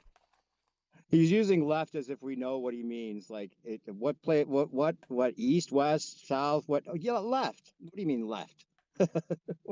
What's left when you're in the air? It's your leftward tangential velocity, Dave. Oh, leftward. Gotcha. Yeah. So you go south to go east is what he says too, right? Well, you go southward. Did you hear that? Just go south, and that makes you go faster eastward. It's simple. They make one wing shorter than the other. Oh yeah, dude, I like this explanation, Dave. Effect. Dave, did you So hear they that? don't even the pilots don't know. The reason the pilots can treat it like it's flat and stationary is because they make one wing shorter than the other to account for Right. Coriolis. There's no reason to let the pilot know about that. Exactly. It's in the manufacturer's secrets or whatever. That's what they say, though, when it comes down to that argument. They're like, well, the pilots don't need to be trained. We're not giving them that extra information. And the plane pretty much does it on its own anyway with the wings. So, Right. And they've back in the day they used to have to account for it, but they don't anymore. oh yeah, Day automatic flying pilot. used to suck. Yeah. You were constantly having had to fly like it was a moving globe. Yeah, Yeah. you had to account for the dynamics of the globe. Nowadays, we have it much easier, dude. Just a tangential equation. That's all you need now. Dude, yeah, as it turns out, Dave, all they had to do was just follow their fucking ground path. Perfect. And if they got off course, they're fucked. But no one gets off course. It's modern day, right? Well, your ground course corrects to where you need to go anyway. So as long as you're flying like it's flat and level, you're straight. You're conserved in perpetuity. Nice. Well, I didn't know that. I guess forget my argument, Brandon. It works just the way they say. Yeah, you just got fucking owned or whatever. All right, so are we ready to wrap this paper up? Yeah, I win. Oh, let's go. So were we here in the work? Is this where we were, or were we in the next paragraph? Let's see here. Withering green doesn't sound familiar, so we're probably above that. Yeah, I think we're here then. Snow covered. That sounds kind of familiar. Yeah, we were getting in the weather temperatures and M's. Okay, yeah, this looks familiar. I can pick up. All right. Oh yeah, you want to take over for a minute? Sure. Hell yeah. In the work at let me pull up my thing here. Okay. At delta phi, errors calculating. The range of the value R changes. Dude, this is gonna be so much better now that I actually have the Greek alphabet thing up. It'll be so much less embarrassing that I don't have to ask every time. Shout out to Eric, dude. True homie. Thank you, Eric. It's taken within 0.03, iterating up to 0.07. That is stipulating by the mentioned above features of the reflected wave formation in a radio link. The selected change range R is matched to its change range as to the value measured in the work of citation 26 and includes the value R equals the value 0.04, which is determined in the work from the field vertical probing results in an experimental radio link, left-hand piece of the figure 3. Such probing was executed at the end of summer when the grass covering represented the withering green. It is possible to suppose on the basis of the work of results of citation 26 and vertical probing data that the values are approximately 0.4 minus 0.5 are close to average value in a radial link during the part of the year since September till January, in which the measurements were executed. We shall use such change range R at fulfillment of the ethereal wind parameters estimations. The calculation results of delta phi error values and delta where are you? Phi. There you are. And delta phi values are represented on two pieces of the figure 4 depending on the gradient Gn. Values for three values are abscissa axis for the three pieces is common. Anyone know what abscissa is? Hibiscus is, or whatever. Yeah, let me look it up. Is it related to an abacus? That's kind of what I was thinking as you were pronouncing it. Axis. Abscissa. So Oh, in a it's the- system of it's the- coordinates. Oh, sorry. Go ahead. Oh, go ahead, Alan. I think you found it. I found it. In a system of coordinates, the x coordinate, aka the distance from a point in the vertical or y-axis, measured parallel to the horizontal or x-axis. Okay. So kind of like the FAFO chart. The FAFO chart. The more you F around, the more you find out. Yeah. Right? Isn't that kind of what that's describing? The with the abscissa axis? Wouldn't that be like basically a straight diagonal? That's what it sounds like. You know what? It really is just the x-axis or the x value. Gotcha. And if you want the corresponding word for the y-axis, it's ordinate. Oh, hell yeah. So Gotcha. Cool. Okay. So the abscissa axis for these pieces is common. The values Gn and the values confirming them delta are given for visualization on it. The conformity between these values was established with the help of equation 24.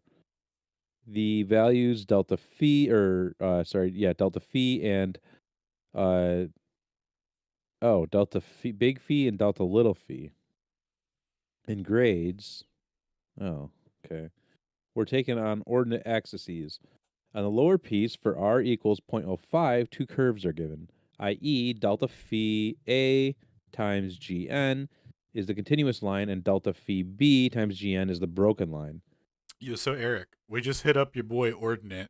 So what's going on here? We got, it's just a different, what do you call it? What did you say earlier, Toby? It was like a diagonal line. It's just inverting it in a different direction. That's what I understood. Yeah. It's really just the x and y values. I mean, I'm going to send you the wiki article on it is pretty good. Let me send that to Alan. Okay, cool. Yeah. See if we can make sense of this real quick. So I feel like this is important. It's basically just the x and y coordinate values, but let me get this to you. It's just a link to the wiki.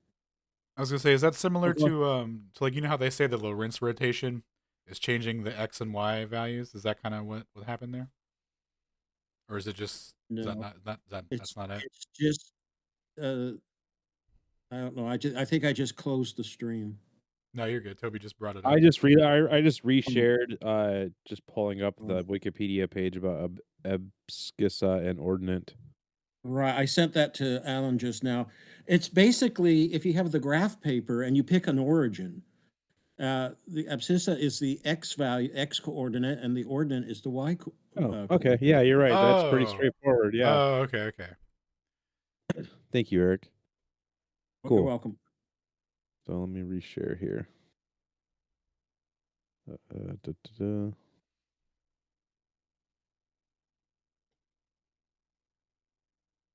Gotcha. So, and that was shoot, I should have kept that tab open.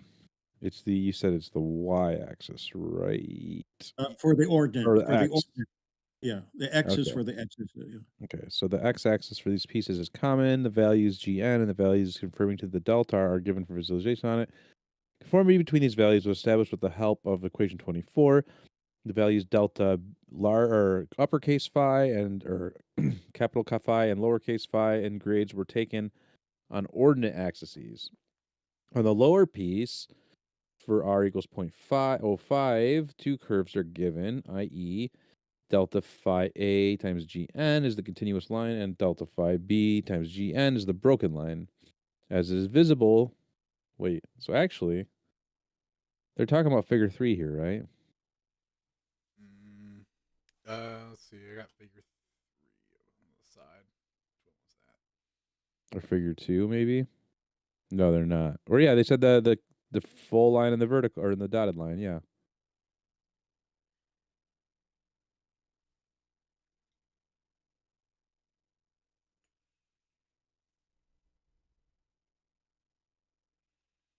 Okay. Yeah, I'm still here, but I'm gonna mute for a second while I Okay.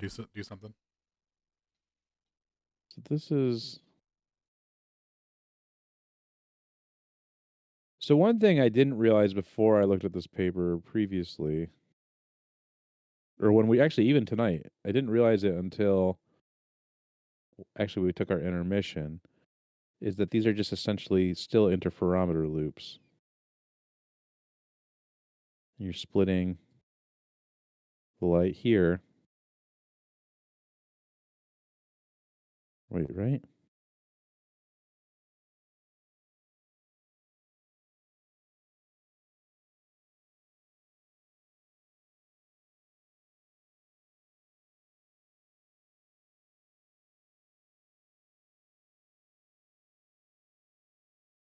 I I think it is, dude.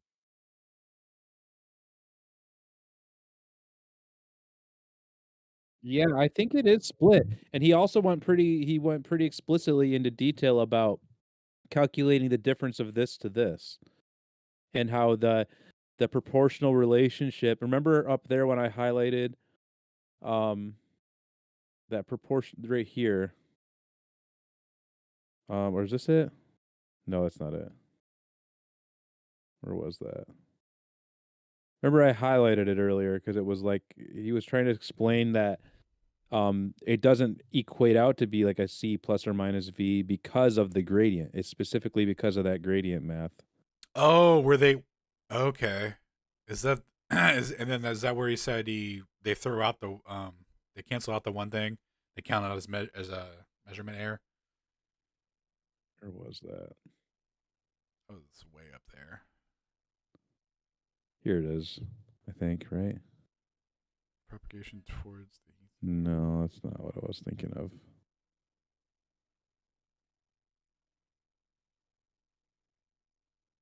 Here we go. Where the plus sign applied to the radio waves propagation direction coincides with the ethereal wind directions, and the minus sign applied to these directions are inverse.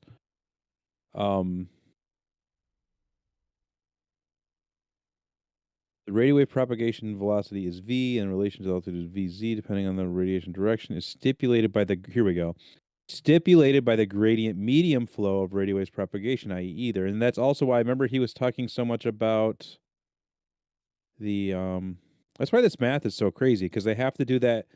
They have to account for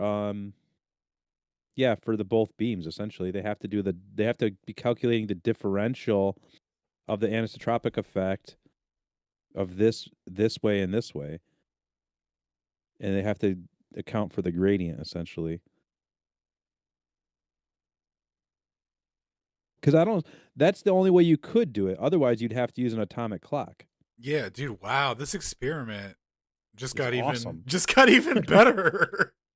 Dude, Right. I thought that he was sending like a one, or like the way That's I what thought. I kind of thought too. Remember, that's when I asked you like a week or so ago. I was like, so he uses like an atomic clock for that, right? I was like trying to conceptualize it.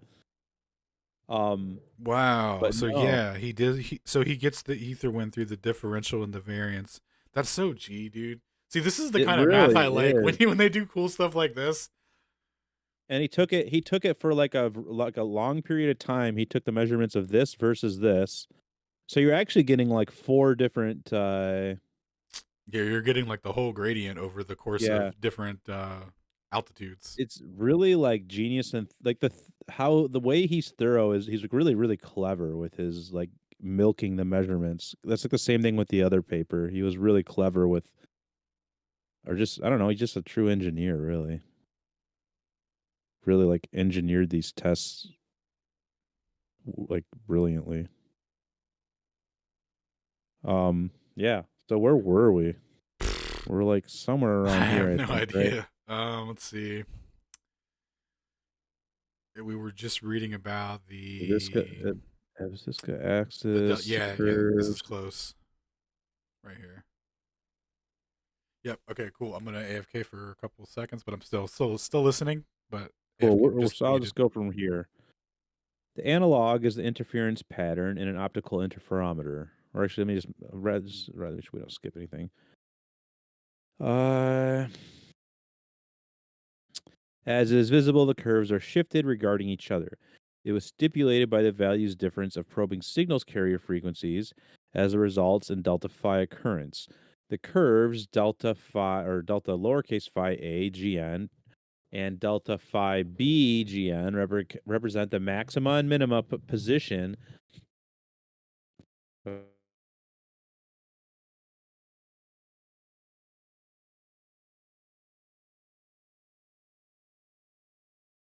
section within the measurements were conducted is indicated by the heavy straight line section in the bottom piece, or in the heavy straight line in the bottom part piece. Okay, so the same relations for values r equals 0.0, 0.03, and r equals 0.07 are reflected in the piece by the curves delta phi a gn, times gn, shown only within the radio interferometer working session. The errors delta phi calculation results executed for the three values r are given on the upper piece of figure 4. The value gn change range is indicated by the broken line, i.e. the stroke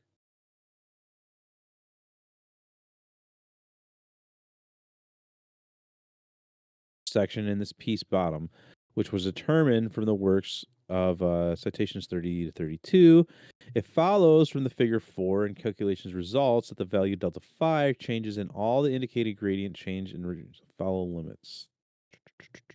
Sorry, I kind of skipped. Changes in all the indicated gradient GN change range in the following limits. At R equals 0.04 from delta phi minimum equals 0.870 up to delta phi maximum equals 1.180. At R equals 0.05 from delta phi minimum equals 1.09 up to delta phi maximum equals 1.430. And okay, cool. Calculations have shown that the error delta phi is systematic and can be, or the error systematic can be considered as the correction. The diurnal and seasonal variations of ambient temperature can result in the radial link geometry change. Diurnal and seasonal variations of ambient temperature can result in the radial link geometry change. Wow, okay. The value delta pi or delta R0 change, and at F0A, it's not equals to F0V. The errors delta phi tau. Yes, tau. Delta phi tau occurrences is possible. It can be supposed that the radial link length remains invariable since the radial link final points are arranged on concrete buildings. Go ahead and highlight that.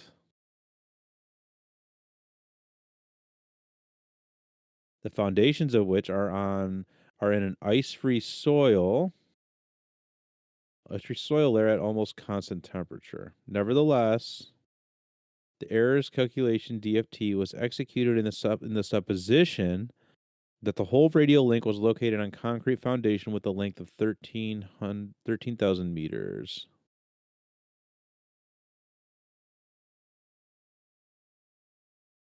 It has appeared that the value phi tau is equal or less than 0.01 degrees in the temperature range Galaev text delta tau equals 50 degrees Celsius. A bit larger errors can occur at altitude's temperature change of radial length final points. Delta phi tau is less than or equal to 0.05 degrees at delta tau equals 50 degrees Celsius in this case. The calculations are conducted at R equals 0.07. As it is visible,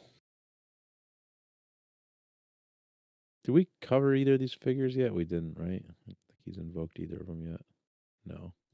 Those new ones, Yeah, he hasn't talked about them yet, I don't think. dude. I can't wait to get into those. Those look Yeah, nice. They do. Those look like Eric's Eric- gonna have a good time explaining it. The errors delta phi tau are small and they can be neglected. The executed analysis has shown that the measurement method is tolerant practically in an isotropic case to changed environment parameters. The detected errors, delta phi, are insignificant and represent systematic displacement, which we shall consider as the correction. Okay. In an anisotropic case, W sub up is greater than W sub L is greater than 0. That corresponds to the positions of the initial hypothesis. From equations 38, 25, and 26 follows that the measured value phi depends on a radial component gradient of the ethereal wind speed GWR. Depends the measured value phi. Pardon me. The value R. Okay, so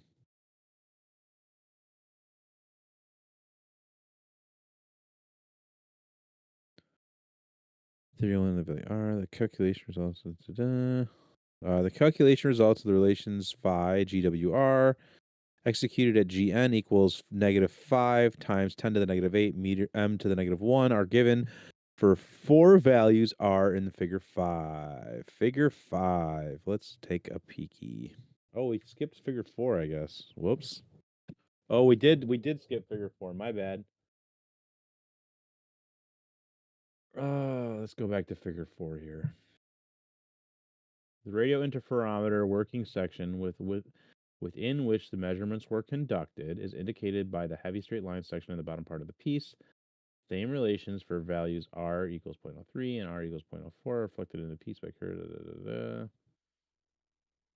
Executed for 3 values R are given on the upper piece of figure 4. The value Gn change range is indicated by the broken line, i.e. the stroke.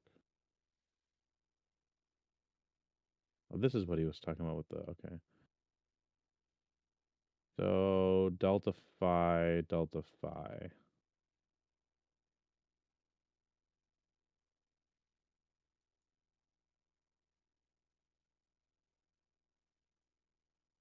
Measurement error relation to the vertical profile gradient of the refraction coefficient. Okay. That's what I thought he meant by R. Okay.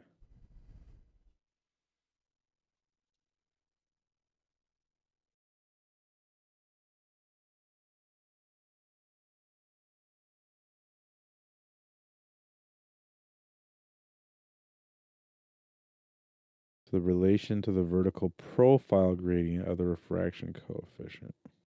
Okay. All right, I'm back. What are we looking at here, Toby?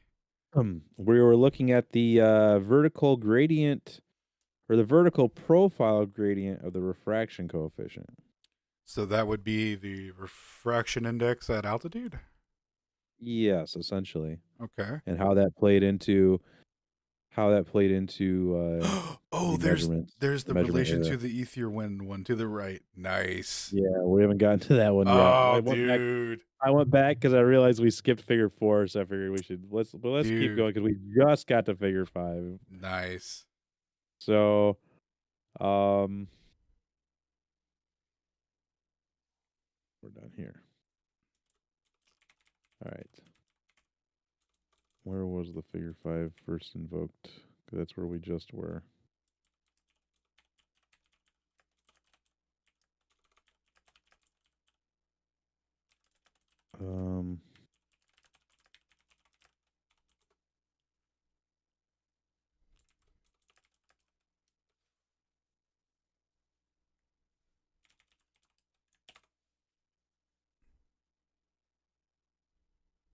Here we go. Okay, so yeah, we'll just start from this highlighted portion. In an anisotropic case, W sub up is greater than W sub L is greater than 0. That corresponds to the positions of the initial hypothesis from equations 38, 25, and 26. Follows that the measured value phi depends on a radial component gradient of the ethereal wind speed, GWR, and the value R. The calculation results of the relations phi GWR executed at Gn equals -5 times 10 to the -8 m times the -1 are given for values R in the figure 5. So yeah, this is going to be talking about the gradient. So the measured value relation to the ethereal wind velocity gradient. So these are the different refraction rates, right? Yeah. And then meter/c times m or GWR. So that's the ethereal wind. What is this? M divided by C times M?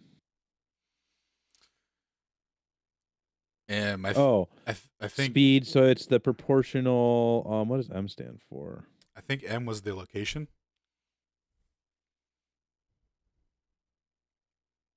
Or no, that's never mind. That's not it. Sorry. No, you're good. You're good. Is M. So you referenced it here.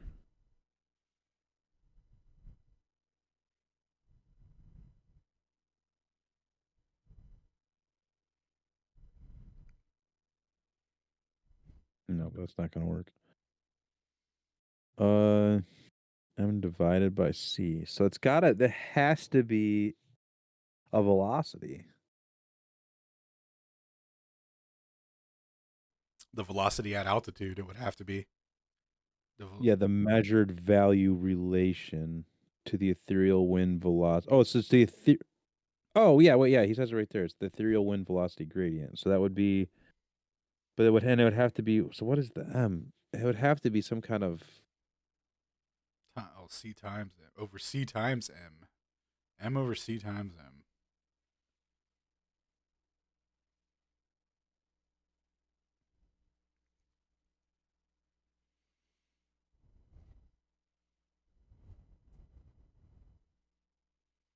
Yo, Eric, you there? Oh no, he left. Eric, no, No. no.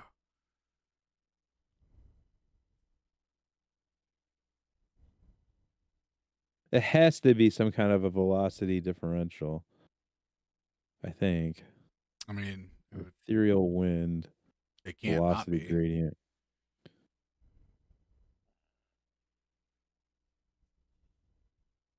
But then what's this axis?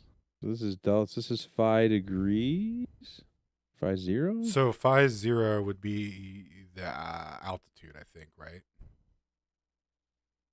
I think so.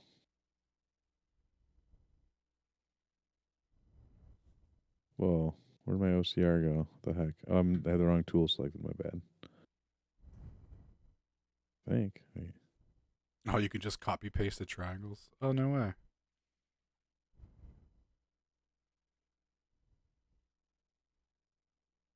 Think so. Maybe not. Delta phi. Delta phi. Delta phi is usually the fringe. So we shall consider. Yeah, delta phi is the fringe displacement. So the phi degrees. Okay, so that makes sense too then, because you would have more fringe displacement. Yeah, the fringe displacement relative to the ether wind. I mean, that makes sense. And then as ether wind is based on the calculations of the altitude, actually. GWR. Yeah. So yeah, wait, he referenced equations 38, 25, and 26. Actually, let's just go peek at those really quick. 38, 25, 26. So 38 was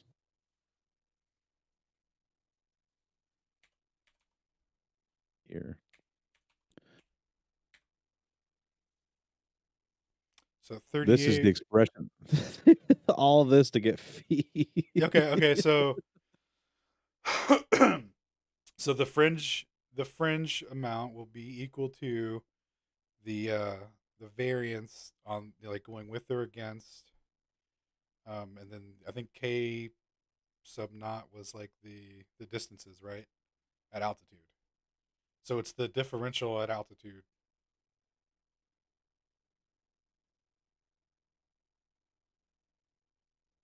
Yeah, that makes a lot of sense. That makes perfect sense. Yeah, so it's how they're predicting how much fringe it should show up based on the velocity of the ether wind and refraction index and all that. Let's just do arrow. Oops.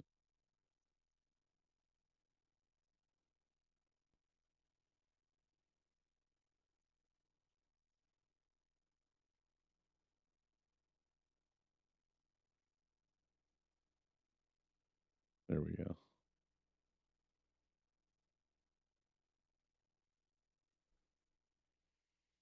Cool. So yeah, there it is. Yeah. So got delta phi. Oh, sorry. Go ahead. Go ahead. Is it say delta phi 0 going from top left? So which so what is this showing here? This is the fringe displacement at altitude.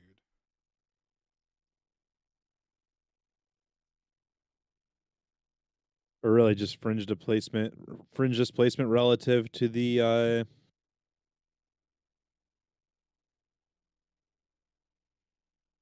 Oh, I'm sorry. That was for the ether wind.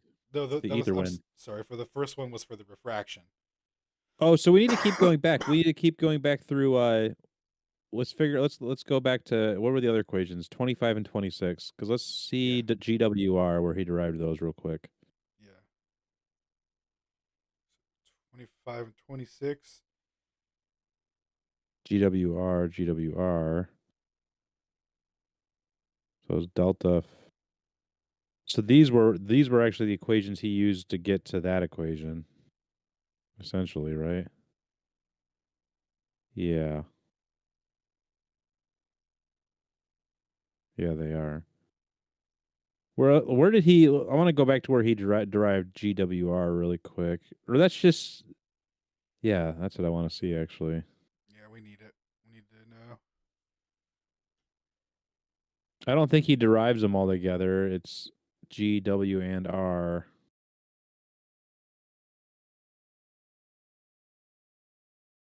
Here was delta R.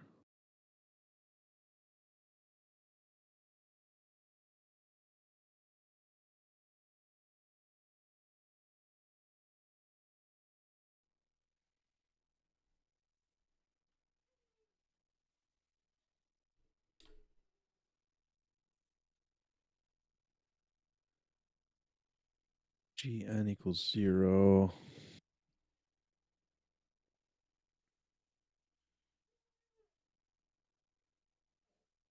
Gn equals Gn GWR minus C divided by C.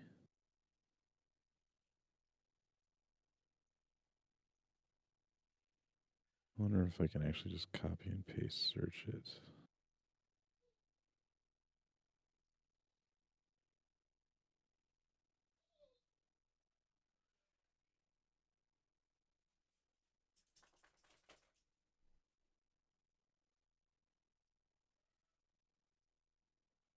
Nice. Track it right to its origins. Well, so now we're down at the bottom of the paper. So let's go. Here we go. Allowing that NIN up is approximately 1. Ni up minus N, or N sub up minus N sub L divided by delta Z equals Gn. And W rup minus WRL is divided by delta Z equals GWR is the gradient of the ethereal wind speed radial component in the layer delta Z. The expression can be written as. Gradient All right. wind speed. Okay, so it's the gradient of the ethereal wind speed. Wow. Gradient of the ethereal wind Dude's a speed. freaking genius, man. And then, let's see here. And that's derived from, that would be the refraction index. So, refraction index of Ni and N up. 1 second. I should have taken like more, I should have taken better notes on this. 1 second. Oh, you're good, dude. Because this is going to be super important. Like, this is going to be like our go-to. Like, yeah, what do you know about that gradient wind speed measurement, dog? Derived from radio interferometry using the Ethereal differential wind speed. between the What do you know about propagation that and ethereal wind altitude. speed radio component? All right, You take that into account in your interferometry readings across multiple, like what, like a kilometer of space? yeah. All right, go ahead and continue, good sir.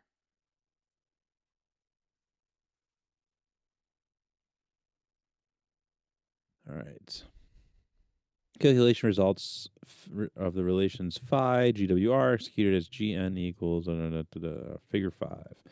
The values phi are put in grades on an ordinate axis. The curves family given in the figure 5 allows to determine the values GWR by the value phi measurement results. As the value GWR is determined as a profile derivative WR times Z, so the value phi is proportional to the ethereal wind WR speed. Wow. Okay, so WR is the ethereal wind speed. Okay. Wow. The expressions 38, 25, and 26 demonstrate the relevant property of the accepted measurement method necessary for the research problem solving. The measured value is not equal to 0. The correction value is taken into account. Only in the case when the two effects of the ethereal wind, i.e. the anisotropy effect and the altitude effect, take place simultaneously. So he's basically saying, like, yeah, like we can we do the calculations, and this is what it shows.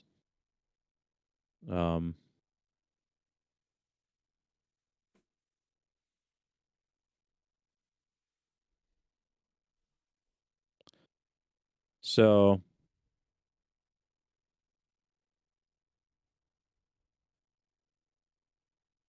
measured value is not equal to 0. Only in the case when the two effects of the ethereal wind, i.e. the anisotropy effect and the altitude effect, take place simultaneously. Really, it is easy to see that phi is not equal to 0 only when WRUP is not equal to WRL is not equal to 0. In other cases, when WRUP equals WRL, i.e. GWR equals 0, or WRUP equals WRL equals 0, the measured value phi equals 0. In other words, the method is responsible to the Earth's relative movement in the electromagnetic waves propagation medium, the ether, only in the case if this medium will form a gradient layer near the Earth's surface at the motion, i.e. if the medium shows viscosity property, the property intrinsic to material mediums. In other words, the method is responsible for the Earth's... I'm going to reread this, sorry. In other words, the method is responsible to the Earth's relative movement in the electromagnetic waves propagation medium. The ether only in the case if the medium will form a gradient layer near the Earth's surface at the motion, i.e. the medium shows viscosity property. So he's basically saying our math shows that there has to be a gradient, right? That's kind of what I'm reading here. Yeah.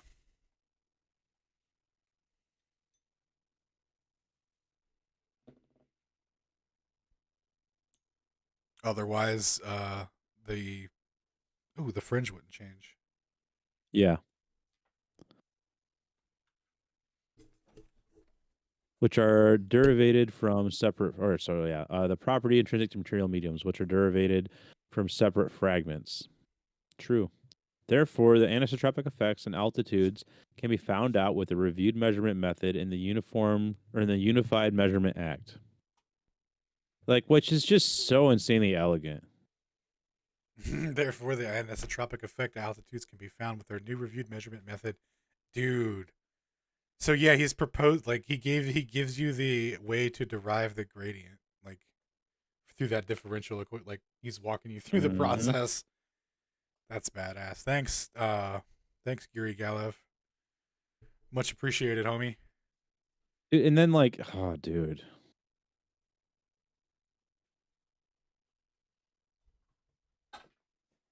This whole like little section here is just like, oops. Because he's saying, I mean, you could do like Miller style, like long, repetitive, like you could do this systematically over the years. And you know, he's talking about the space effect can also be found, and that's talking about the daily fluctuations. Right. As the same measurements results should be subject to the averaging procedure in the sidereal timescale for periodic components detection. So with that differential equation and measurements, you could map the geometry of the ether wind with it if you had the readings and the equipment to take the readings. You could map the gradient over time. Yeah, you could, dude. There's so much you could do with it. Oh, we're doing pretty good. We're gonna make it through, I think. There's no way we're doing the other paper. Yeah, we're not going to be able to do the other one in the same sitting. There's no possible way. I mean, I'll definitely ruin my sleep schedule to like die trying or whatever, but I think we made a ton of progress on this, and this is definitely going to be like a revisit. And that's how I felt. That's exactly how I felt about the other one. Yeah, dude. The other one's just the other one's just the same, and it's even it's like it's kind of easier to understand. I don't know, dude. They're both a mess. We did not even like. All right, let's just say real quick. Let's just put it out there. Like we've gotten through this much of it, but like I have not gone through. Like you can tell these highlights are a lot more sparse. Yeah, and it's same. because I've not. That's what mine looked like. Oh wow, it got real sparse towards the end here. Yeah, that's when you start scrolling. You start death scrolling. Like, am I at the end of the tunnel yet? Yeah, exactly. So we don't even know how actually dense it is. Well, I think I did get. Actually, no, I did get through a lot of this. Actually, but yeah, we need to go through it all again, without a doubt. This is where it's like, oh no, I clearly didn't look through these pages. Yeah. Or at least read them thoroughly. Anyways, sorry. So yeah, let's just go move along then. Let's crank it out. The probing signals LA and LB were emitted towards one another from the points A and B accordingly.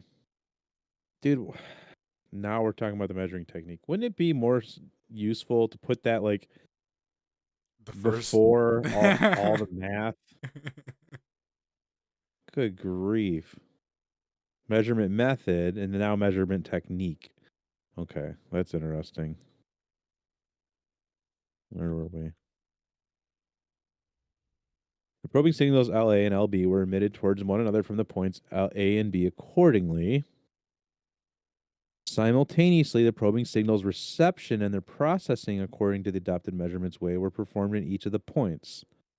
Simultaneously, the probing signals reception and their processing signals according to the adopted measurement way were performed in each of the points. The measured values delta phi A and delta phi B were recorded on the recorder's tapes in both points.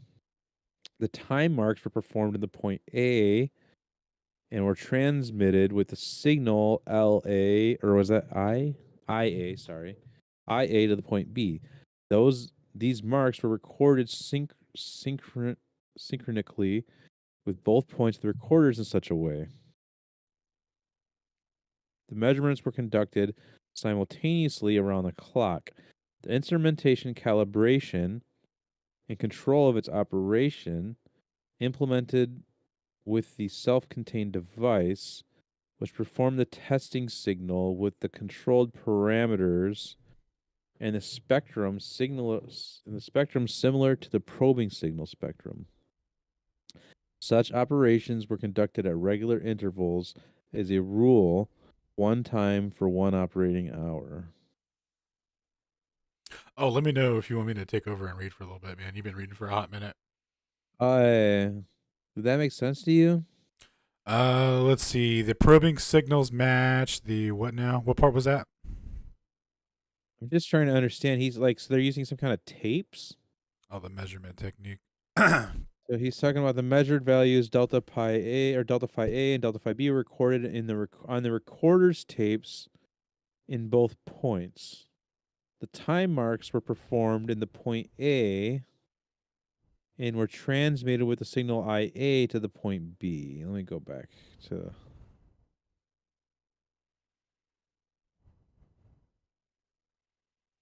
So he's not even mentioning anything about point C.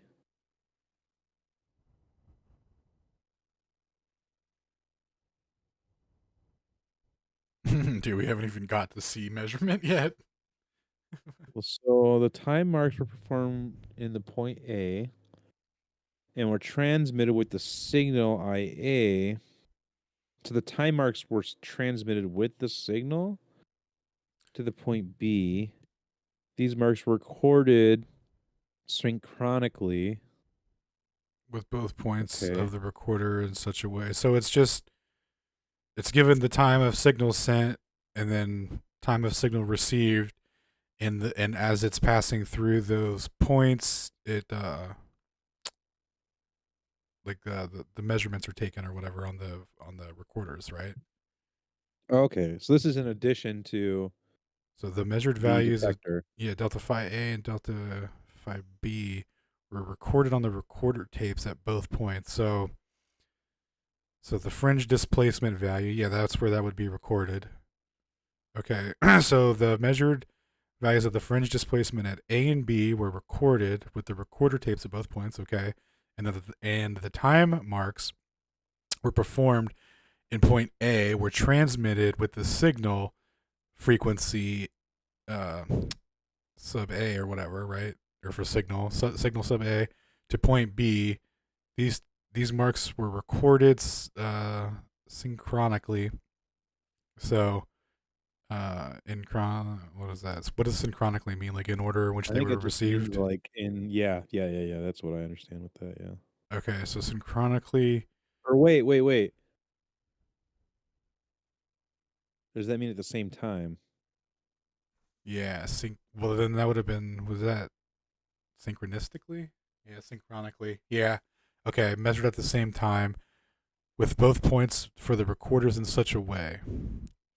The measurements were conducted continuously around the clock. The instrumental calibration of the control of its operation implemented with the self-contained device, which performed the testing signals with controlled parameters in the spectrum similar to the probing signal spectrum. Such operations were conducted at regular intervals, as a rule, one time for one operating hour. So they were the probing signal is like, what is that, like their test signal?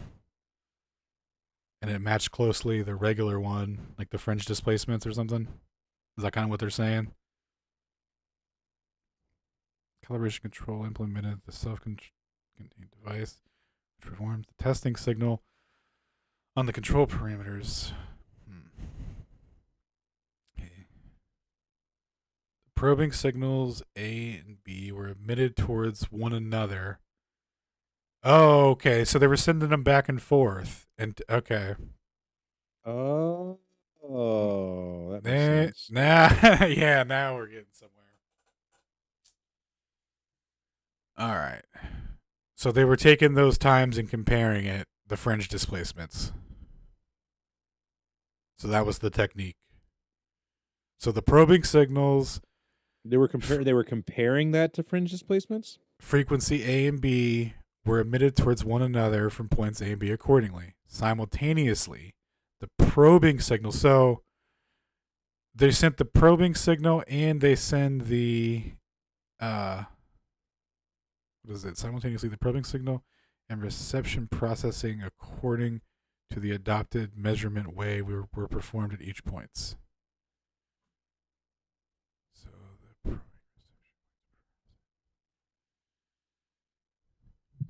Oh, so they processed the measurements in the way that they according to the formula he provided earlier to get the differential with the gradient.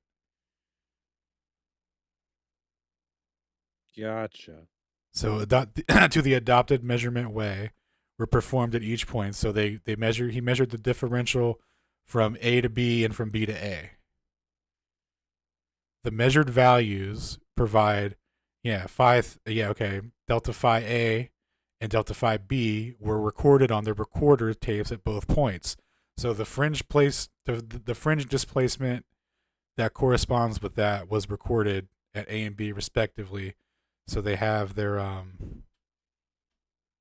the math that they derived it. They can compare it to the physical measurements. Okay. Okay. Then it's got the time that and it's got the time encoded on it, for the signals in which it were sent, so they can get the a good measurement on the time, so that they can have it in recorded synchronically. So, all right, I gotta look up synchronically. Okay. So move on, I guess. Other forms subjective occurring or existing at the same time. Okay, so I see. They did the both way measurements at the same time. Oh. Ah. And they took the differential from that to get the whole gradient. Oh. That's really crazy.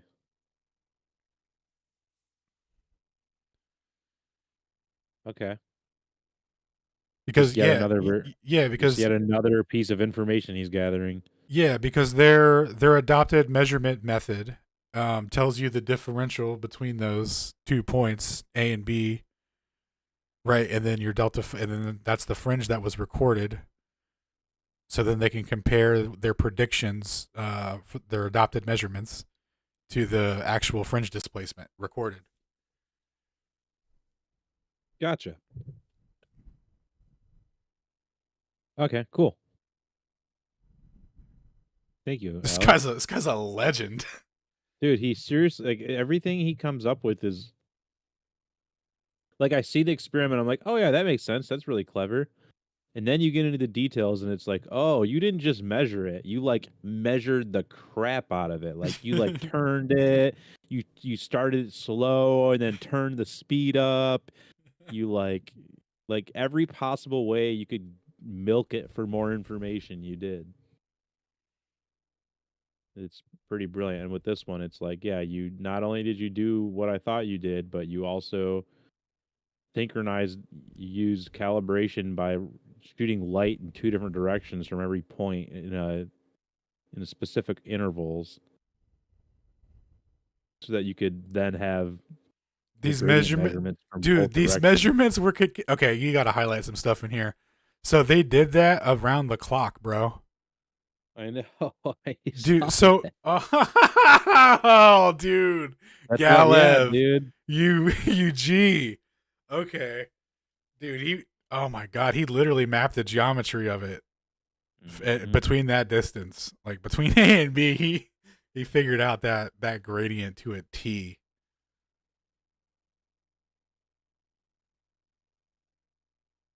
Yeah, the instrumentation calibration.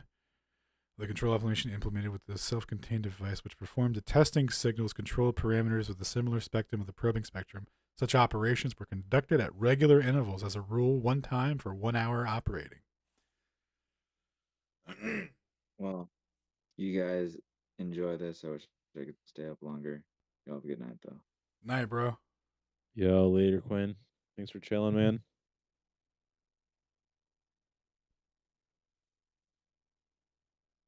All right, you want me to pick up? Oh no, I'll go for a little bit. You went Cool. hard, man. I got you. So the processing of technique of measurement results. I was just thinking about how cool it was that Dude, that they that's what I'm measured saying. it. He could do like Miller shit with this, right? Like you could do like straight up, but you would not just do you would not just get Miller readings. You'd get like a full 3D spectrum of like, or I guess it'd be 2D still, but like you'd get a whole like geometry. Yeah, I'm just kind of blown away at the at the brilliance of that. That is awesome. Mm-hmm. Okay, so And actually, the like, yeah, just really quick, it Mhm. raises the question, right? Of like, it would be super interesting to know, like, the stuff that correlates with the equinoxes. Like, does that even accentuated more at altitude? How much? You know, like how what is the Oh, what's difference what's there? the gradient fluctuation? Yeah, like how does the periodicity play into that? Like, is Oh, it insanely different? Like, and actually, I'd really be curious to know about the space effect. How does the space effect play into that? Because like, it would like what if it's fastest when the sun, or like the highest velocity when the sun's right overhead or something like that? Like that would imply that it's like even more Elias-y than people realize. yeah. But anyways, yeah, just crazy. The processing technique of measurement results.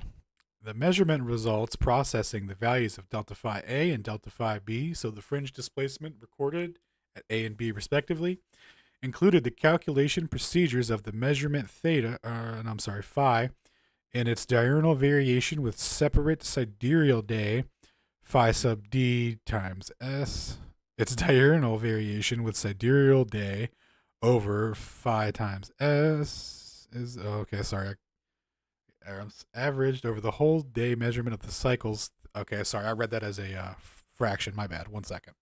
You're It's good. the it's diurnal variation within sidereal day averaged for the whole measurement cycle of theta s, the root mean squares deviation. Oh, what are you? I know what you are. I have to look at the thing now. Hold on. Yeah, I'm pulling my chart up. It's sigma theta. Ah, I'm sorry, sigma phi. The values delta phi A and delta phi B were shown on separate chart tapes like continual records. The signal amplitude record was used for the site allocation executed at hydrometer falling.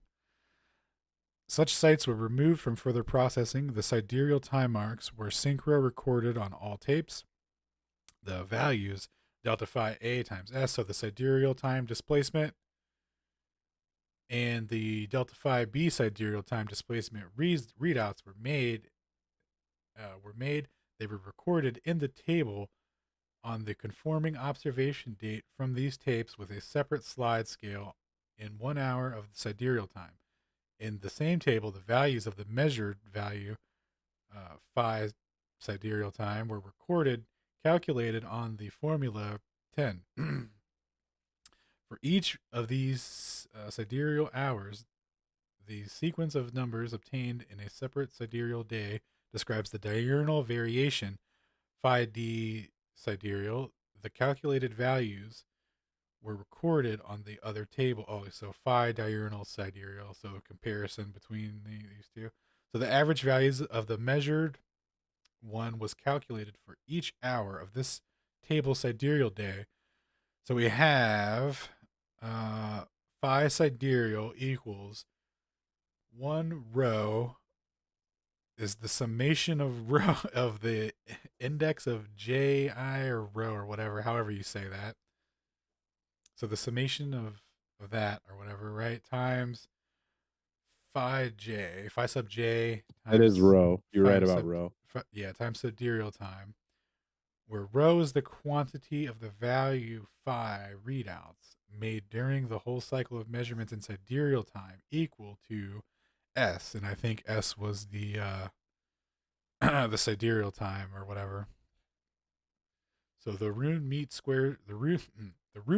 mean squares deviation of values phi from its average values were calculated for each hour of sidereal time with the following known expression equation 34. In equation 40, we have, what was that? Sigma phi s, so the sidereal something. What was that? The sidereal table. Yeah, I don't know. So that equation 40 is how they derive all that. So the results are considered in the work. Oh, sorry. Are you? Oh, you're good. Okay. The measurement result 8. The measurement results. The results are considered in the work, which are obtained during 5 months in September 1998 till January 1999. The measurements were conducted around the clock, except both weekends and holidays, as well as the cases when the electric power was not supplied to one of the measuring points for technical reasons.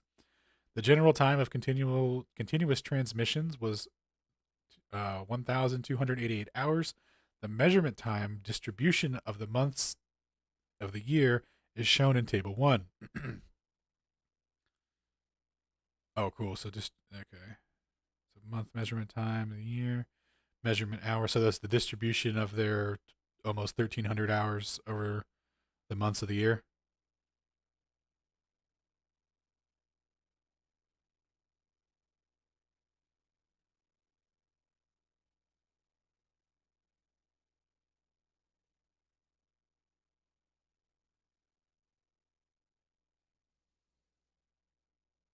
Sorry.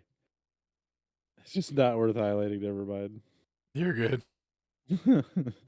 I feel you, bro. All right, so let's see here. The measurement distribution of the month of the year shown in Table 1. The distribution readout quantities of the measurement value delta phi on the sidereal day for the whole measurement cycle of 5 months. So the distribution readout quantity of the measured value of delta phi. So the fringe displacements on sidereal time for the whole measurement cycle of 5 months is shown in Table 2. In the figure in the figure 6, the example measurement result records 9th November 1998 are shown. The figure is composed from pieces mated in time of 3 chart tapes, which the following values record the signal amplitudes adopted in point A, the upper curve, the phase invariant, delta phi A, and the phase invariant. Okay, so there's that's the fringe recordings. So examples of the registered fringe displacement. So there's your boy mapping the ether fluctuations. That's so cool.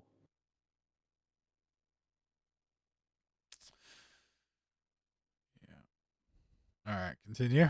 If I was a tattoo weirdo, get that tattooed. Oh yeah, dude. Some people prefer to get Isaac Newton and stuff tattooed on their back or whatever. You just get the ether wind gradient at Karakov That'd be relative to the altitude and latitude. It's pretty cool. All right, and the delta phi B lower curve. So these illustrate a typical change of the registered values. The speeds of the chart tapes drives are 20 millimeters per hour. I think I'm echoing someone, or I don't know. Is it echoing you? I don't know. The vertical stroke represents time mark. Yeah, it is. The vertical strokes represent time marks in the figure. The digital understrokes indicate the sidereal time value in hours. The time flow direction is from right to left. The scale section for the signal amplitude change estimation in decibels and phase invariant values change in degrees are marked in the figure to the right. The change of time difference between the values delta phi A and delta phi B, i.e., the change of the measured value of phi, so the fringe displacement is equal to delta phi A minus delta phi B, can be seen in the figure. From the moment S, so from sidereal time, S equals 14 hour up to sidereal time 21 hour, the value fringe displacement has changed approximately 11 degrees. So the phi value, it's usually a delta phi for that, so maybe not fringe, but the phi has changed to approximately 11 degrees. The difference between the values of delta phi A and delta phi B fluctuations can be explained by the following. The radio wave propagated in the counter directions in radio link. According to initial hypothesis, the propagation medium is the ether, material medium having the properties of a viscous and compressible gas. The gradient speed layer formed by the ether flow at the motion near a rough surface, as well as the motion of any viscous and compressible gas in such a motion, can be accompanied by the flow parameter fluctuations. Other causes of fluctuations are also possible. Are possible also. The ethereal wind speed fluctuation at this gradient GW results from the value fluctuations of delta phi A and delta phi B. And it follows from equation 25 and equation 26 at the lower piece of figure 4 that such fluctuations are counter correlated. All right, so remember 25 and 26 where he was getting the differential in the gradient for the prediction for their adopted method of measurement, and then they took their measurements of A and B, which is delta phi A and delta phi B, and then they matched.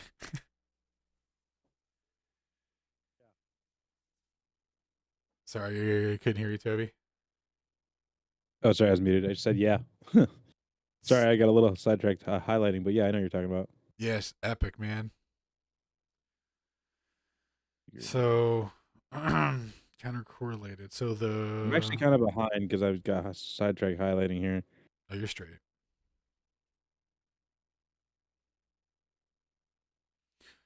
No, it's so cool that they're like, the predicted hypothesis was that if there was a medium, that was a compressible gas that had viscosity to it, it would have its radial velocity would have a gradient to it, right? And what do you know? They measured the gradient. So the fluctuations are counter correlated. The radio wave propagation of the ether occurs in an isotropic atmosphere. Occurs in the isotropic atmosphere available at the same time. And an isotropic atmosphere available. The known parameter fluctuations in equation 29 also result from fluctuations in delta phi A and delta phi B. It follows from equation 23 and lower piece of figure 4 that the fluctuations Gn are correlated fluctuation values of delta phi A and delta phi B. Oh, you're looking on your screen? Sorry, my bad. No, I'm reading on yours. Oh, I'm like lost from you. I'm sorry, dude. You're back here, aren't you? I see now. Okay. Yeah. Go ahead. I'm sorry. You're good. It follows behind from 16 and 17 that Gn plus so the direction of the ether wind flow going against it is not equal to the flow going away from it. It is at GWR, so the ether wind radial speed is not equal to 0. In this case, the radio wave refraction distributing the driving ether counter direction is various. The radio wave pathways pass the distinguished characteristics in the altitude effects. Wait, is it the radio wave paths in the altitude effects are shown? The altitude effects are shown in the Unified Experiment in the Unified Measurement Act. Shown in the Unified Experiment. So is the Unified Experiment in the Unified Measurement Act the act of using the adopted measurement method and merging it with the measurement technique? Yeah. Oh, that is, dude. Or I think just in general is. So I'm not now. I'm like, is that only for calibration for sure? Or is that actually how they're doing the reading? That's how they did it, and that's how they calibrated it. Okay. So it's not a full loop then. No, it's two different propagations. Okay, It's that not. makes sense then, and they're just recording it on the tapes. Gotcha. Yep. Yeah, and that's why they got the time of signal sent. I mean, because it's continuous, it doesn't really matter because they're just getting fringe related to the to each other. Yes, sir. Okay. Wait. Yeah. Okay. Yeah. Oh. Okay. So they're still splitting it. Okay. Easy.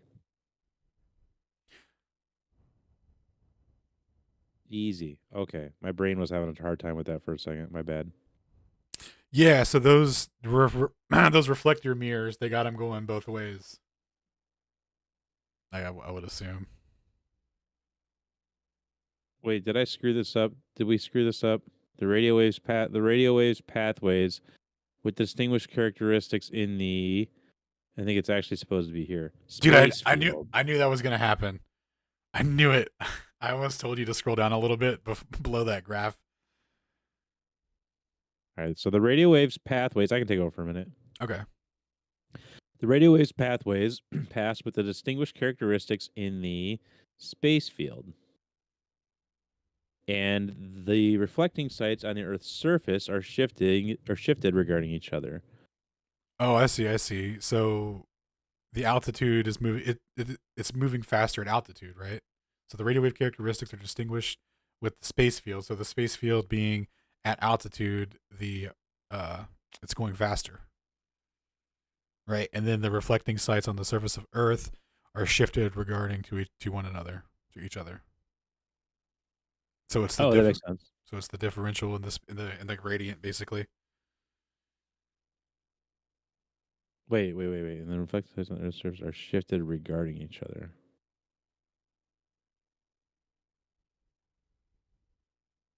Let me look at the picture again.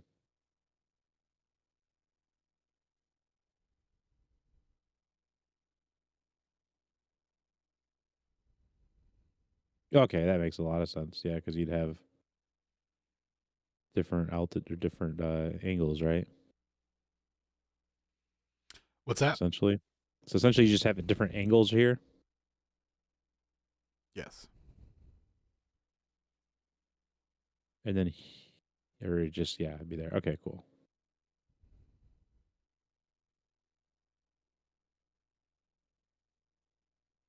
Sorry, just want to make sure I understood. So, and the reflecting sites on the Earth's surface are shifted regarding each other, can result in the values delta phi A and delta phi B fluctuation decorrelations. The reviewed features of the values delta phi A and delta phi B fluctuations formation illustrate the distinctions available, which are visible in the figure 6.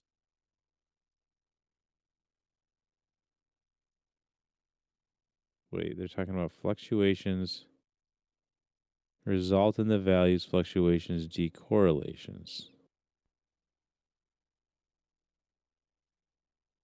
Ah, here they are. So this is a decorrelation.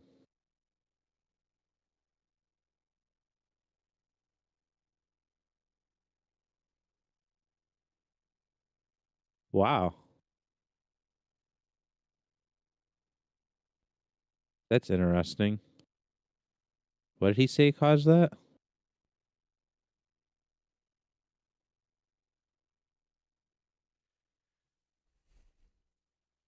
The radio wave pass with the distinguished characters. Refraction. So wait, in this case, the radio wave's refraction distributing it in it, the driving ether in counter directions is various. Let me highlight that too. It seems also pretty important here.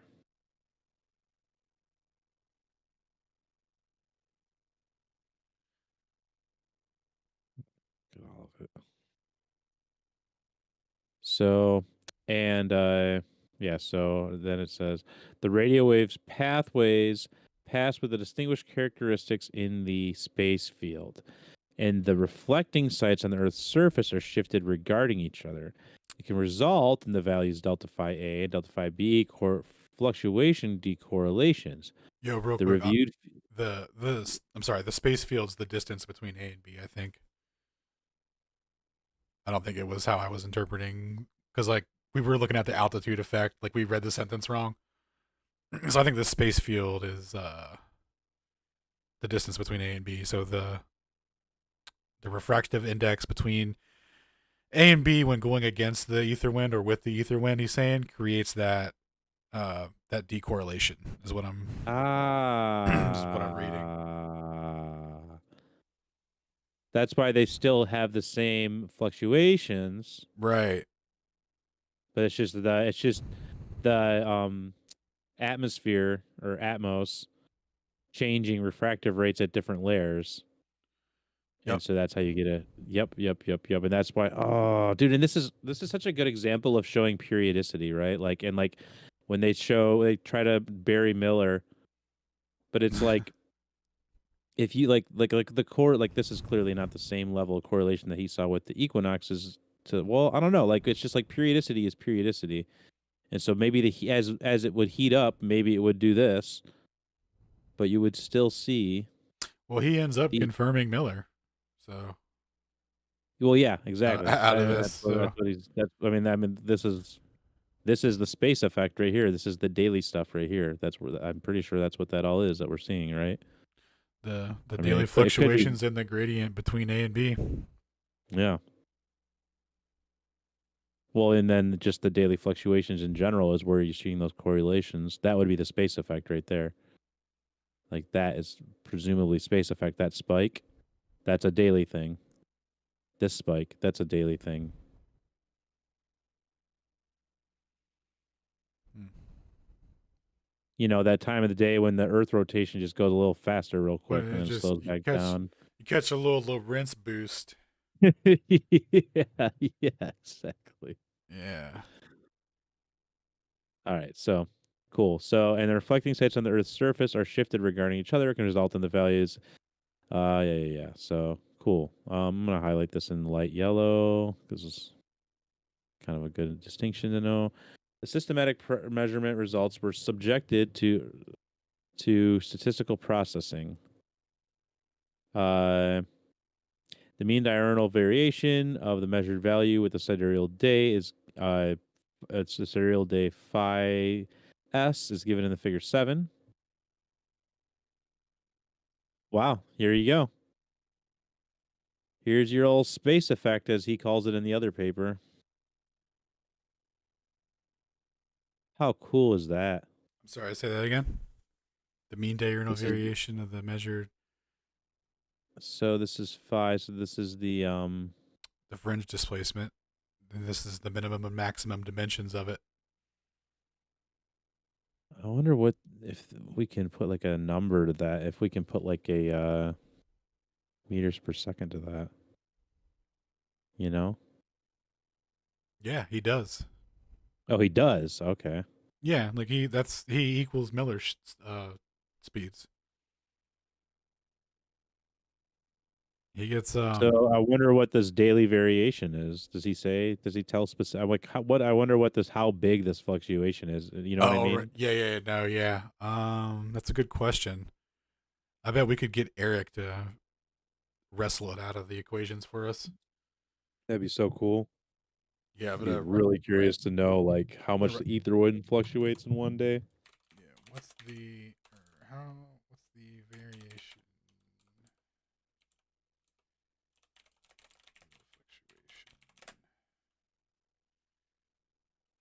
So I'll keep reading here.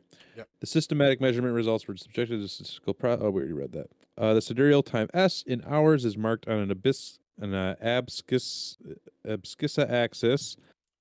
The measured value in grades is marked on an ordinate axis.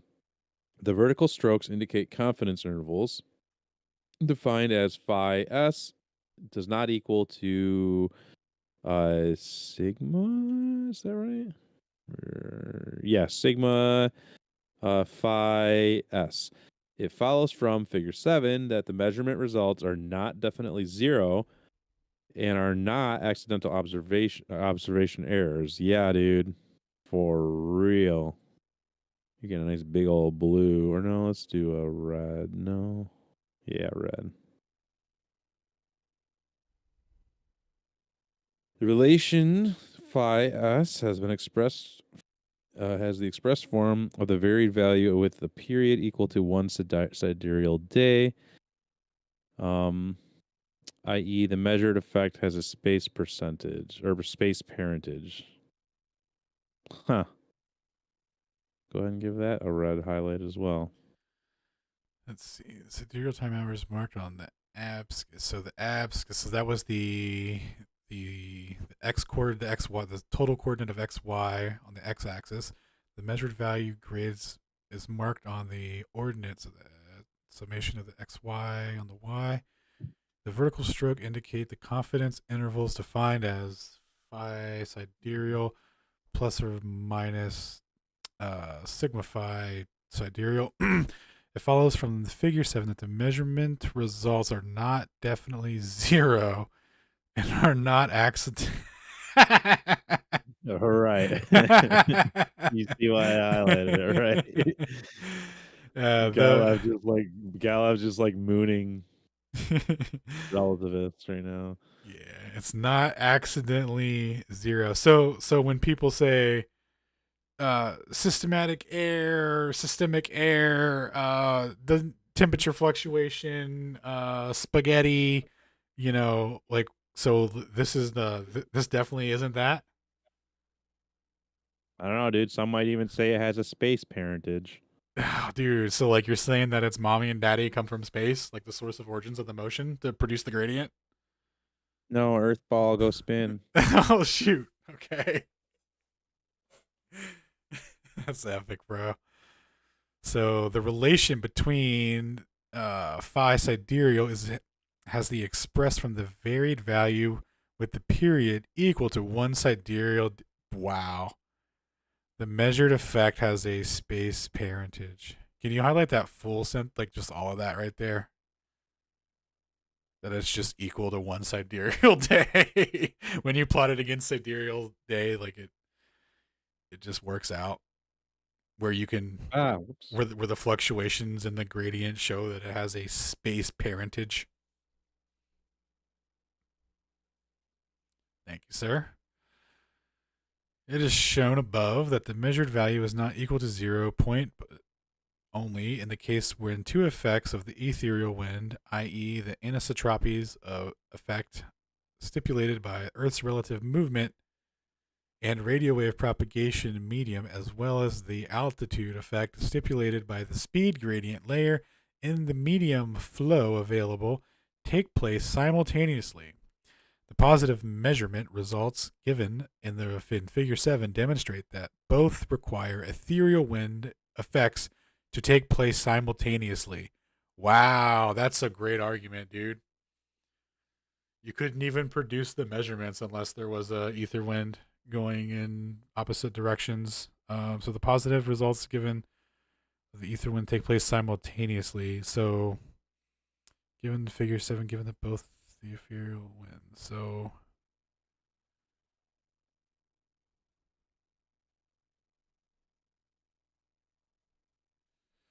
without the derivation of the gradient to like an ether gradient to explain the effect, they couldn't even explain it.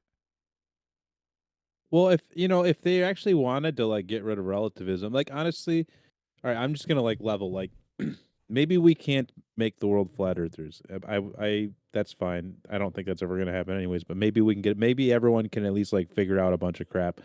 But like if we can at least maybe just get rid of relativity, like maybe like that would be at least a step towards a more true life. And like okay, if you were gonna try and actually explain this, you would actually invoke some kind of a static ether, and it would go faster with altitude. If you were gonna try and have some kind of like, it would still be relativistic. It would still have to be some kind of somehow magically attached to the Earth. But it would maybe you could have it taper off as you went up, and then it would go up to like 30 kilometers a second once you got off into, or then maybe even whatever the galactic speed is, like 1,000,000 miles a second or whatever, or kilometers a second. I know that's not what it actually is, but in any case, my point being, like, I don't know, man. There's something very, very real happening here, and to not be interested in it is insane. Yeah. It's insane.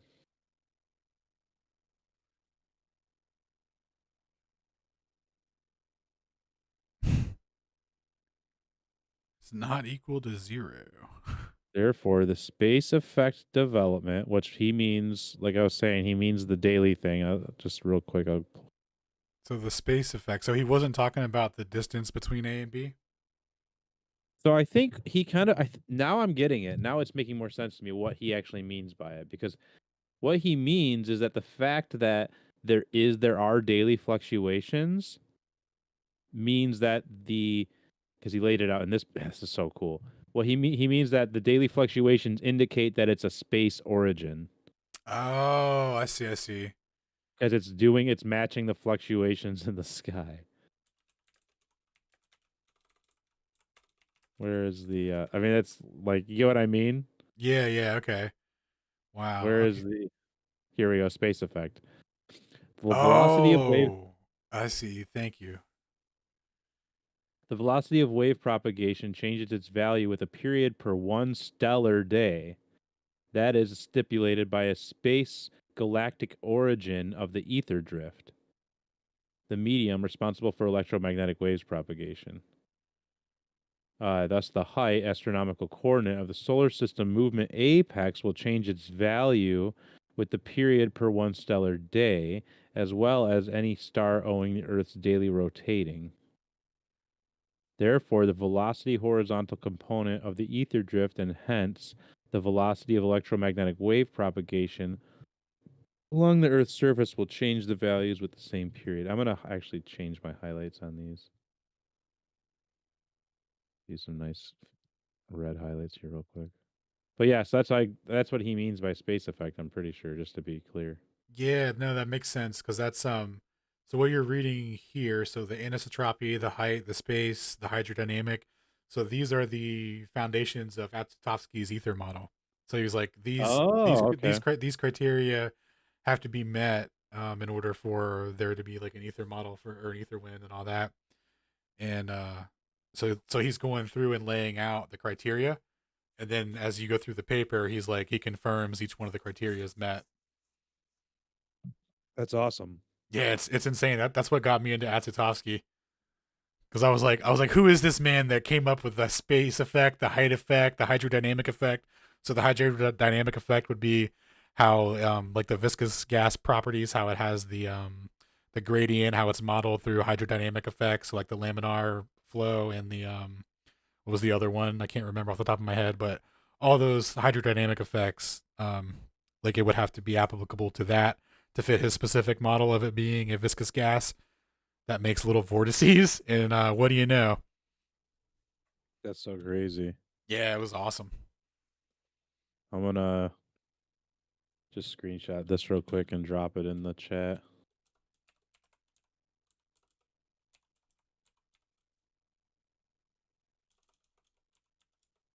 We got Galev's. I love seeing, like, dude's a good writer, honestly. Like a good technical writer. Cause like I love how he has kind of has themes that he keeps going back to.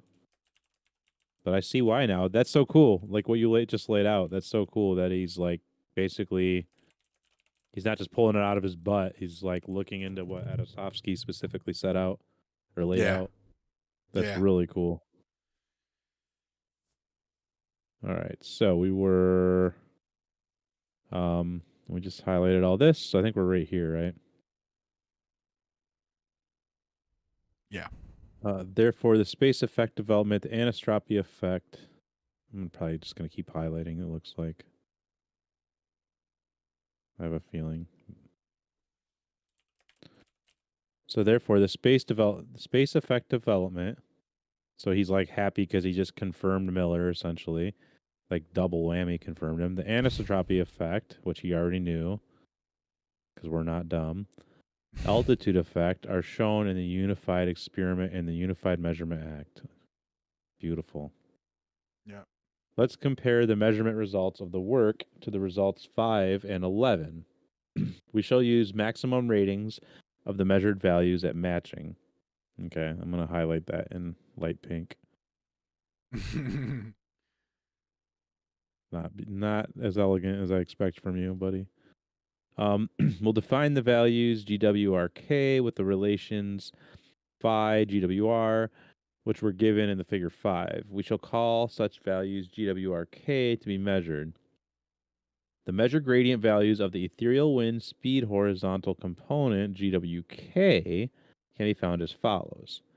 GWK equals GWRK divided by the cosine of alpha. That follows from the expressions 35 through 37 results. The expression 37 allows to compare the measurement results of the work to the data, citations 5 and 11, having put in 37, or equation 37, Z equals ZK, can be found that W sub M equals GWRK to the power of E beta ZK times the sine of that is where are you? Delta M plus phi M over B beta cosine alpha sine times delta M plus phi K. The expression 42 allows to calculate the values Wm with the measured values GWRK. Okay. I'm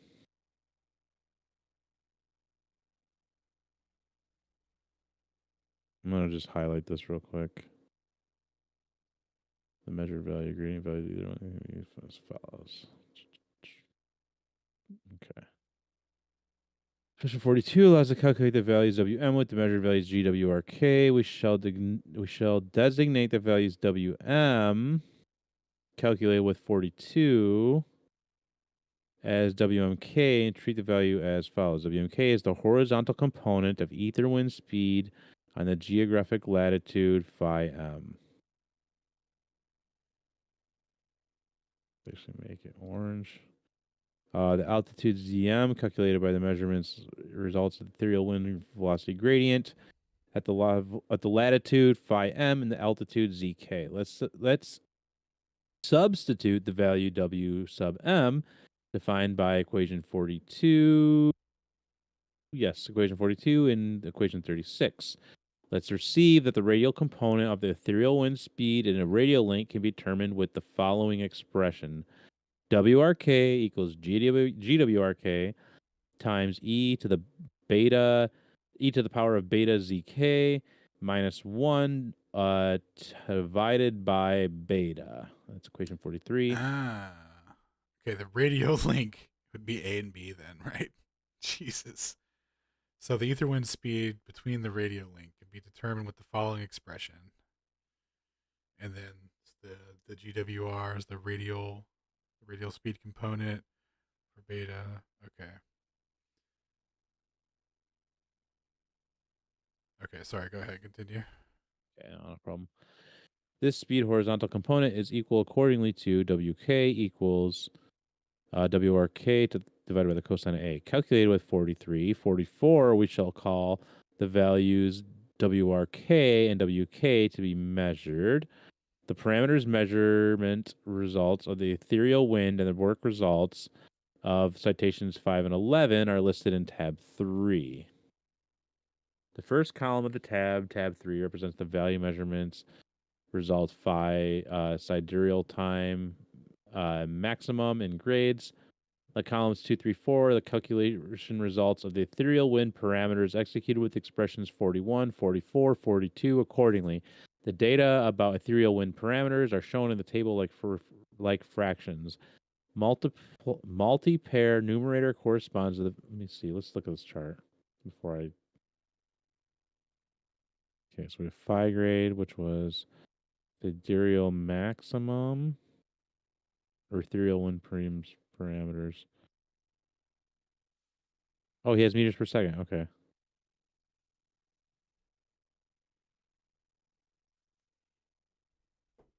So 9 What was that? 9 meters per second?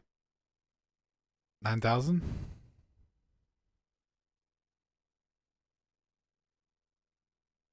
Yo, I need to step away for a minute. Yep. No worries. Nature's calling. Yep.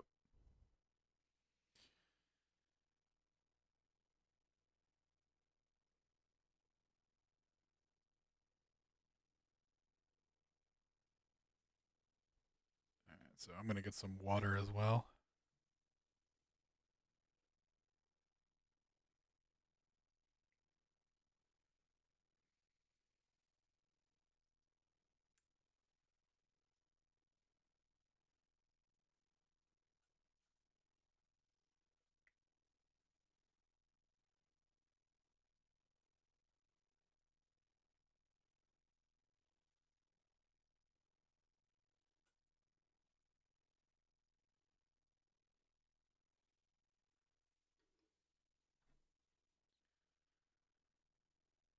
Let's say sidereal max.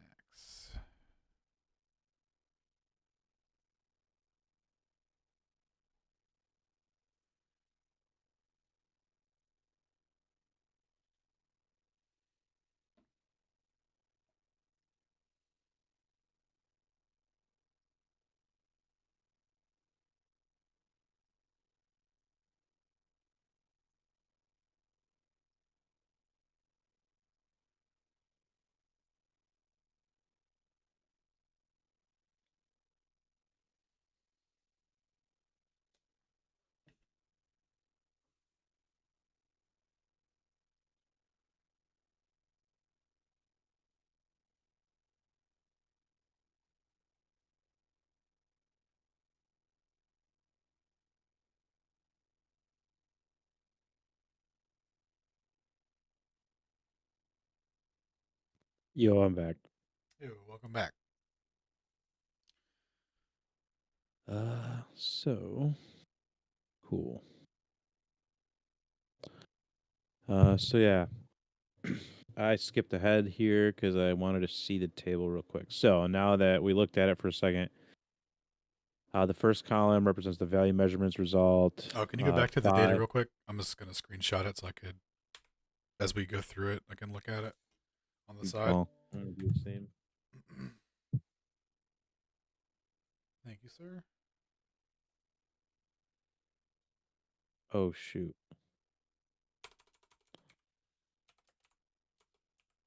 Okay.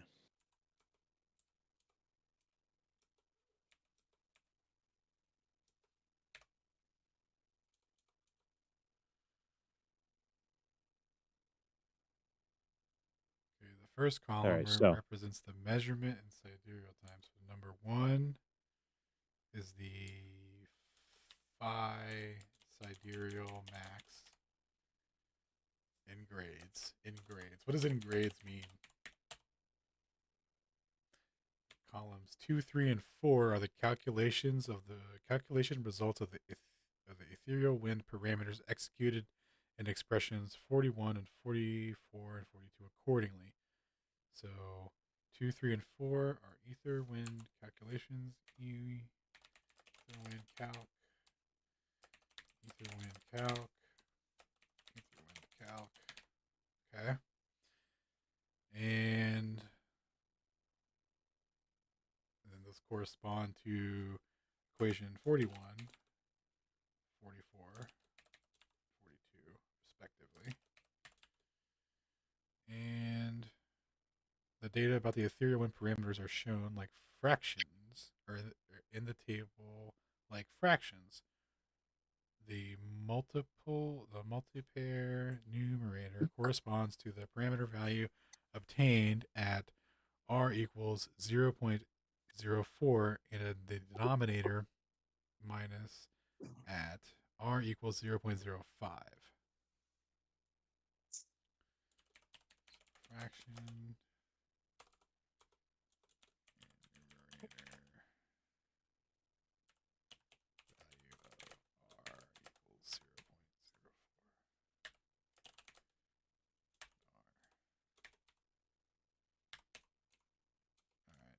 Okay, continue.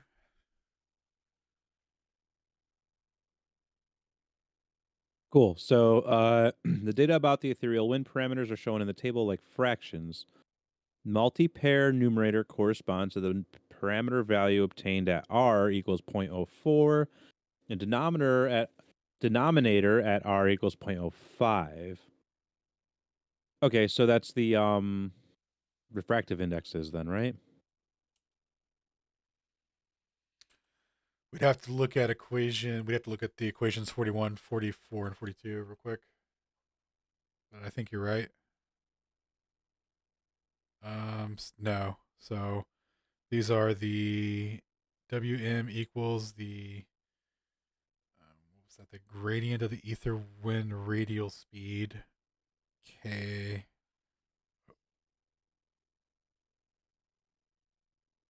Over the cosine and all that.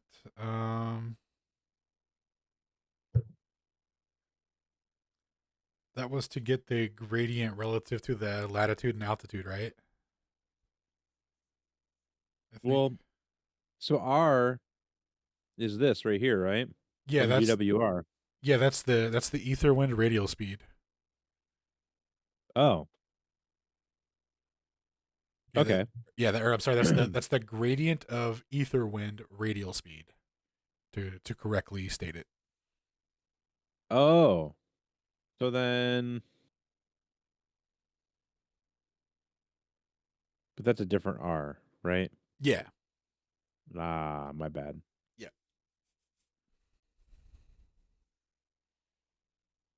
So, all right. So we need to go back. So, wait, really quick though. But where is GWR derived? It's up here, right? Way up Yeah. here. Yeah. It's way up at the top. Not that far. Oops. I think you can control. Here we go. Yeah. Oh, Here it is.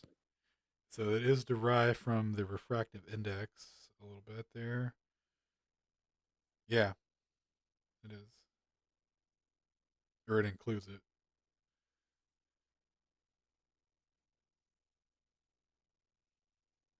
Because isn't that also what they're using in this other table here, right? The where was it? This one. Isn't that what that Oh. R value is, right? Yeah. Okay. So R. Yeah, that's remember that's what these all were different radius values. Or sorry, different refraction values.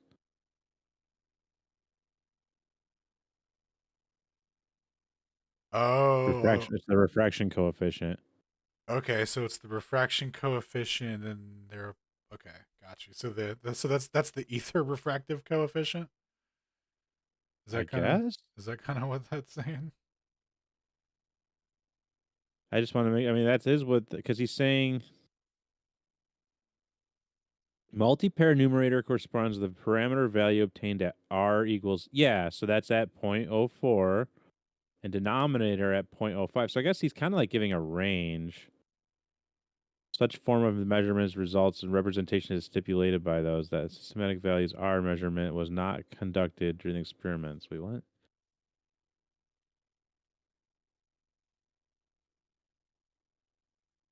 That systematic values R measurement was not conduct. So he's saying that they didn't take refraction readings during the measurements, right? It's in the equations though.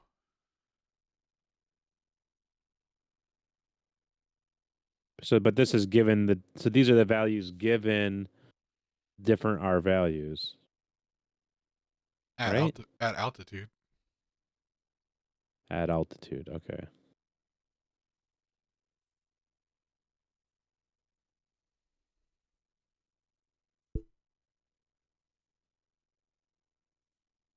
Corresponds to the parameter value obtained at.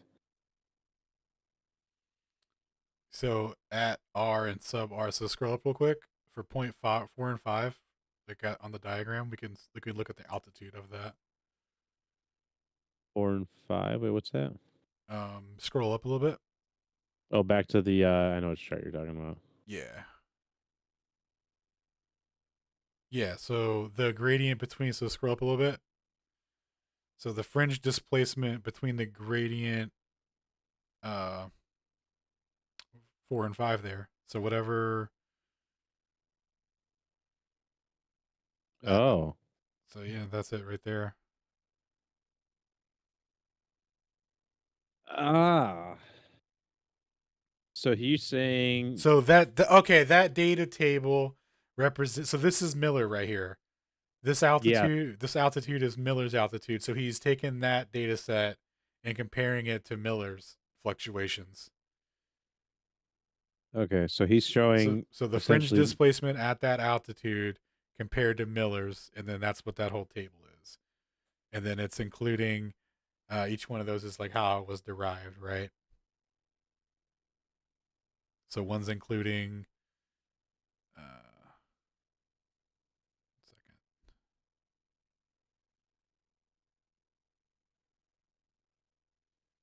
So the data tables of the ethereal winds parameters are shown in the table like fractions. Multiplier or multi-pair numerators correspond to the parameter values obtained are so the altitudes of or the gradient here and in here. Such measurements result the representation is stipulated by those in the systematic values of R measurements was not conducted during the experiments.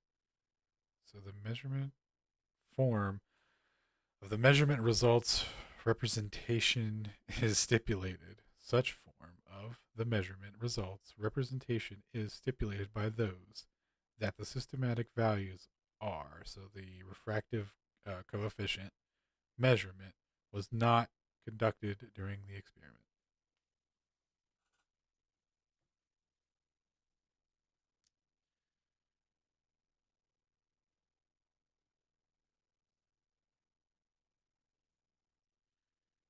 And then the digital column 2, given in brackets, represents the calculated value given the GWK, which is the GWR. It's not, we have to look up what GWK is real quick. well, I just want to let's just finish this next paragraph real quick, see if it clarifies anything really quick. Oh yeah, we're almost done actually. Call as the anticipated ethereal wind velocity gradient value in Kharkov. So the digit in column 2 given in brackets represents the calculated value GWK that we shall call as the anticipated ethereal wind velocity gradient value in Kharkov.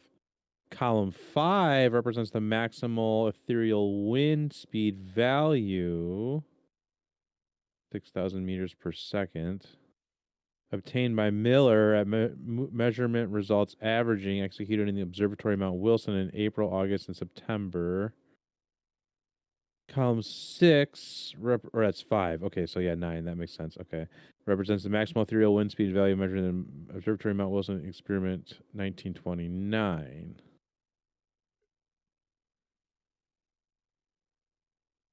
So then wait, what about 3 and 4 again? So 2, 3, and 4 are the calculations of the results of 3 and 4 though, right? No, 2, 3, and 4. Oh yeah, because it has that too. Okay, my bad.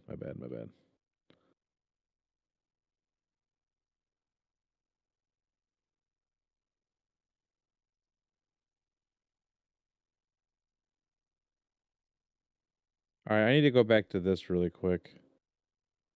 Back to when they talked about figure 5. Sorry, what did you want to look at? You want to look at something too, right? An equation? Oh, it was GWR, but it was already clarified, or GWK. GWK is the gradient measured at Kharkov, and then GWM is the radial gradient measured at what do you call it? At Miller, Mount Wilson. All right, where's the where are they talking about figure 5? Figure 4. Figure 5. Figure 5.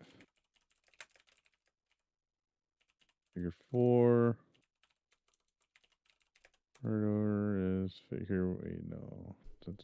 Here we know. I'm just gonna search it.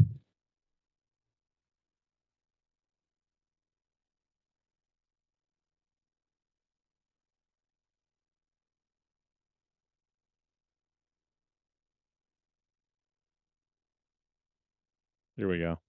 Figure 5. Yeah. Let's compare the measurements to results of the work. We should use maximum ratings of the measured values at matching.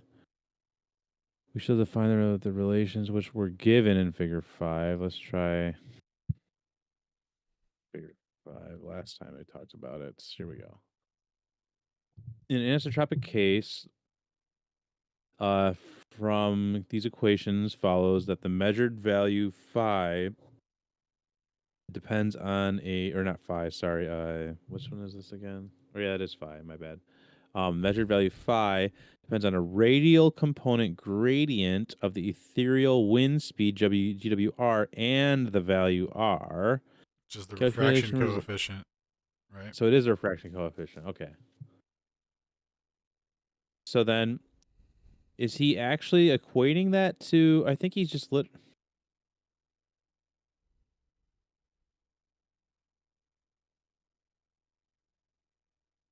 Is he just trying to show a range across the different refraction coefficients then?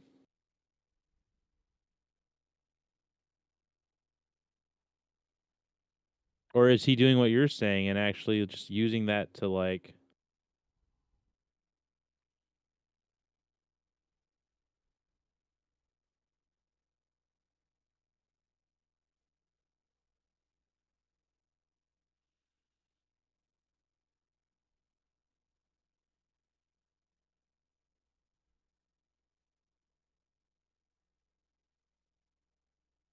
So you've got...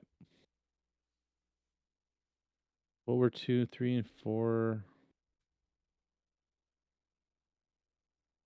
First column, the value. 2, 3, 4, yo, what's up? Yo. Yes, please. 2, 3, 4, the calculation results of the ethereal wind parameters executed with the expressions accordingly. Yo, I what's was up, about to go to Beasticles? bed. Yeah, just came to say what up. Y'all motherfuckers still up. Chilling, dude. Just Or about, no. we almost conquered this PDF. 41. All right, so you want to go to these equations now? 41. Wait, we already looked at them earlier, huh? Yeah. So it's just the radial component of the ethereal wind speed and the radial length can be determined by the following expression. So the RWK, so the ether wind radial speed Kharkov is equal to the G. Oh, because these are literally Kharkov and oh. My bad, yo. So M, that was Wilson. K, that was...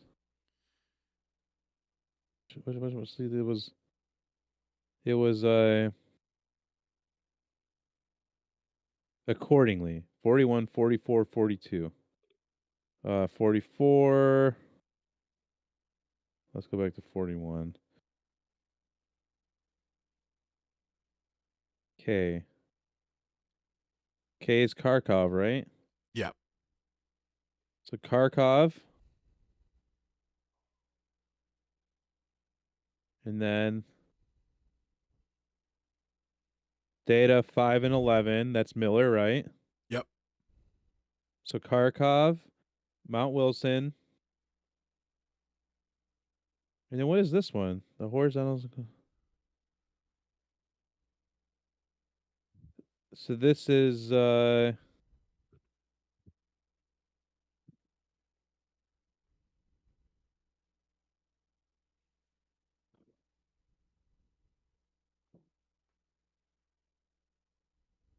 this horizontal component is equal accordingly to... Oh, so that's 44. So 41, 42. Isn't that what it was? 40, yeah, 41, 44, and 42 accordingly. So 44 and then 42.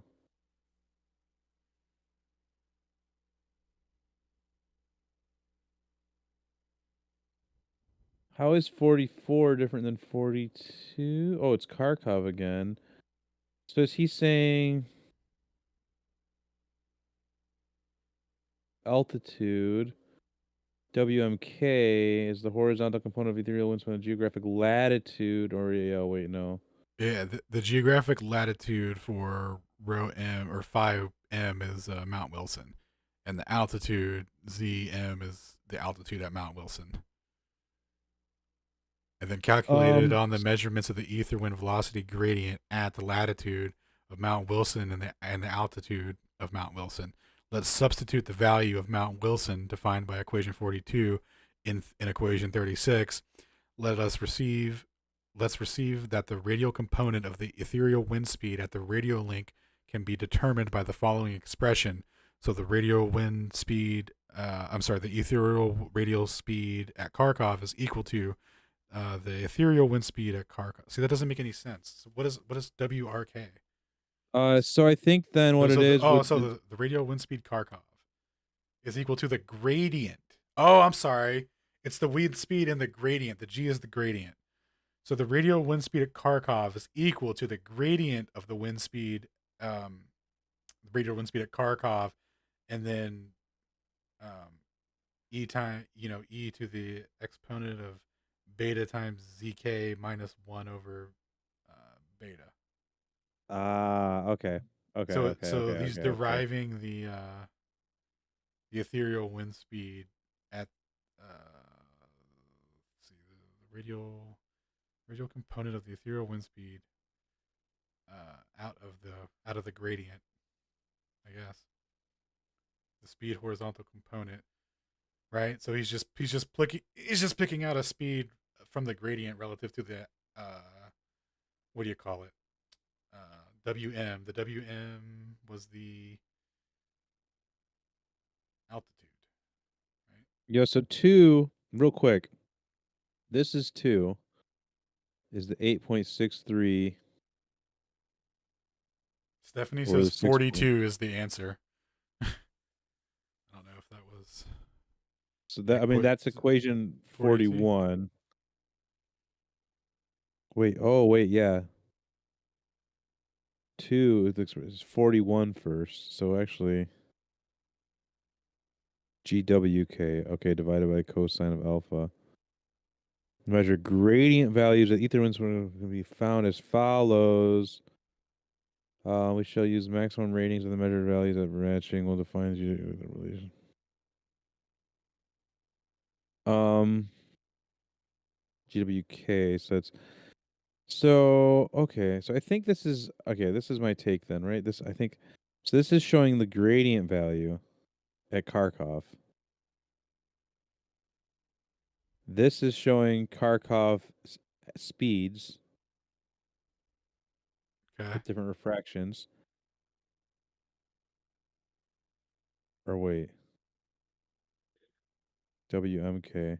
Yeah, Kharkov speeds with different refractions, and then this is showing Mount Wilson speeds with different refractions. WK is what altitude? Oh, maybe I'm wrong. WK. No, I think you're right. Wait, so it's 41, then 44. Yeah. Damn, dude. I missed this paper. Then 42. Oh, this was nuts, Beasticles. Kharkov. Oh. Dude, it's been yeah, this one's been a trip. This one's been really dense. We're 5 hours deep, dude. Dude, right. PDF? Just going. Well, I'll be scroll up. You can look at all the highlights we've taken. Look at all the colors.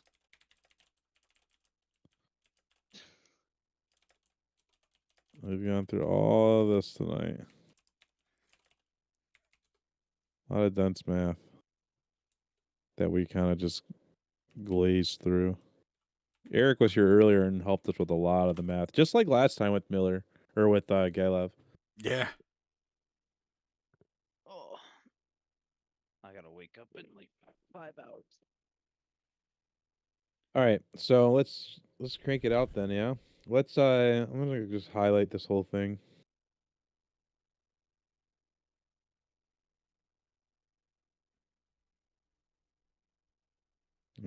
Lazy way out. Nice. Don't forget a blanket highlight for the table. Wait, what's that? Blanket highlight for the table. Do an arrow.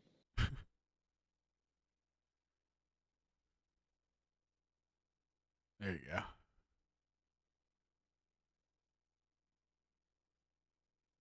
All right. Dude, like, come on. Like, what's with the cryptic table? Freaking nerd, man. That fucking nerd table, bro. Yeah, like, what? Like, how is that helpful? Oh, thanks, dude. The numerator, denominator. Like, thanks, man. I'm so glad you gave me the WMKMS, dude. Thanks for hooking me up with the GWKMSM. Okay, so well, I think you were reading it right though. You said, so let's see. So the GWK is the gradient, ether wind at Kharkov, right? Yep. In meters over, what was it? Sidereal time, I think it was, or something like that. Something I don't like know. that, yeah. Yeah, and then We'll go with that. we'll go with that, dude. That's not what it was, but let's see. WK would be the ether wind speed at Kharkov, Yeah, I think so. and then the MKX is the maximum speed at Kharkov. And I think one of these, I don't know what this one is, or was this Mount Wilson? Yeah, the M's are Wilson. So Right. 5 and 6 are different, yeah. 5 and 6 are I think they're on the bottom part. Yeah. What years So the is it column on 6 there? represents the maximum ethereal speed measured at Mount Wilson. Yeah. Okay. So 6,000 at Mount Wilson, and then or 9,000 at Mount Wilson. Column What is it? 5. what is? Oh, I'm sorry. I thought that's at 6. So column 6 represents the maximum ethereal speed value measured at the observatory at Mount Wilson. Yeah. So 6,000. And then 5 is the column 5 represents the maximum ethereal wind speed obtained at Miller at the what the fuck? Measurements averaging executed at the observation for 25 during the equinoxes. It's 29 and 25. Yeah. Bet. Okay. Oh, during the equinox. Good point. I'm gonna have to go over this paper. Oh, dude, doesn't say- there's the variance right there, bro. That's what you were just asking.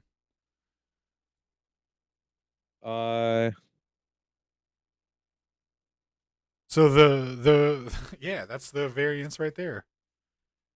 Well, I want to know the variance in the daily fluctuations.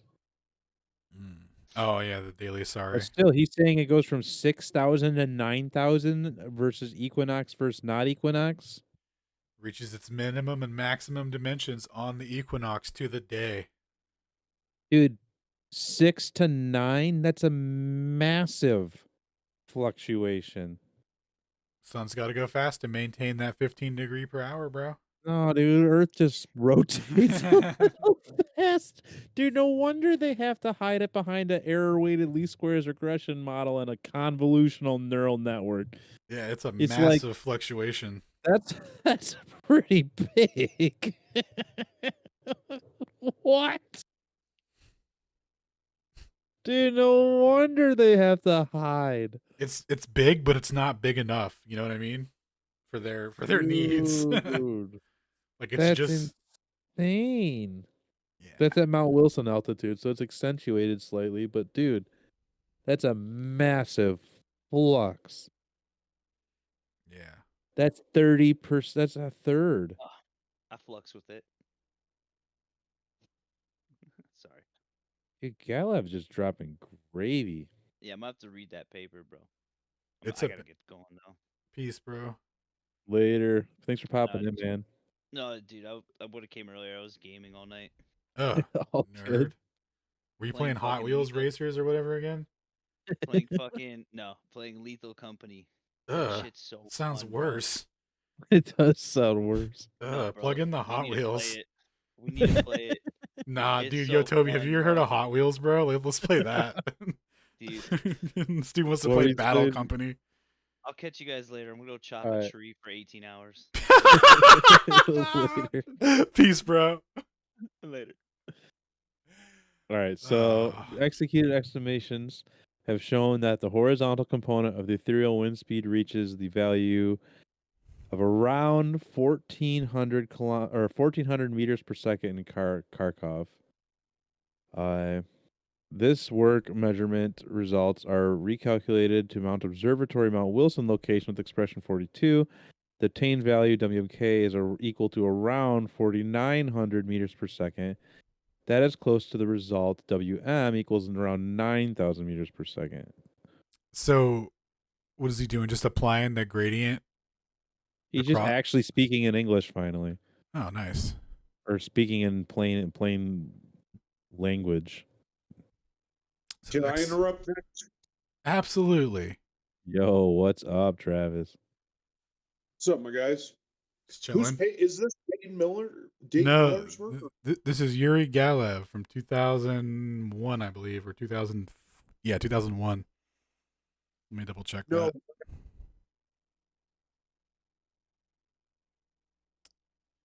Galaev. Oops, wrong one.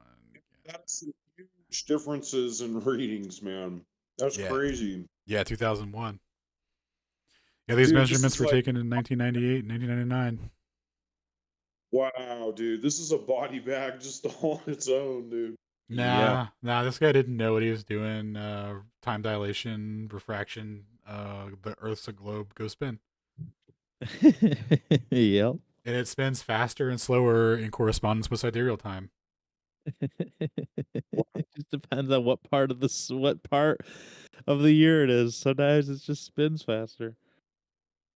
And we would never feel it or know it. Yeah, and actually, it for some reason it spins faster, but the days still take the same amount of time. It's so bad, dude. It's so bad. Oh my god, that's so fucking funny. Dude, it's faster, but the days take the same time. Rest in peace, dude. Dude.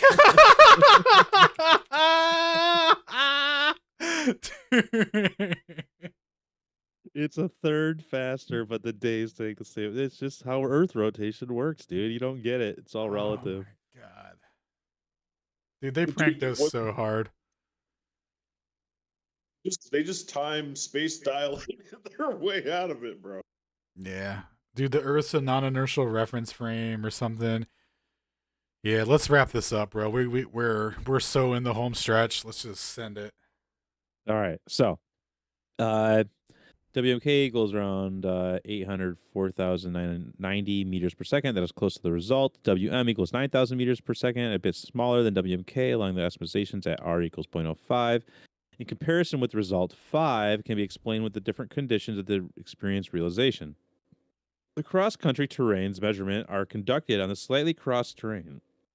The ambient relief altitude's difference is about 20 meters. The experiment was executed at a mountaintop, and the ambient terrain was much below the measuring conducting place. It can be supposed that in the first case, the terrain ambient relief effect on the ethereal wind speed value is more than in the case of the work.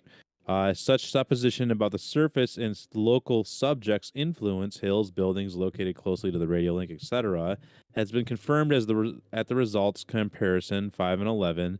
So the ethereal wind speed, smaller values in 11 in comparison with the data in 5 are explained in 7 by ether flow deceleration with buildings walls. Actually, I'm going to highlight that. That's pretty interesting. And we're going to have to check which one 7 is. In which there was this work. Actually, let me just highlight it really quick. I got it. I already screened it. I got you. Oh, it's Atos. Cool. Oh, hell yeah. My boy. In which there was this work, authors interferometer. Miller built a light wooden house for the measurements realization in the observatory Mount Wilson.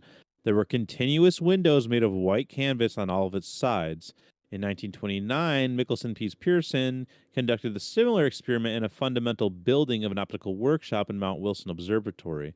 The ethereal wind speed was no more than 6,000 meters per second as a result. So they literally reproduced Miller, bro. Can you read that? Yeah. Actually, let's actually get more than that then. Yeah, get Michelson, Pearson, Pearsons, or whatever. MPP and MGP. MMX, Oh wait, DMX. there we go. Yeah, we need to look at that still too. Okay, so, Yeah, it's only a 2-pager. The ethereal wind speed, yeah. Ethereal wind velocity gradient measurements were not performed in former works. We can compare the measure values GWK with the anticipated calculated value.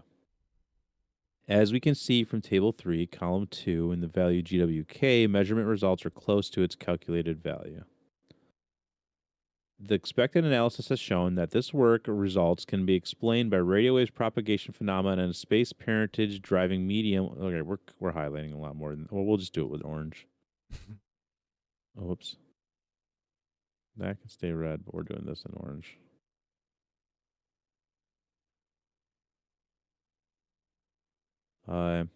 The gradient layer available, the executed analysis has shown that this work results can be explained by radio waves propagation phenomena in a space parentage driving medium with a gradient layer speed in this medium flow near the Earth's surface. The gradient layer available testifies that this medium has the viscosity, the property intrinsic material media, i.e., media consisting of separate particles. Thus, the executed experiment results agree with the initial hypothesis positions about the ether material medium existence in the nature. Conclusion: the parameters measurement method of anisotropic media of electromagnetic waves propagation was offered and realized in the range of millimeter radio waves at the work. The systematic experimental research results executed near the Earth's radio link of a line of sight have shown the Earth's relative movement and radio waves propagation medium available. The radio waves propagation medium flow has a space origin. The radio waves propagation medium has the viscosity, the property intrinsic to material media consisting of separate particles. The work results can be considered as the experimental hypothesis confirmation about the existence of such material medium as the ether in the nature. Whew. Boom. We did it, boys. Awesome review, man. That was great. We did it. We're gonna have to do it again someday. Oh yeah. We gotta do this one again someday, and we gotta do this one again someday. Man. I was so glad I was here for the third faster rotation of the Earth. Yeah. Just over the course of a year, it rotates a third faster and slows back down. Rest in pieces, dude. I always just show up for the gold nuggets, man. It's awesome. It's always at the end of the paper. Probably. Or something. Who knows? Dude, there was a lot to go through to get there. Oh, can you send me that copy? I'm gonna Absolutely. I'm gonna update mine let's right do it. now. Have that nice fresh Toby highlight. Hey, could you explain exactly what you meant by the readings were showing a faster rotation, or what was the deal? Yeah, so when the fringes increase, they get a higher proportional velocity, right? So it's the equivalent of whatever they're reading going faster or slower, right? When the fringes reach their minimum and maximum dimensions. So over the course of a year, when they plot out the equinoxes, the fringes reach their minimum and maximum dimensions. So the way that they say, like, oh, we only measure Earth rotation, right? Well, that would be the equivalent of them saying that the Earth's rotating faster and slower throughout the year, but the days are still 24 hours a day or whatever, right? Like it's still the same. So it's obviously not the Earth that's rotating. It's Yeah, like so it's just take so an average obvious. and say that's a No, constant average. no, they couldn't even do that. What do they do? The How do they velocity. misinterpret it? Oh well, they deny the whole thing in its entirety and say that it doesn't exist. Oh, They say C equals they say C, that and no one's taking these readings. and that there's no measurement. Yeah, they just deny it in its entirety. So that these people are doing readings that are off the record, kind of? No, this directly falsifies the heliocentric model, but the way that they're presenting it, they're saying like, it's confirmation of the heliocentric model. It's just slower for some reason, but it literally can't be slower. It's a direct proportional relationship. So, Right. So these aren't off the record readings. But you're saying they just deny it altogether. Saying that. Well, You're saying that they. Go ahead. Well, I was going to say you're saying that they deny that these readings are variance. They just say it's consistent. Yeah, this was published in what do you call it? What's that country? Ukraine, Russia and all that. So this is like an international publication thing. So this isn't even acknowledged over here. So people don't even know about this. Like this isn't something that, like, if you go to Google and type in Yuri Galaev on Google Scholar and like, you're not going to find any, like, there's nothing where people are talking about it in our neck of the woods, right? Yeah, like, and we asked. Yeah, we had asked the guy Ozian to look it over, and in his opener thing, he just said, it wasn't peer reviewed. But like that's like so many physics papers. Even like Einstein wasn't peer reviewed. Like Einstein didn't even have a fucking citation, dude. It's so sickening when like the double standard didn't even have a citation. Didn't even derive E equals MC squared. Like, just shut the fuck up. Well, yo, should we close streams out? Oh, yeah, sorry. I'm just getting all upset. I didn't realize you were live. Okay. No, you're straight. You're good, man. You're straight. Yeah. So cool. If anyone actually listened to this, yeah, we had 20. We had like about 20 viewers consistently throughout the whole thing. Wow. Hey, shout out to y'all that are actually up listening. Shout out to the lads. Stephanie McGuire made it through the whole thing, pretty much. Shout out. And some others. Well, cool. Yeah, let's close them out then. Thanks to anyone that did actually listen. Hopefully, you got something out of it. It certainly was a dense paper, and it certainly took us a while to get through it. Cool. Yeah, it was awesome. I'm going to close out here as well. I'll be right back. All right, thanks everyone for tuning into that. It was quite a long episode, but hopefully, like Toby was saying, you get something out of it. It was that's an insight into how we do the process. Read, highlight, save things, look them up later, ask other resources that are available to us, and just try to figure it out as we go, man. Nothing too fancy. We're dealing with measured effects here that are being obscured, obfuscated, and kind of downplayed, handwave dismissed to promote the relativistic mainstream paradigm. And these measurements, these experiments, they absolutely falsify the heliocentric paradigm and the relativistic paradigm. And I hope more people look into these. It's awesome.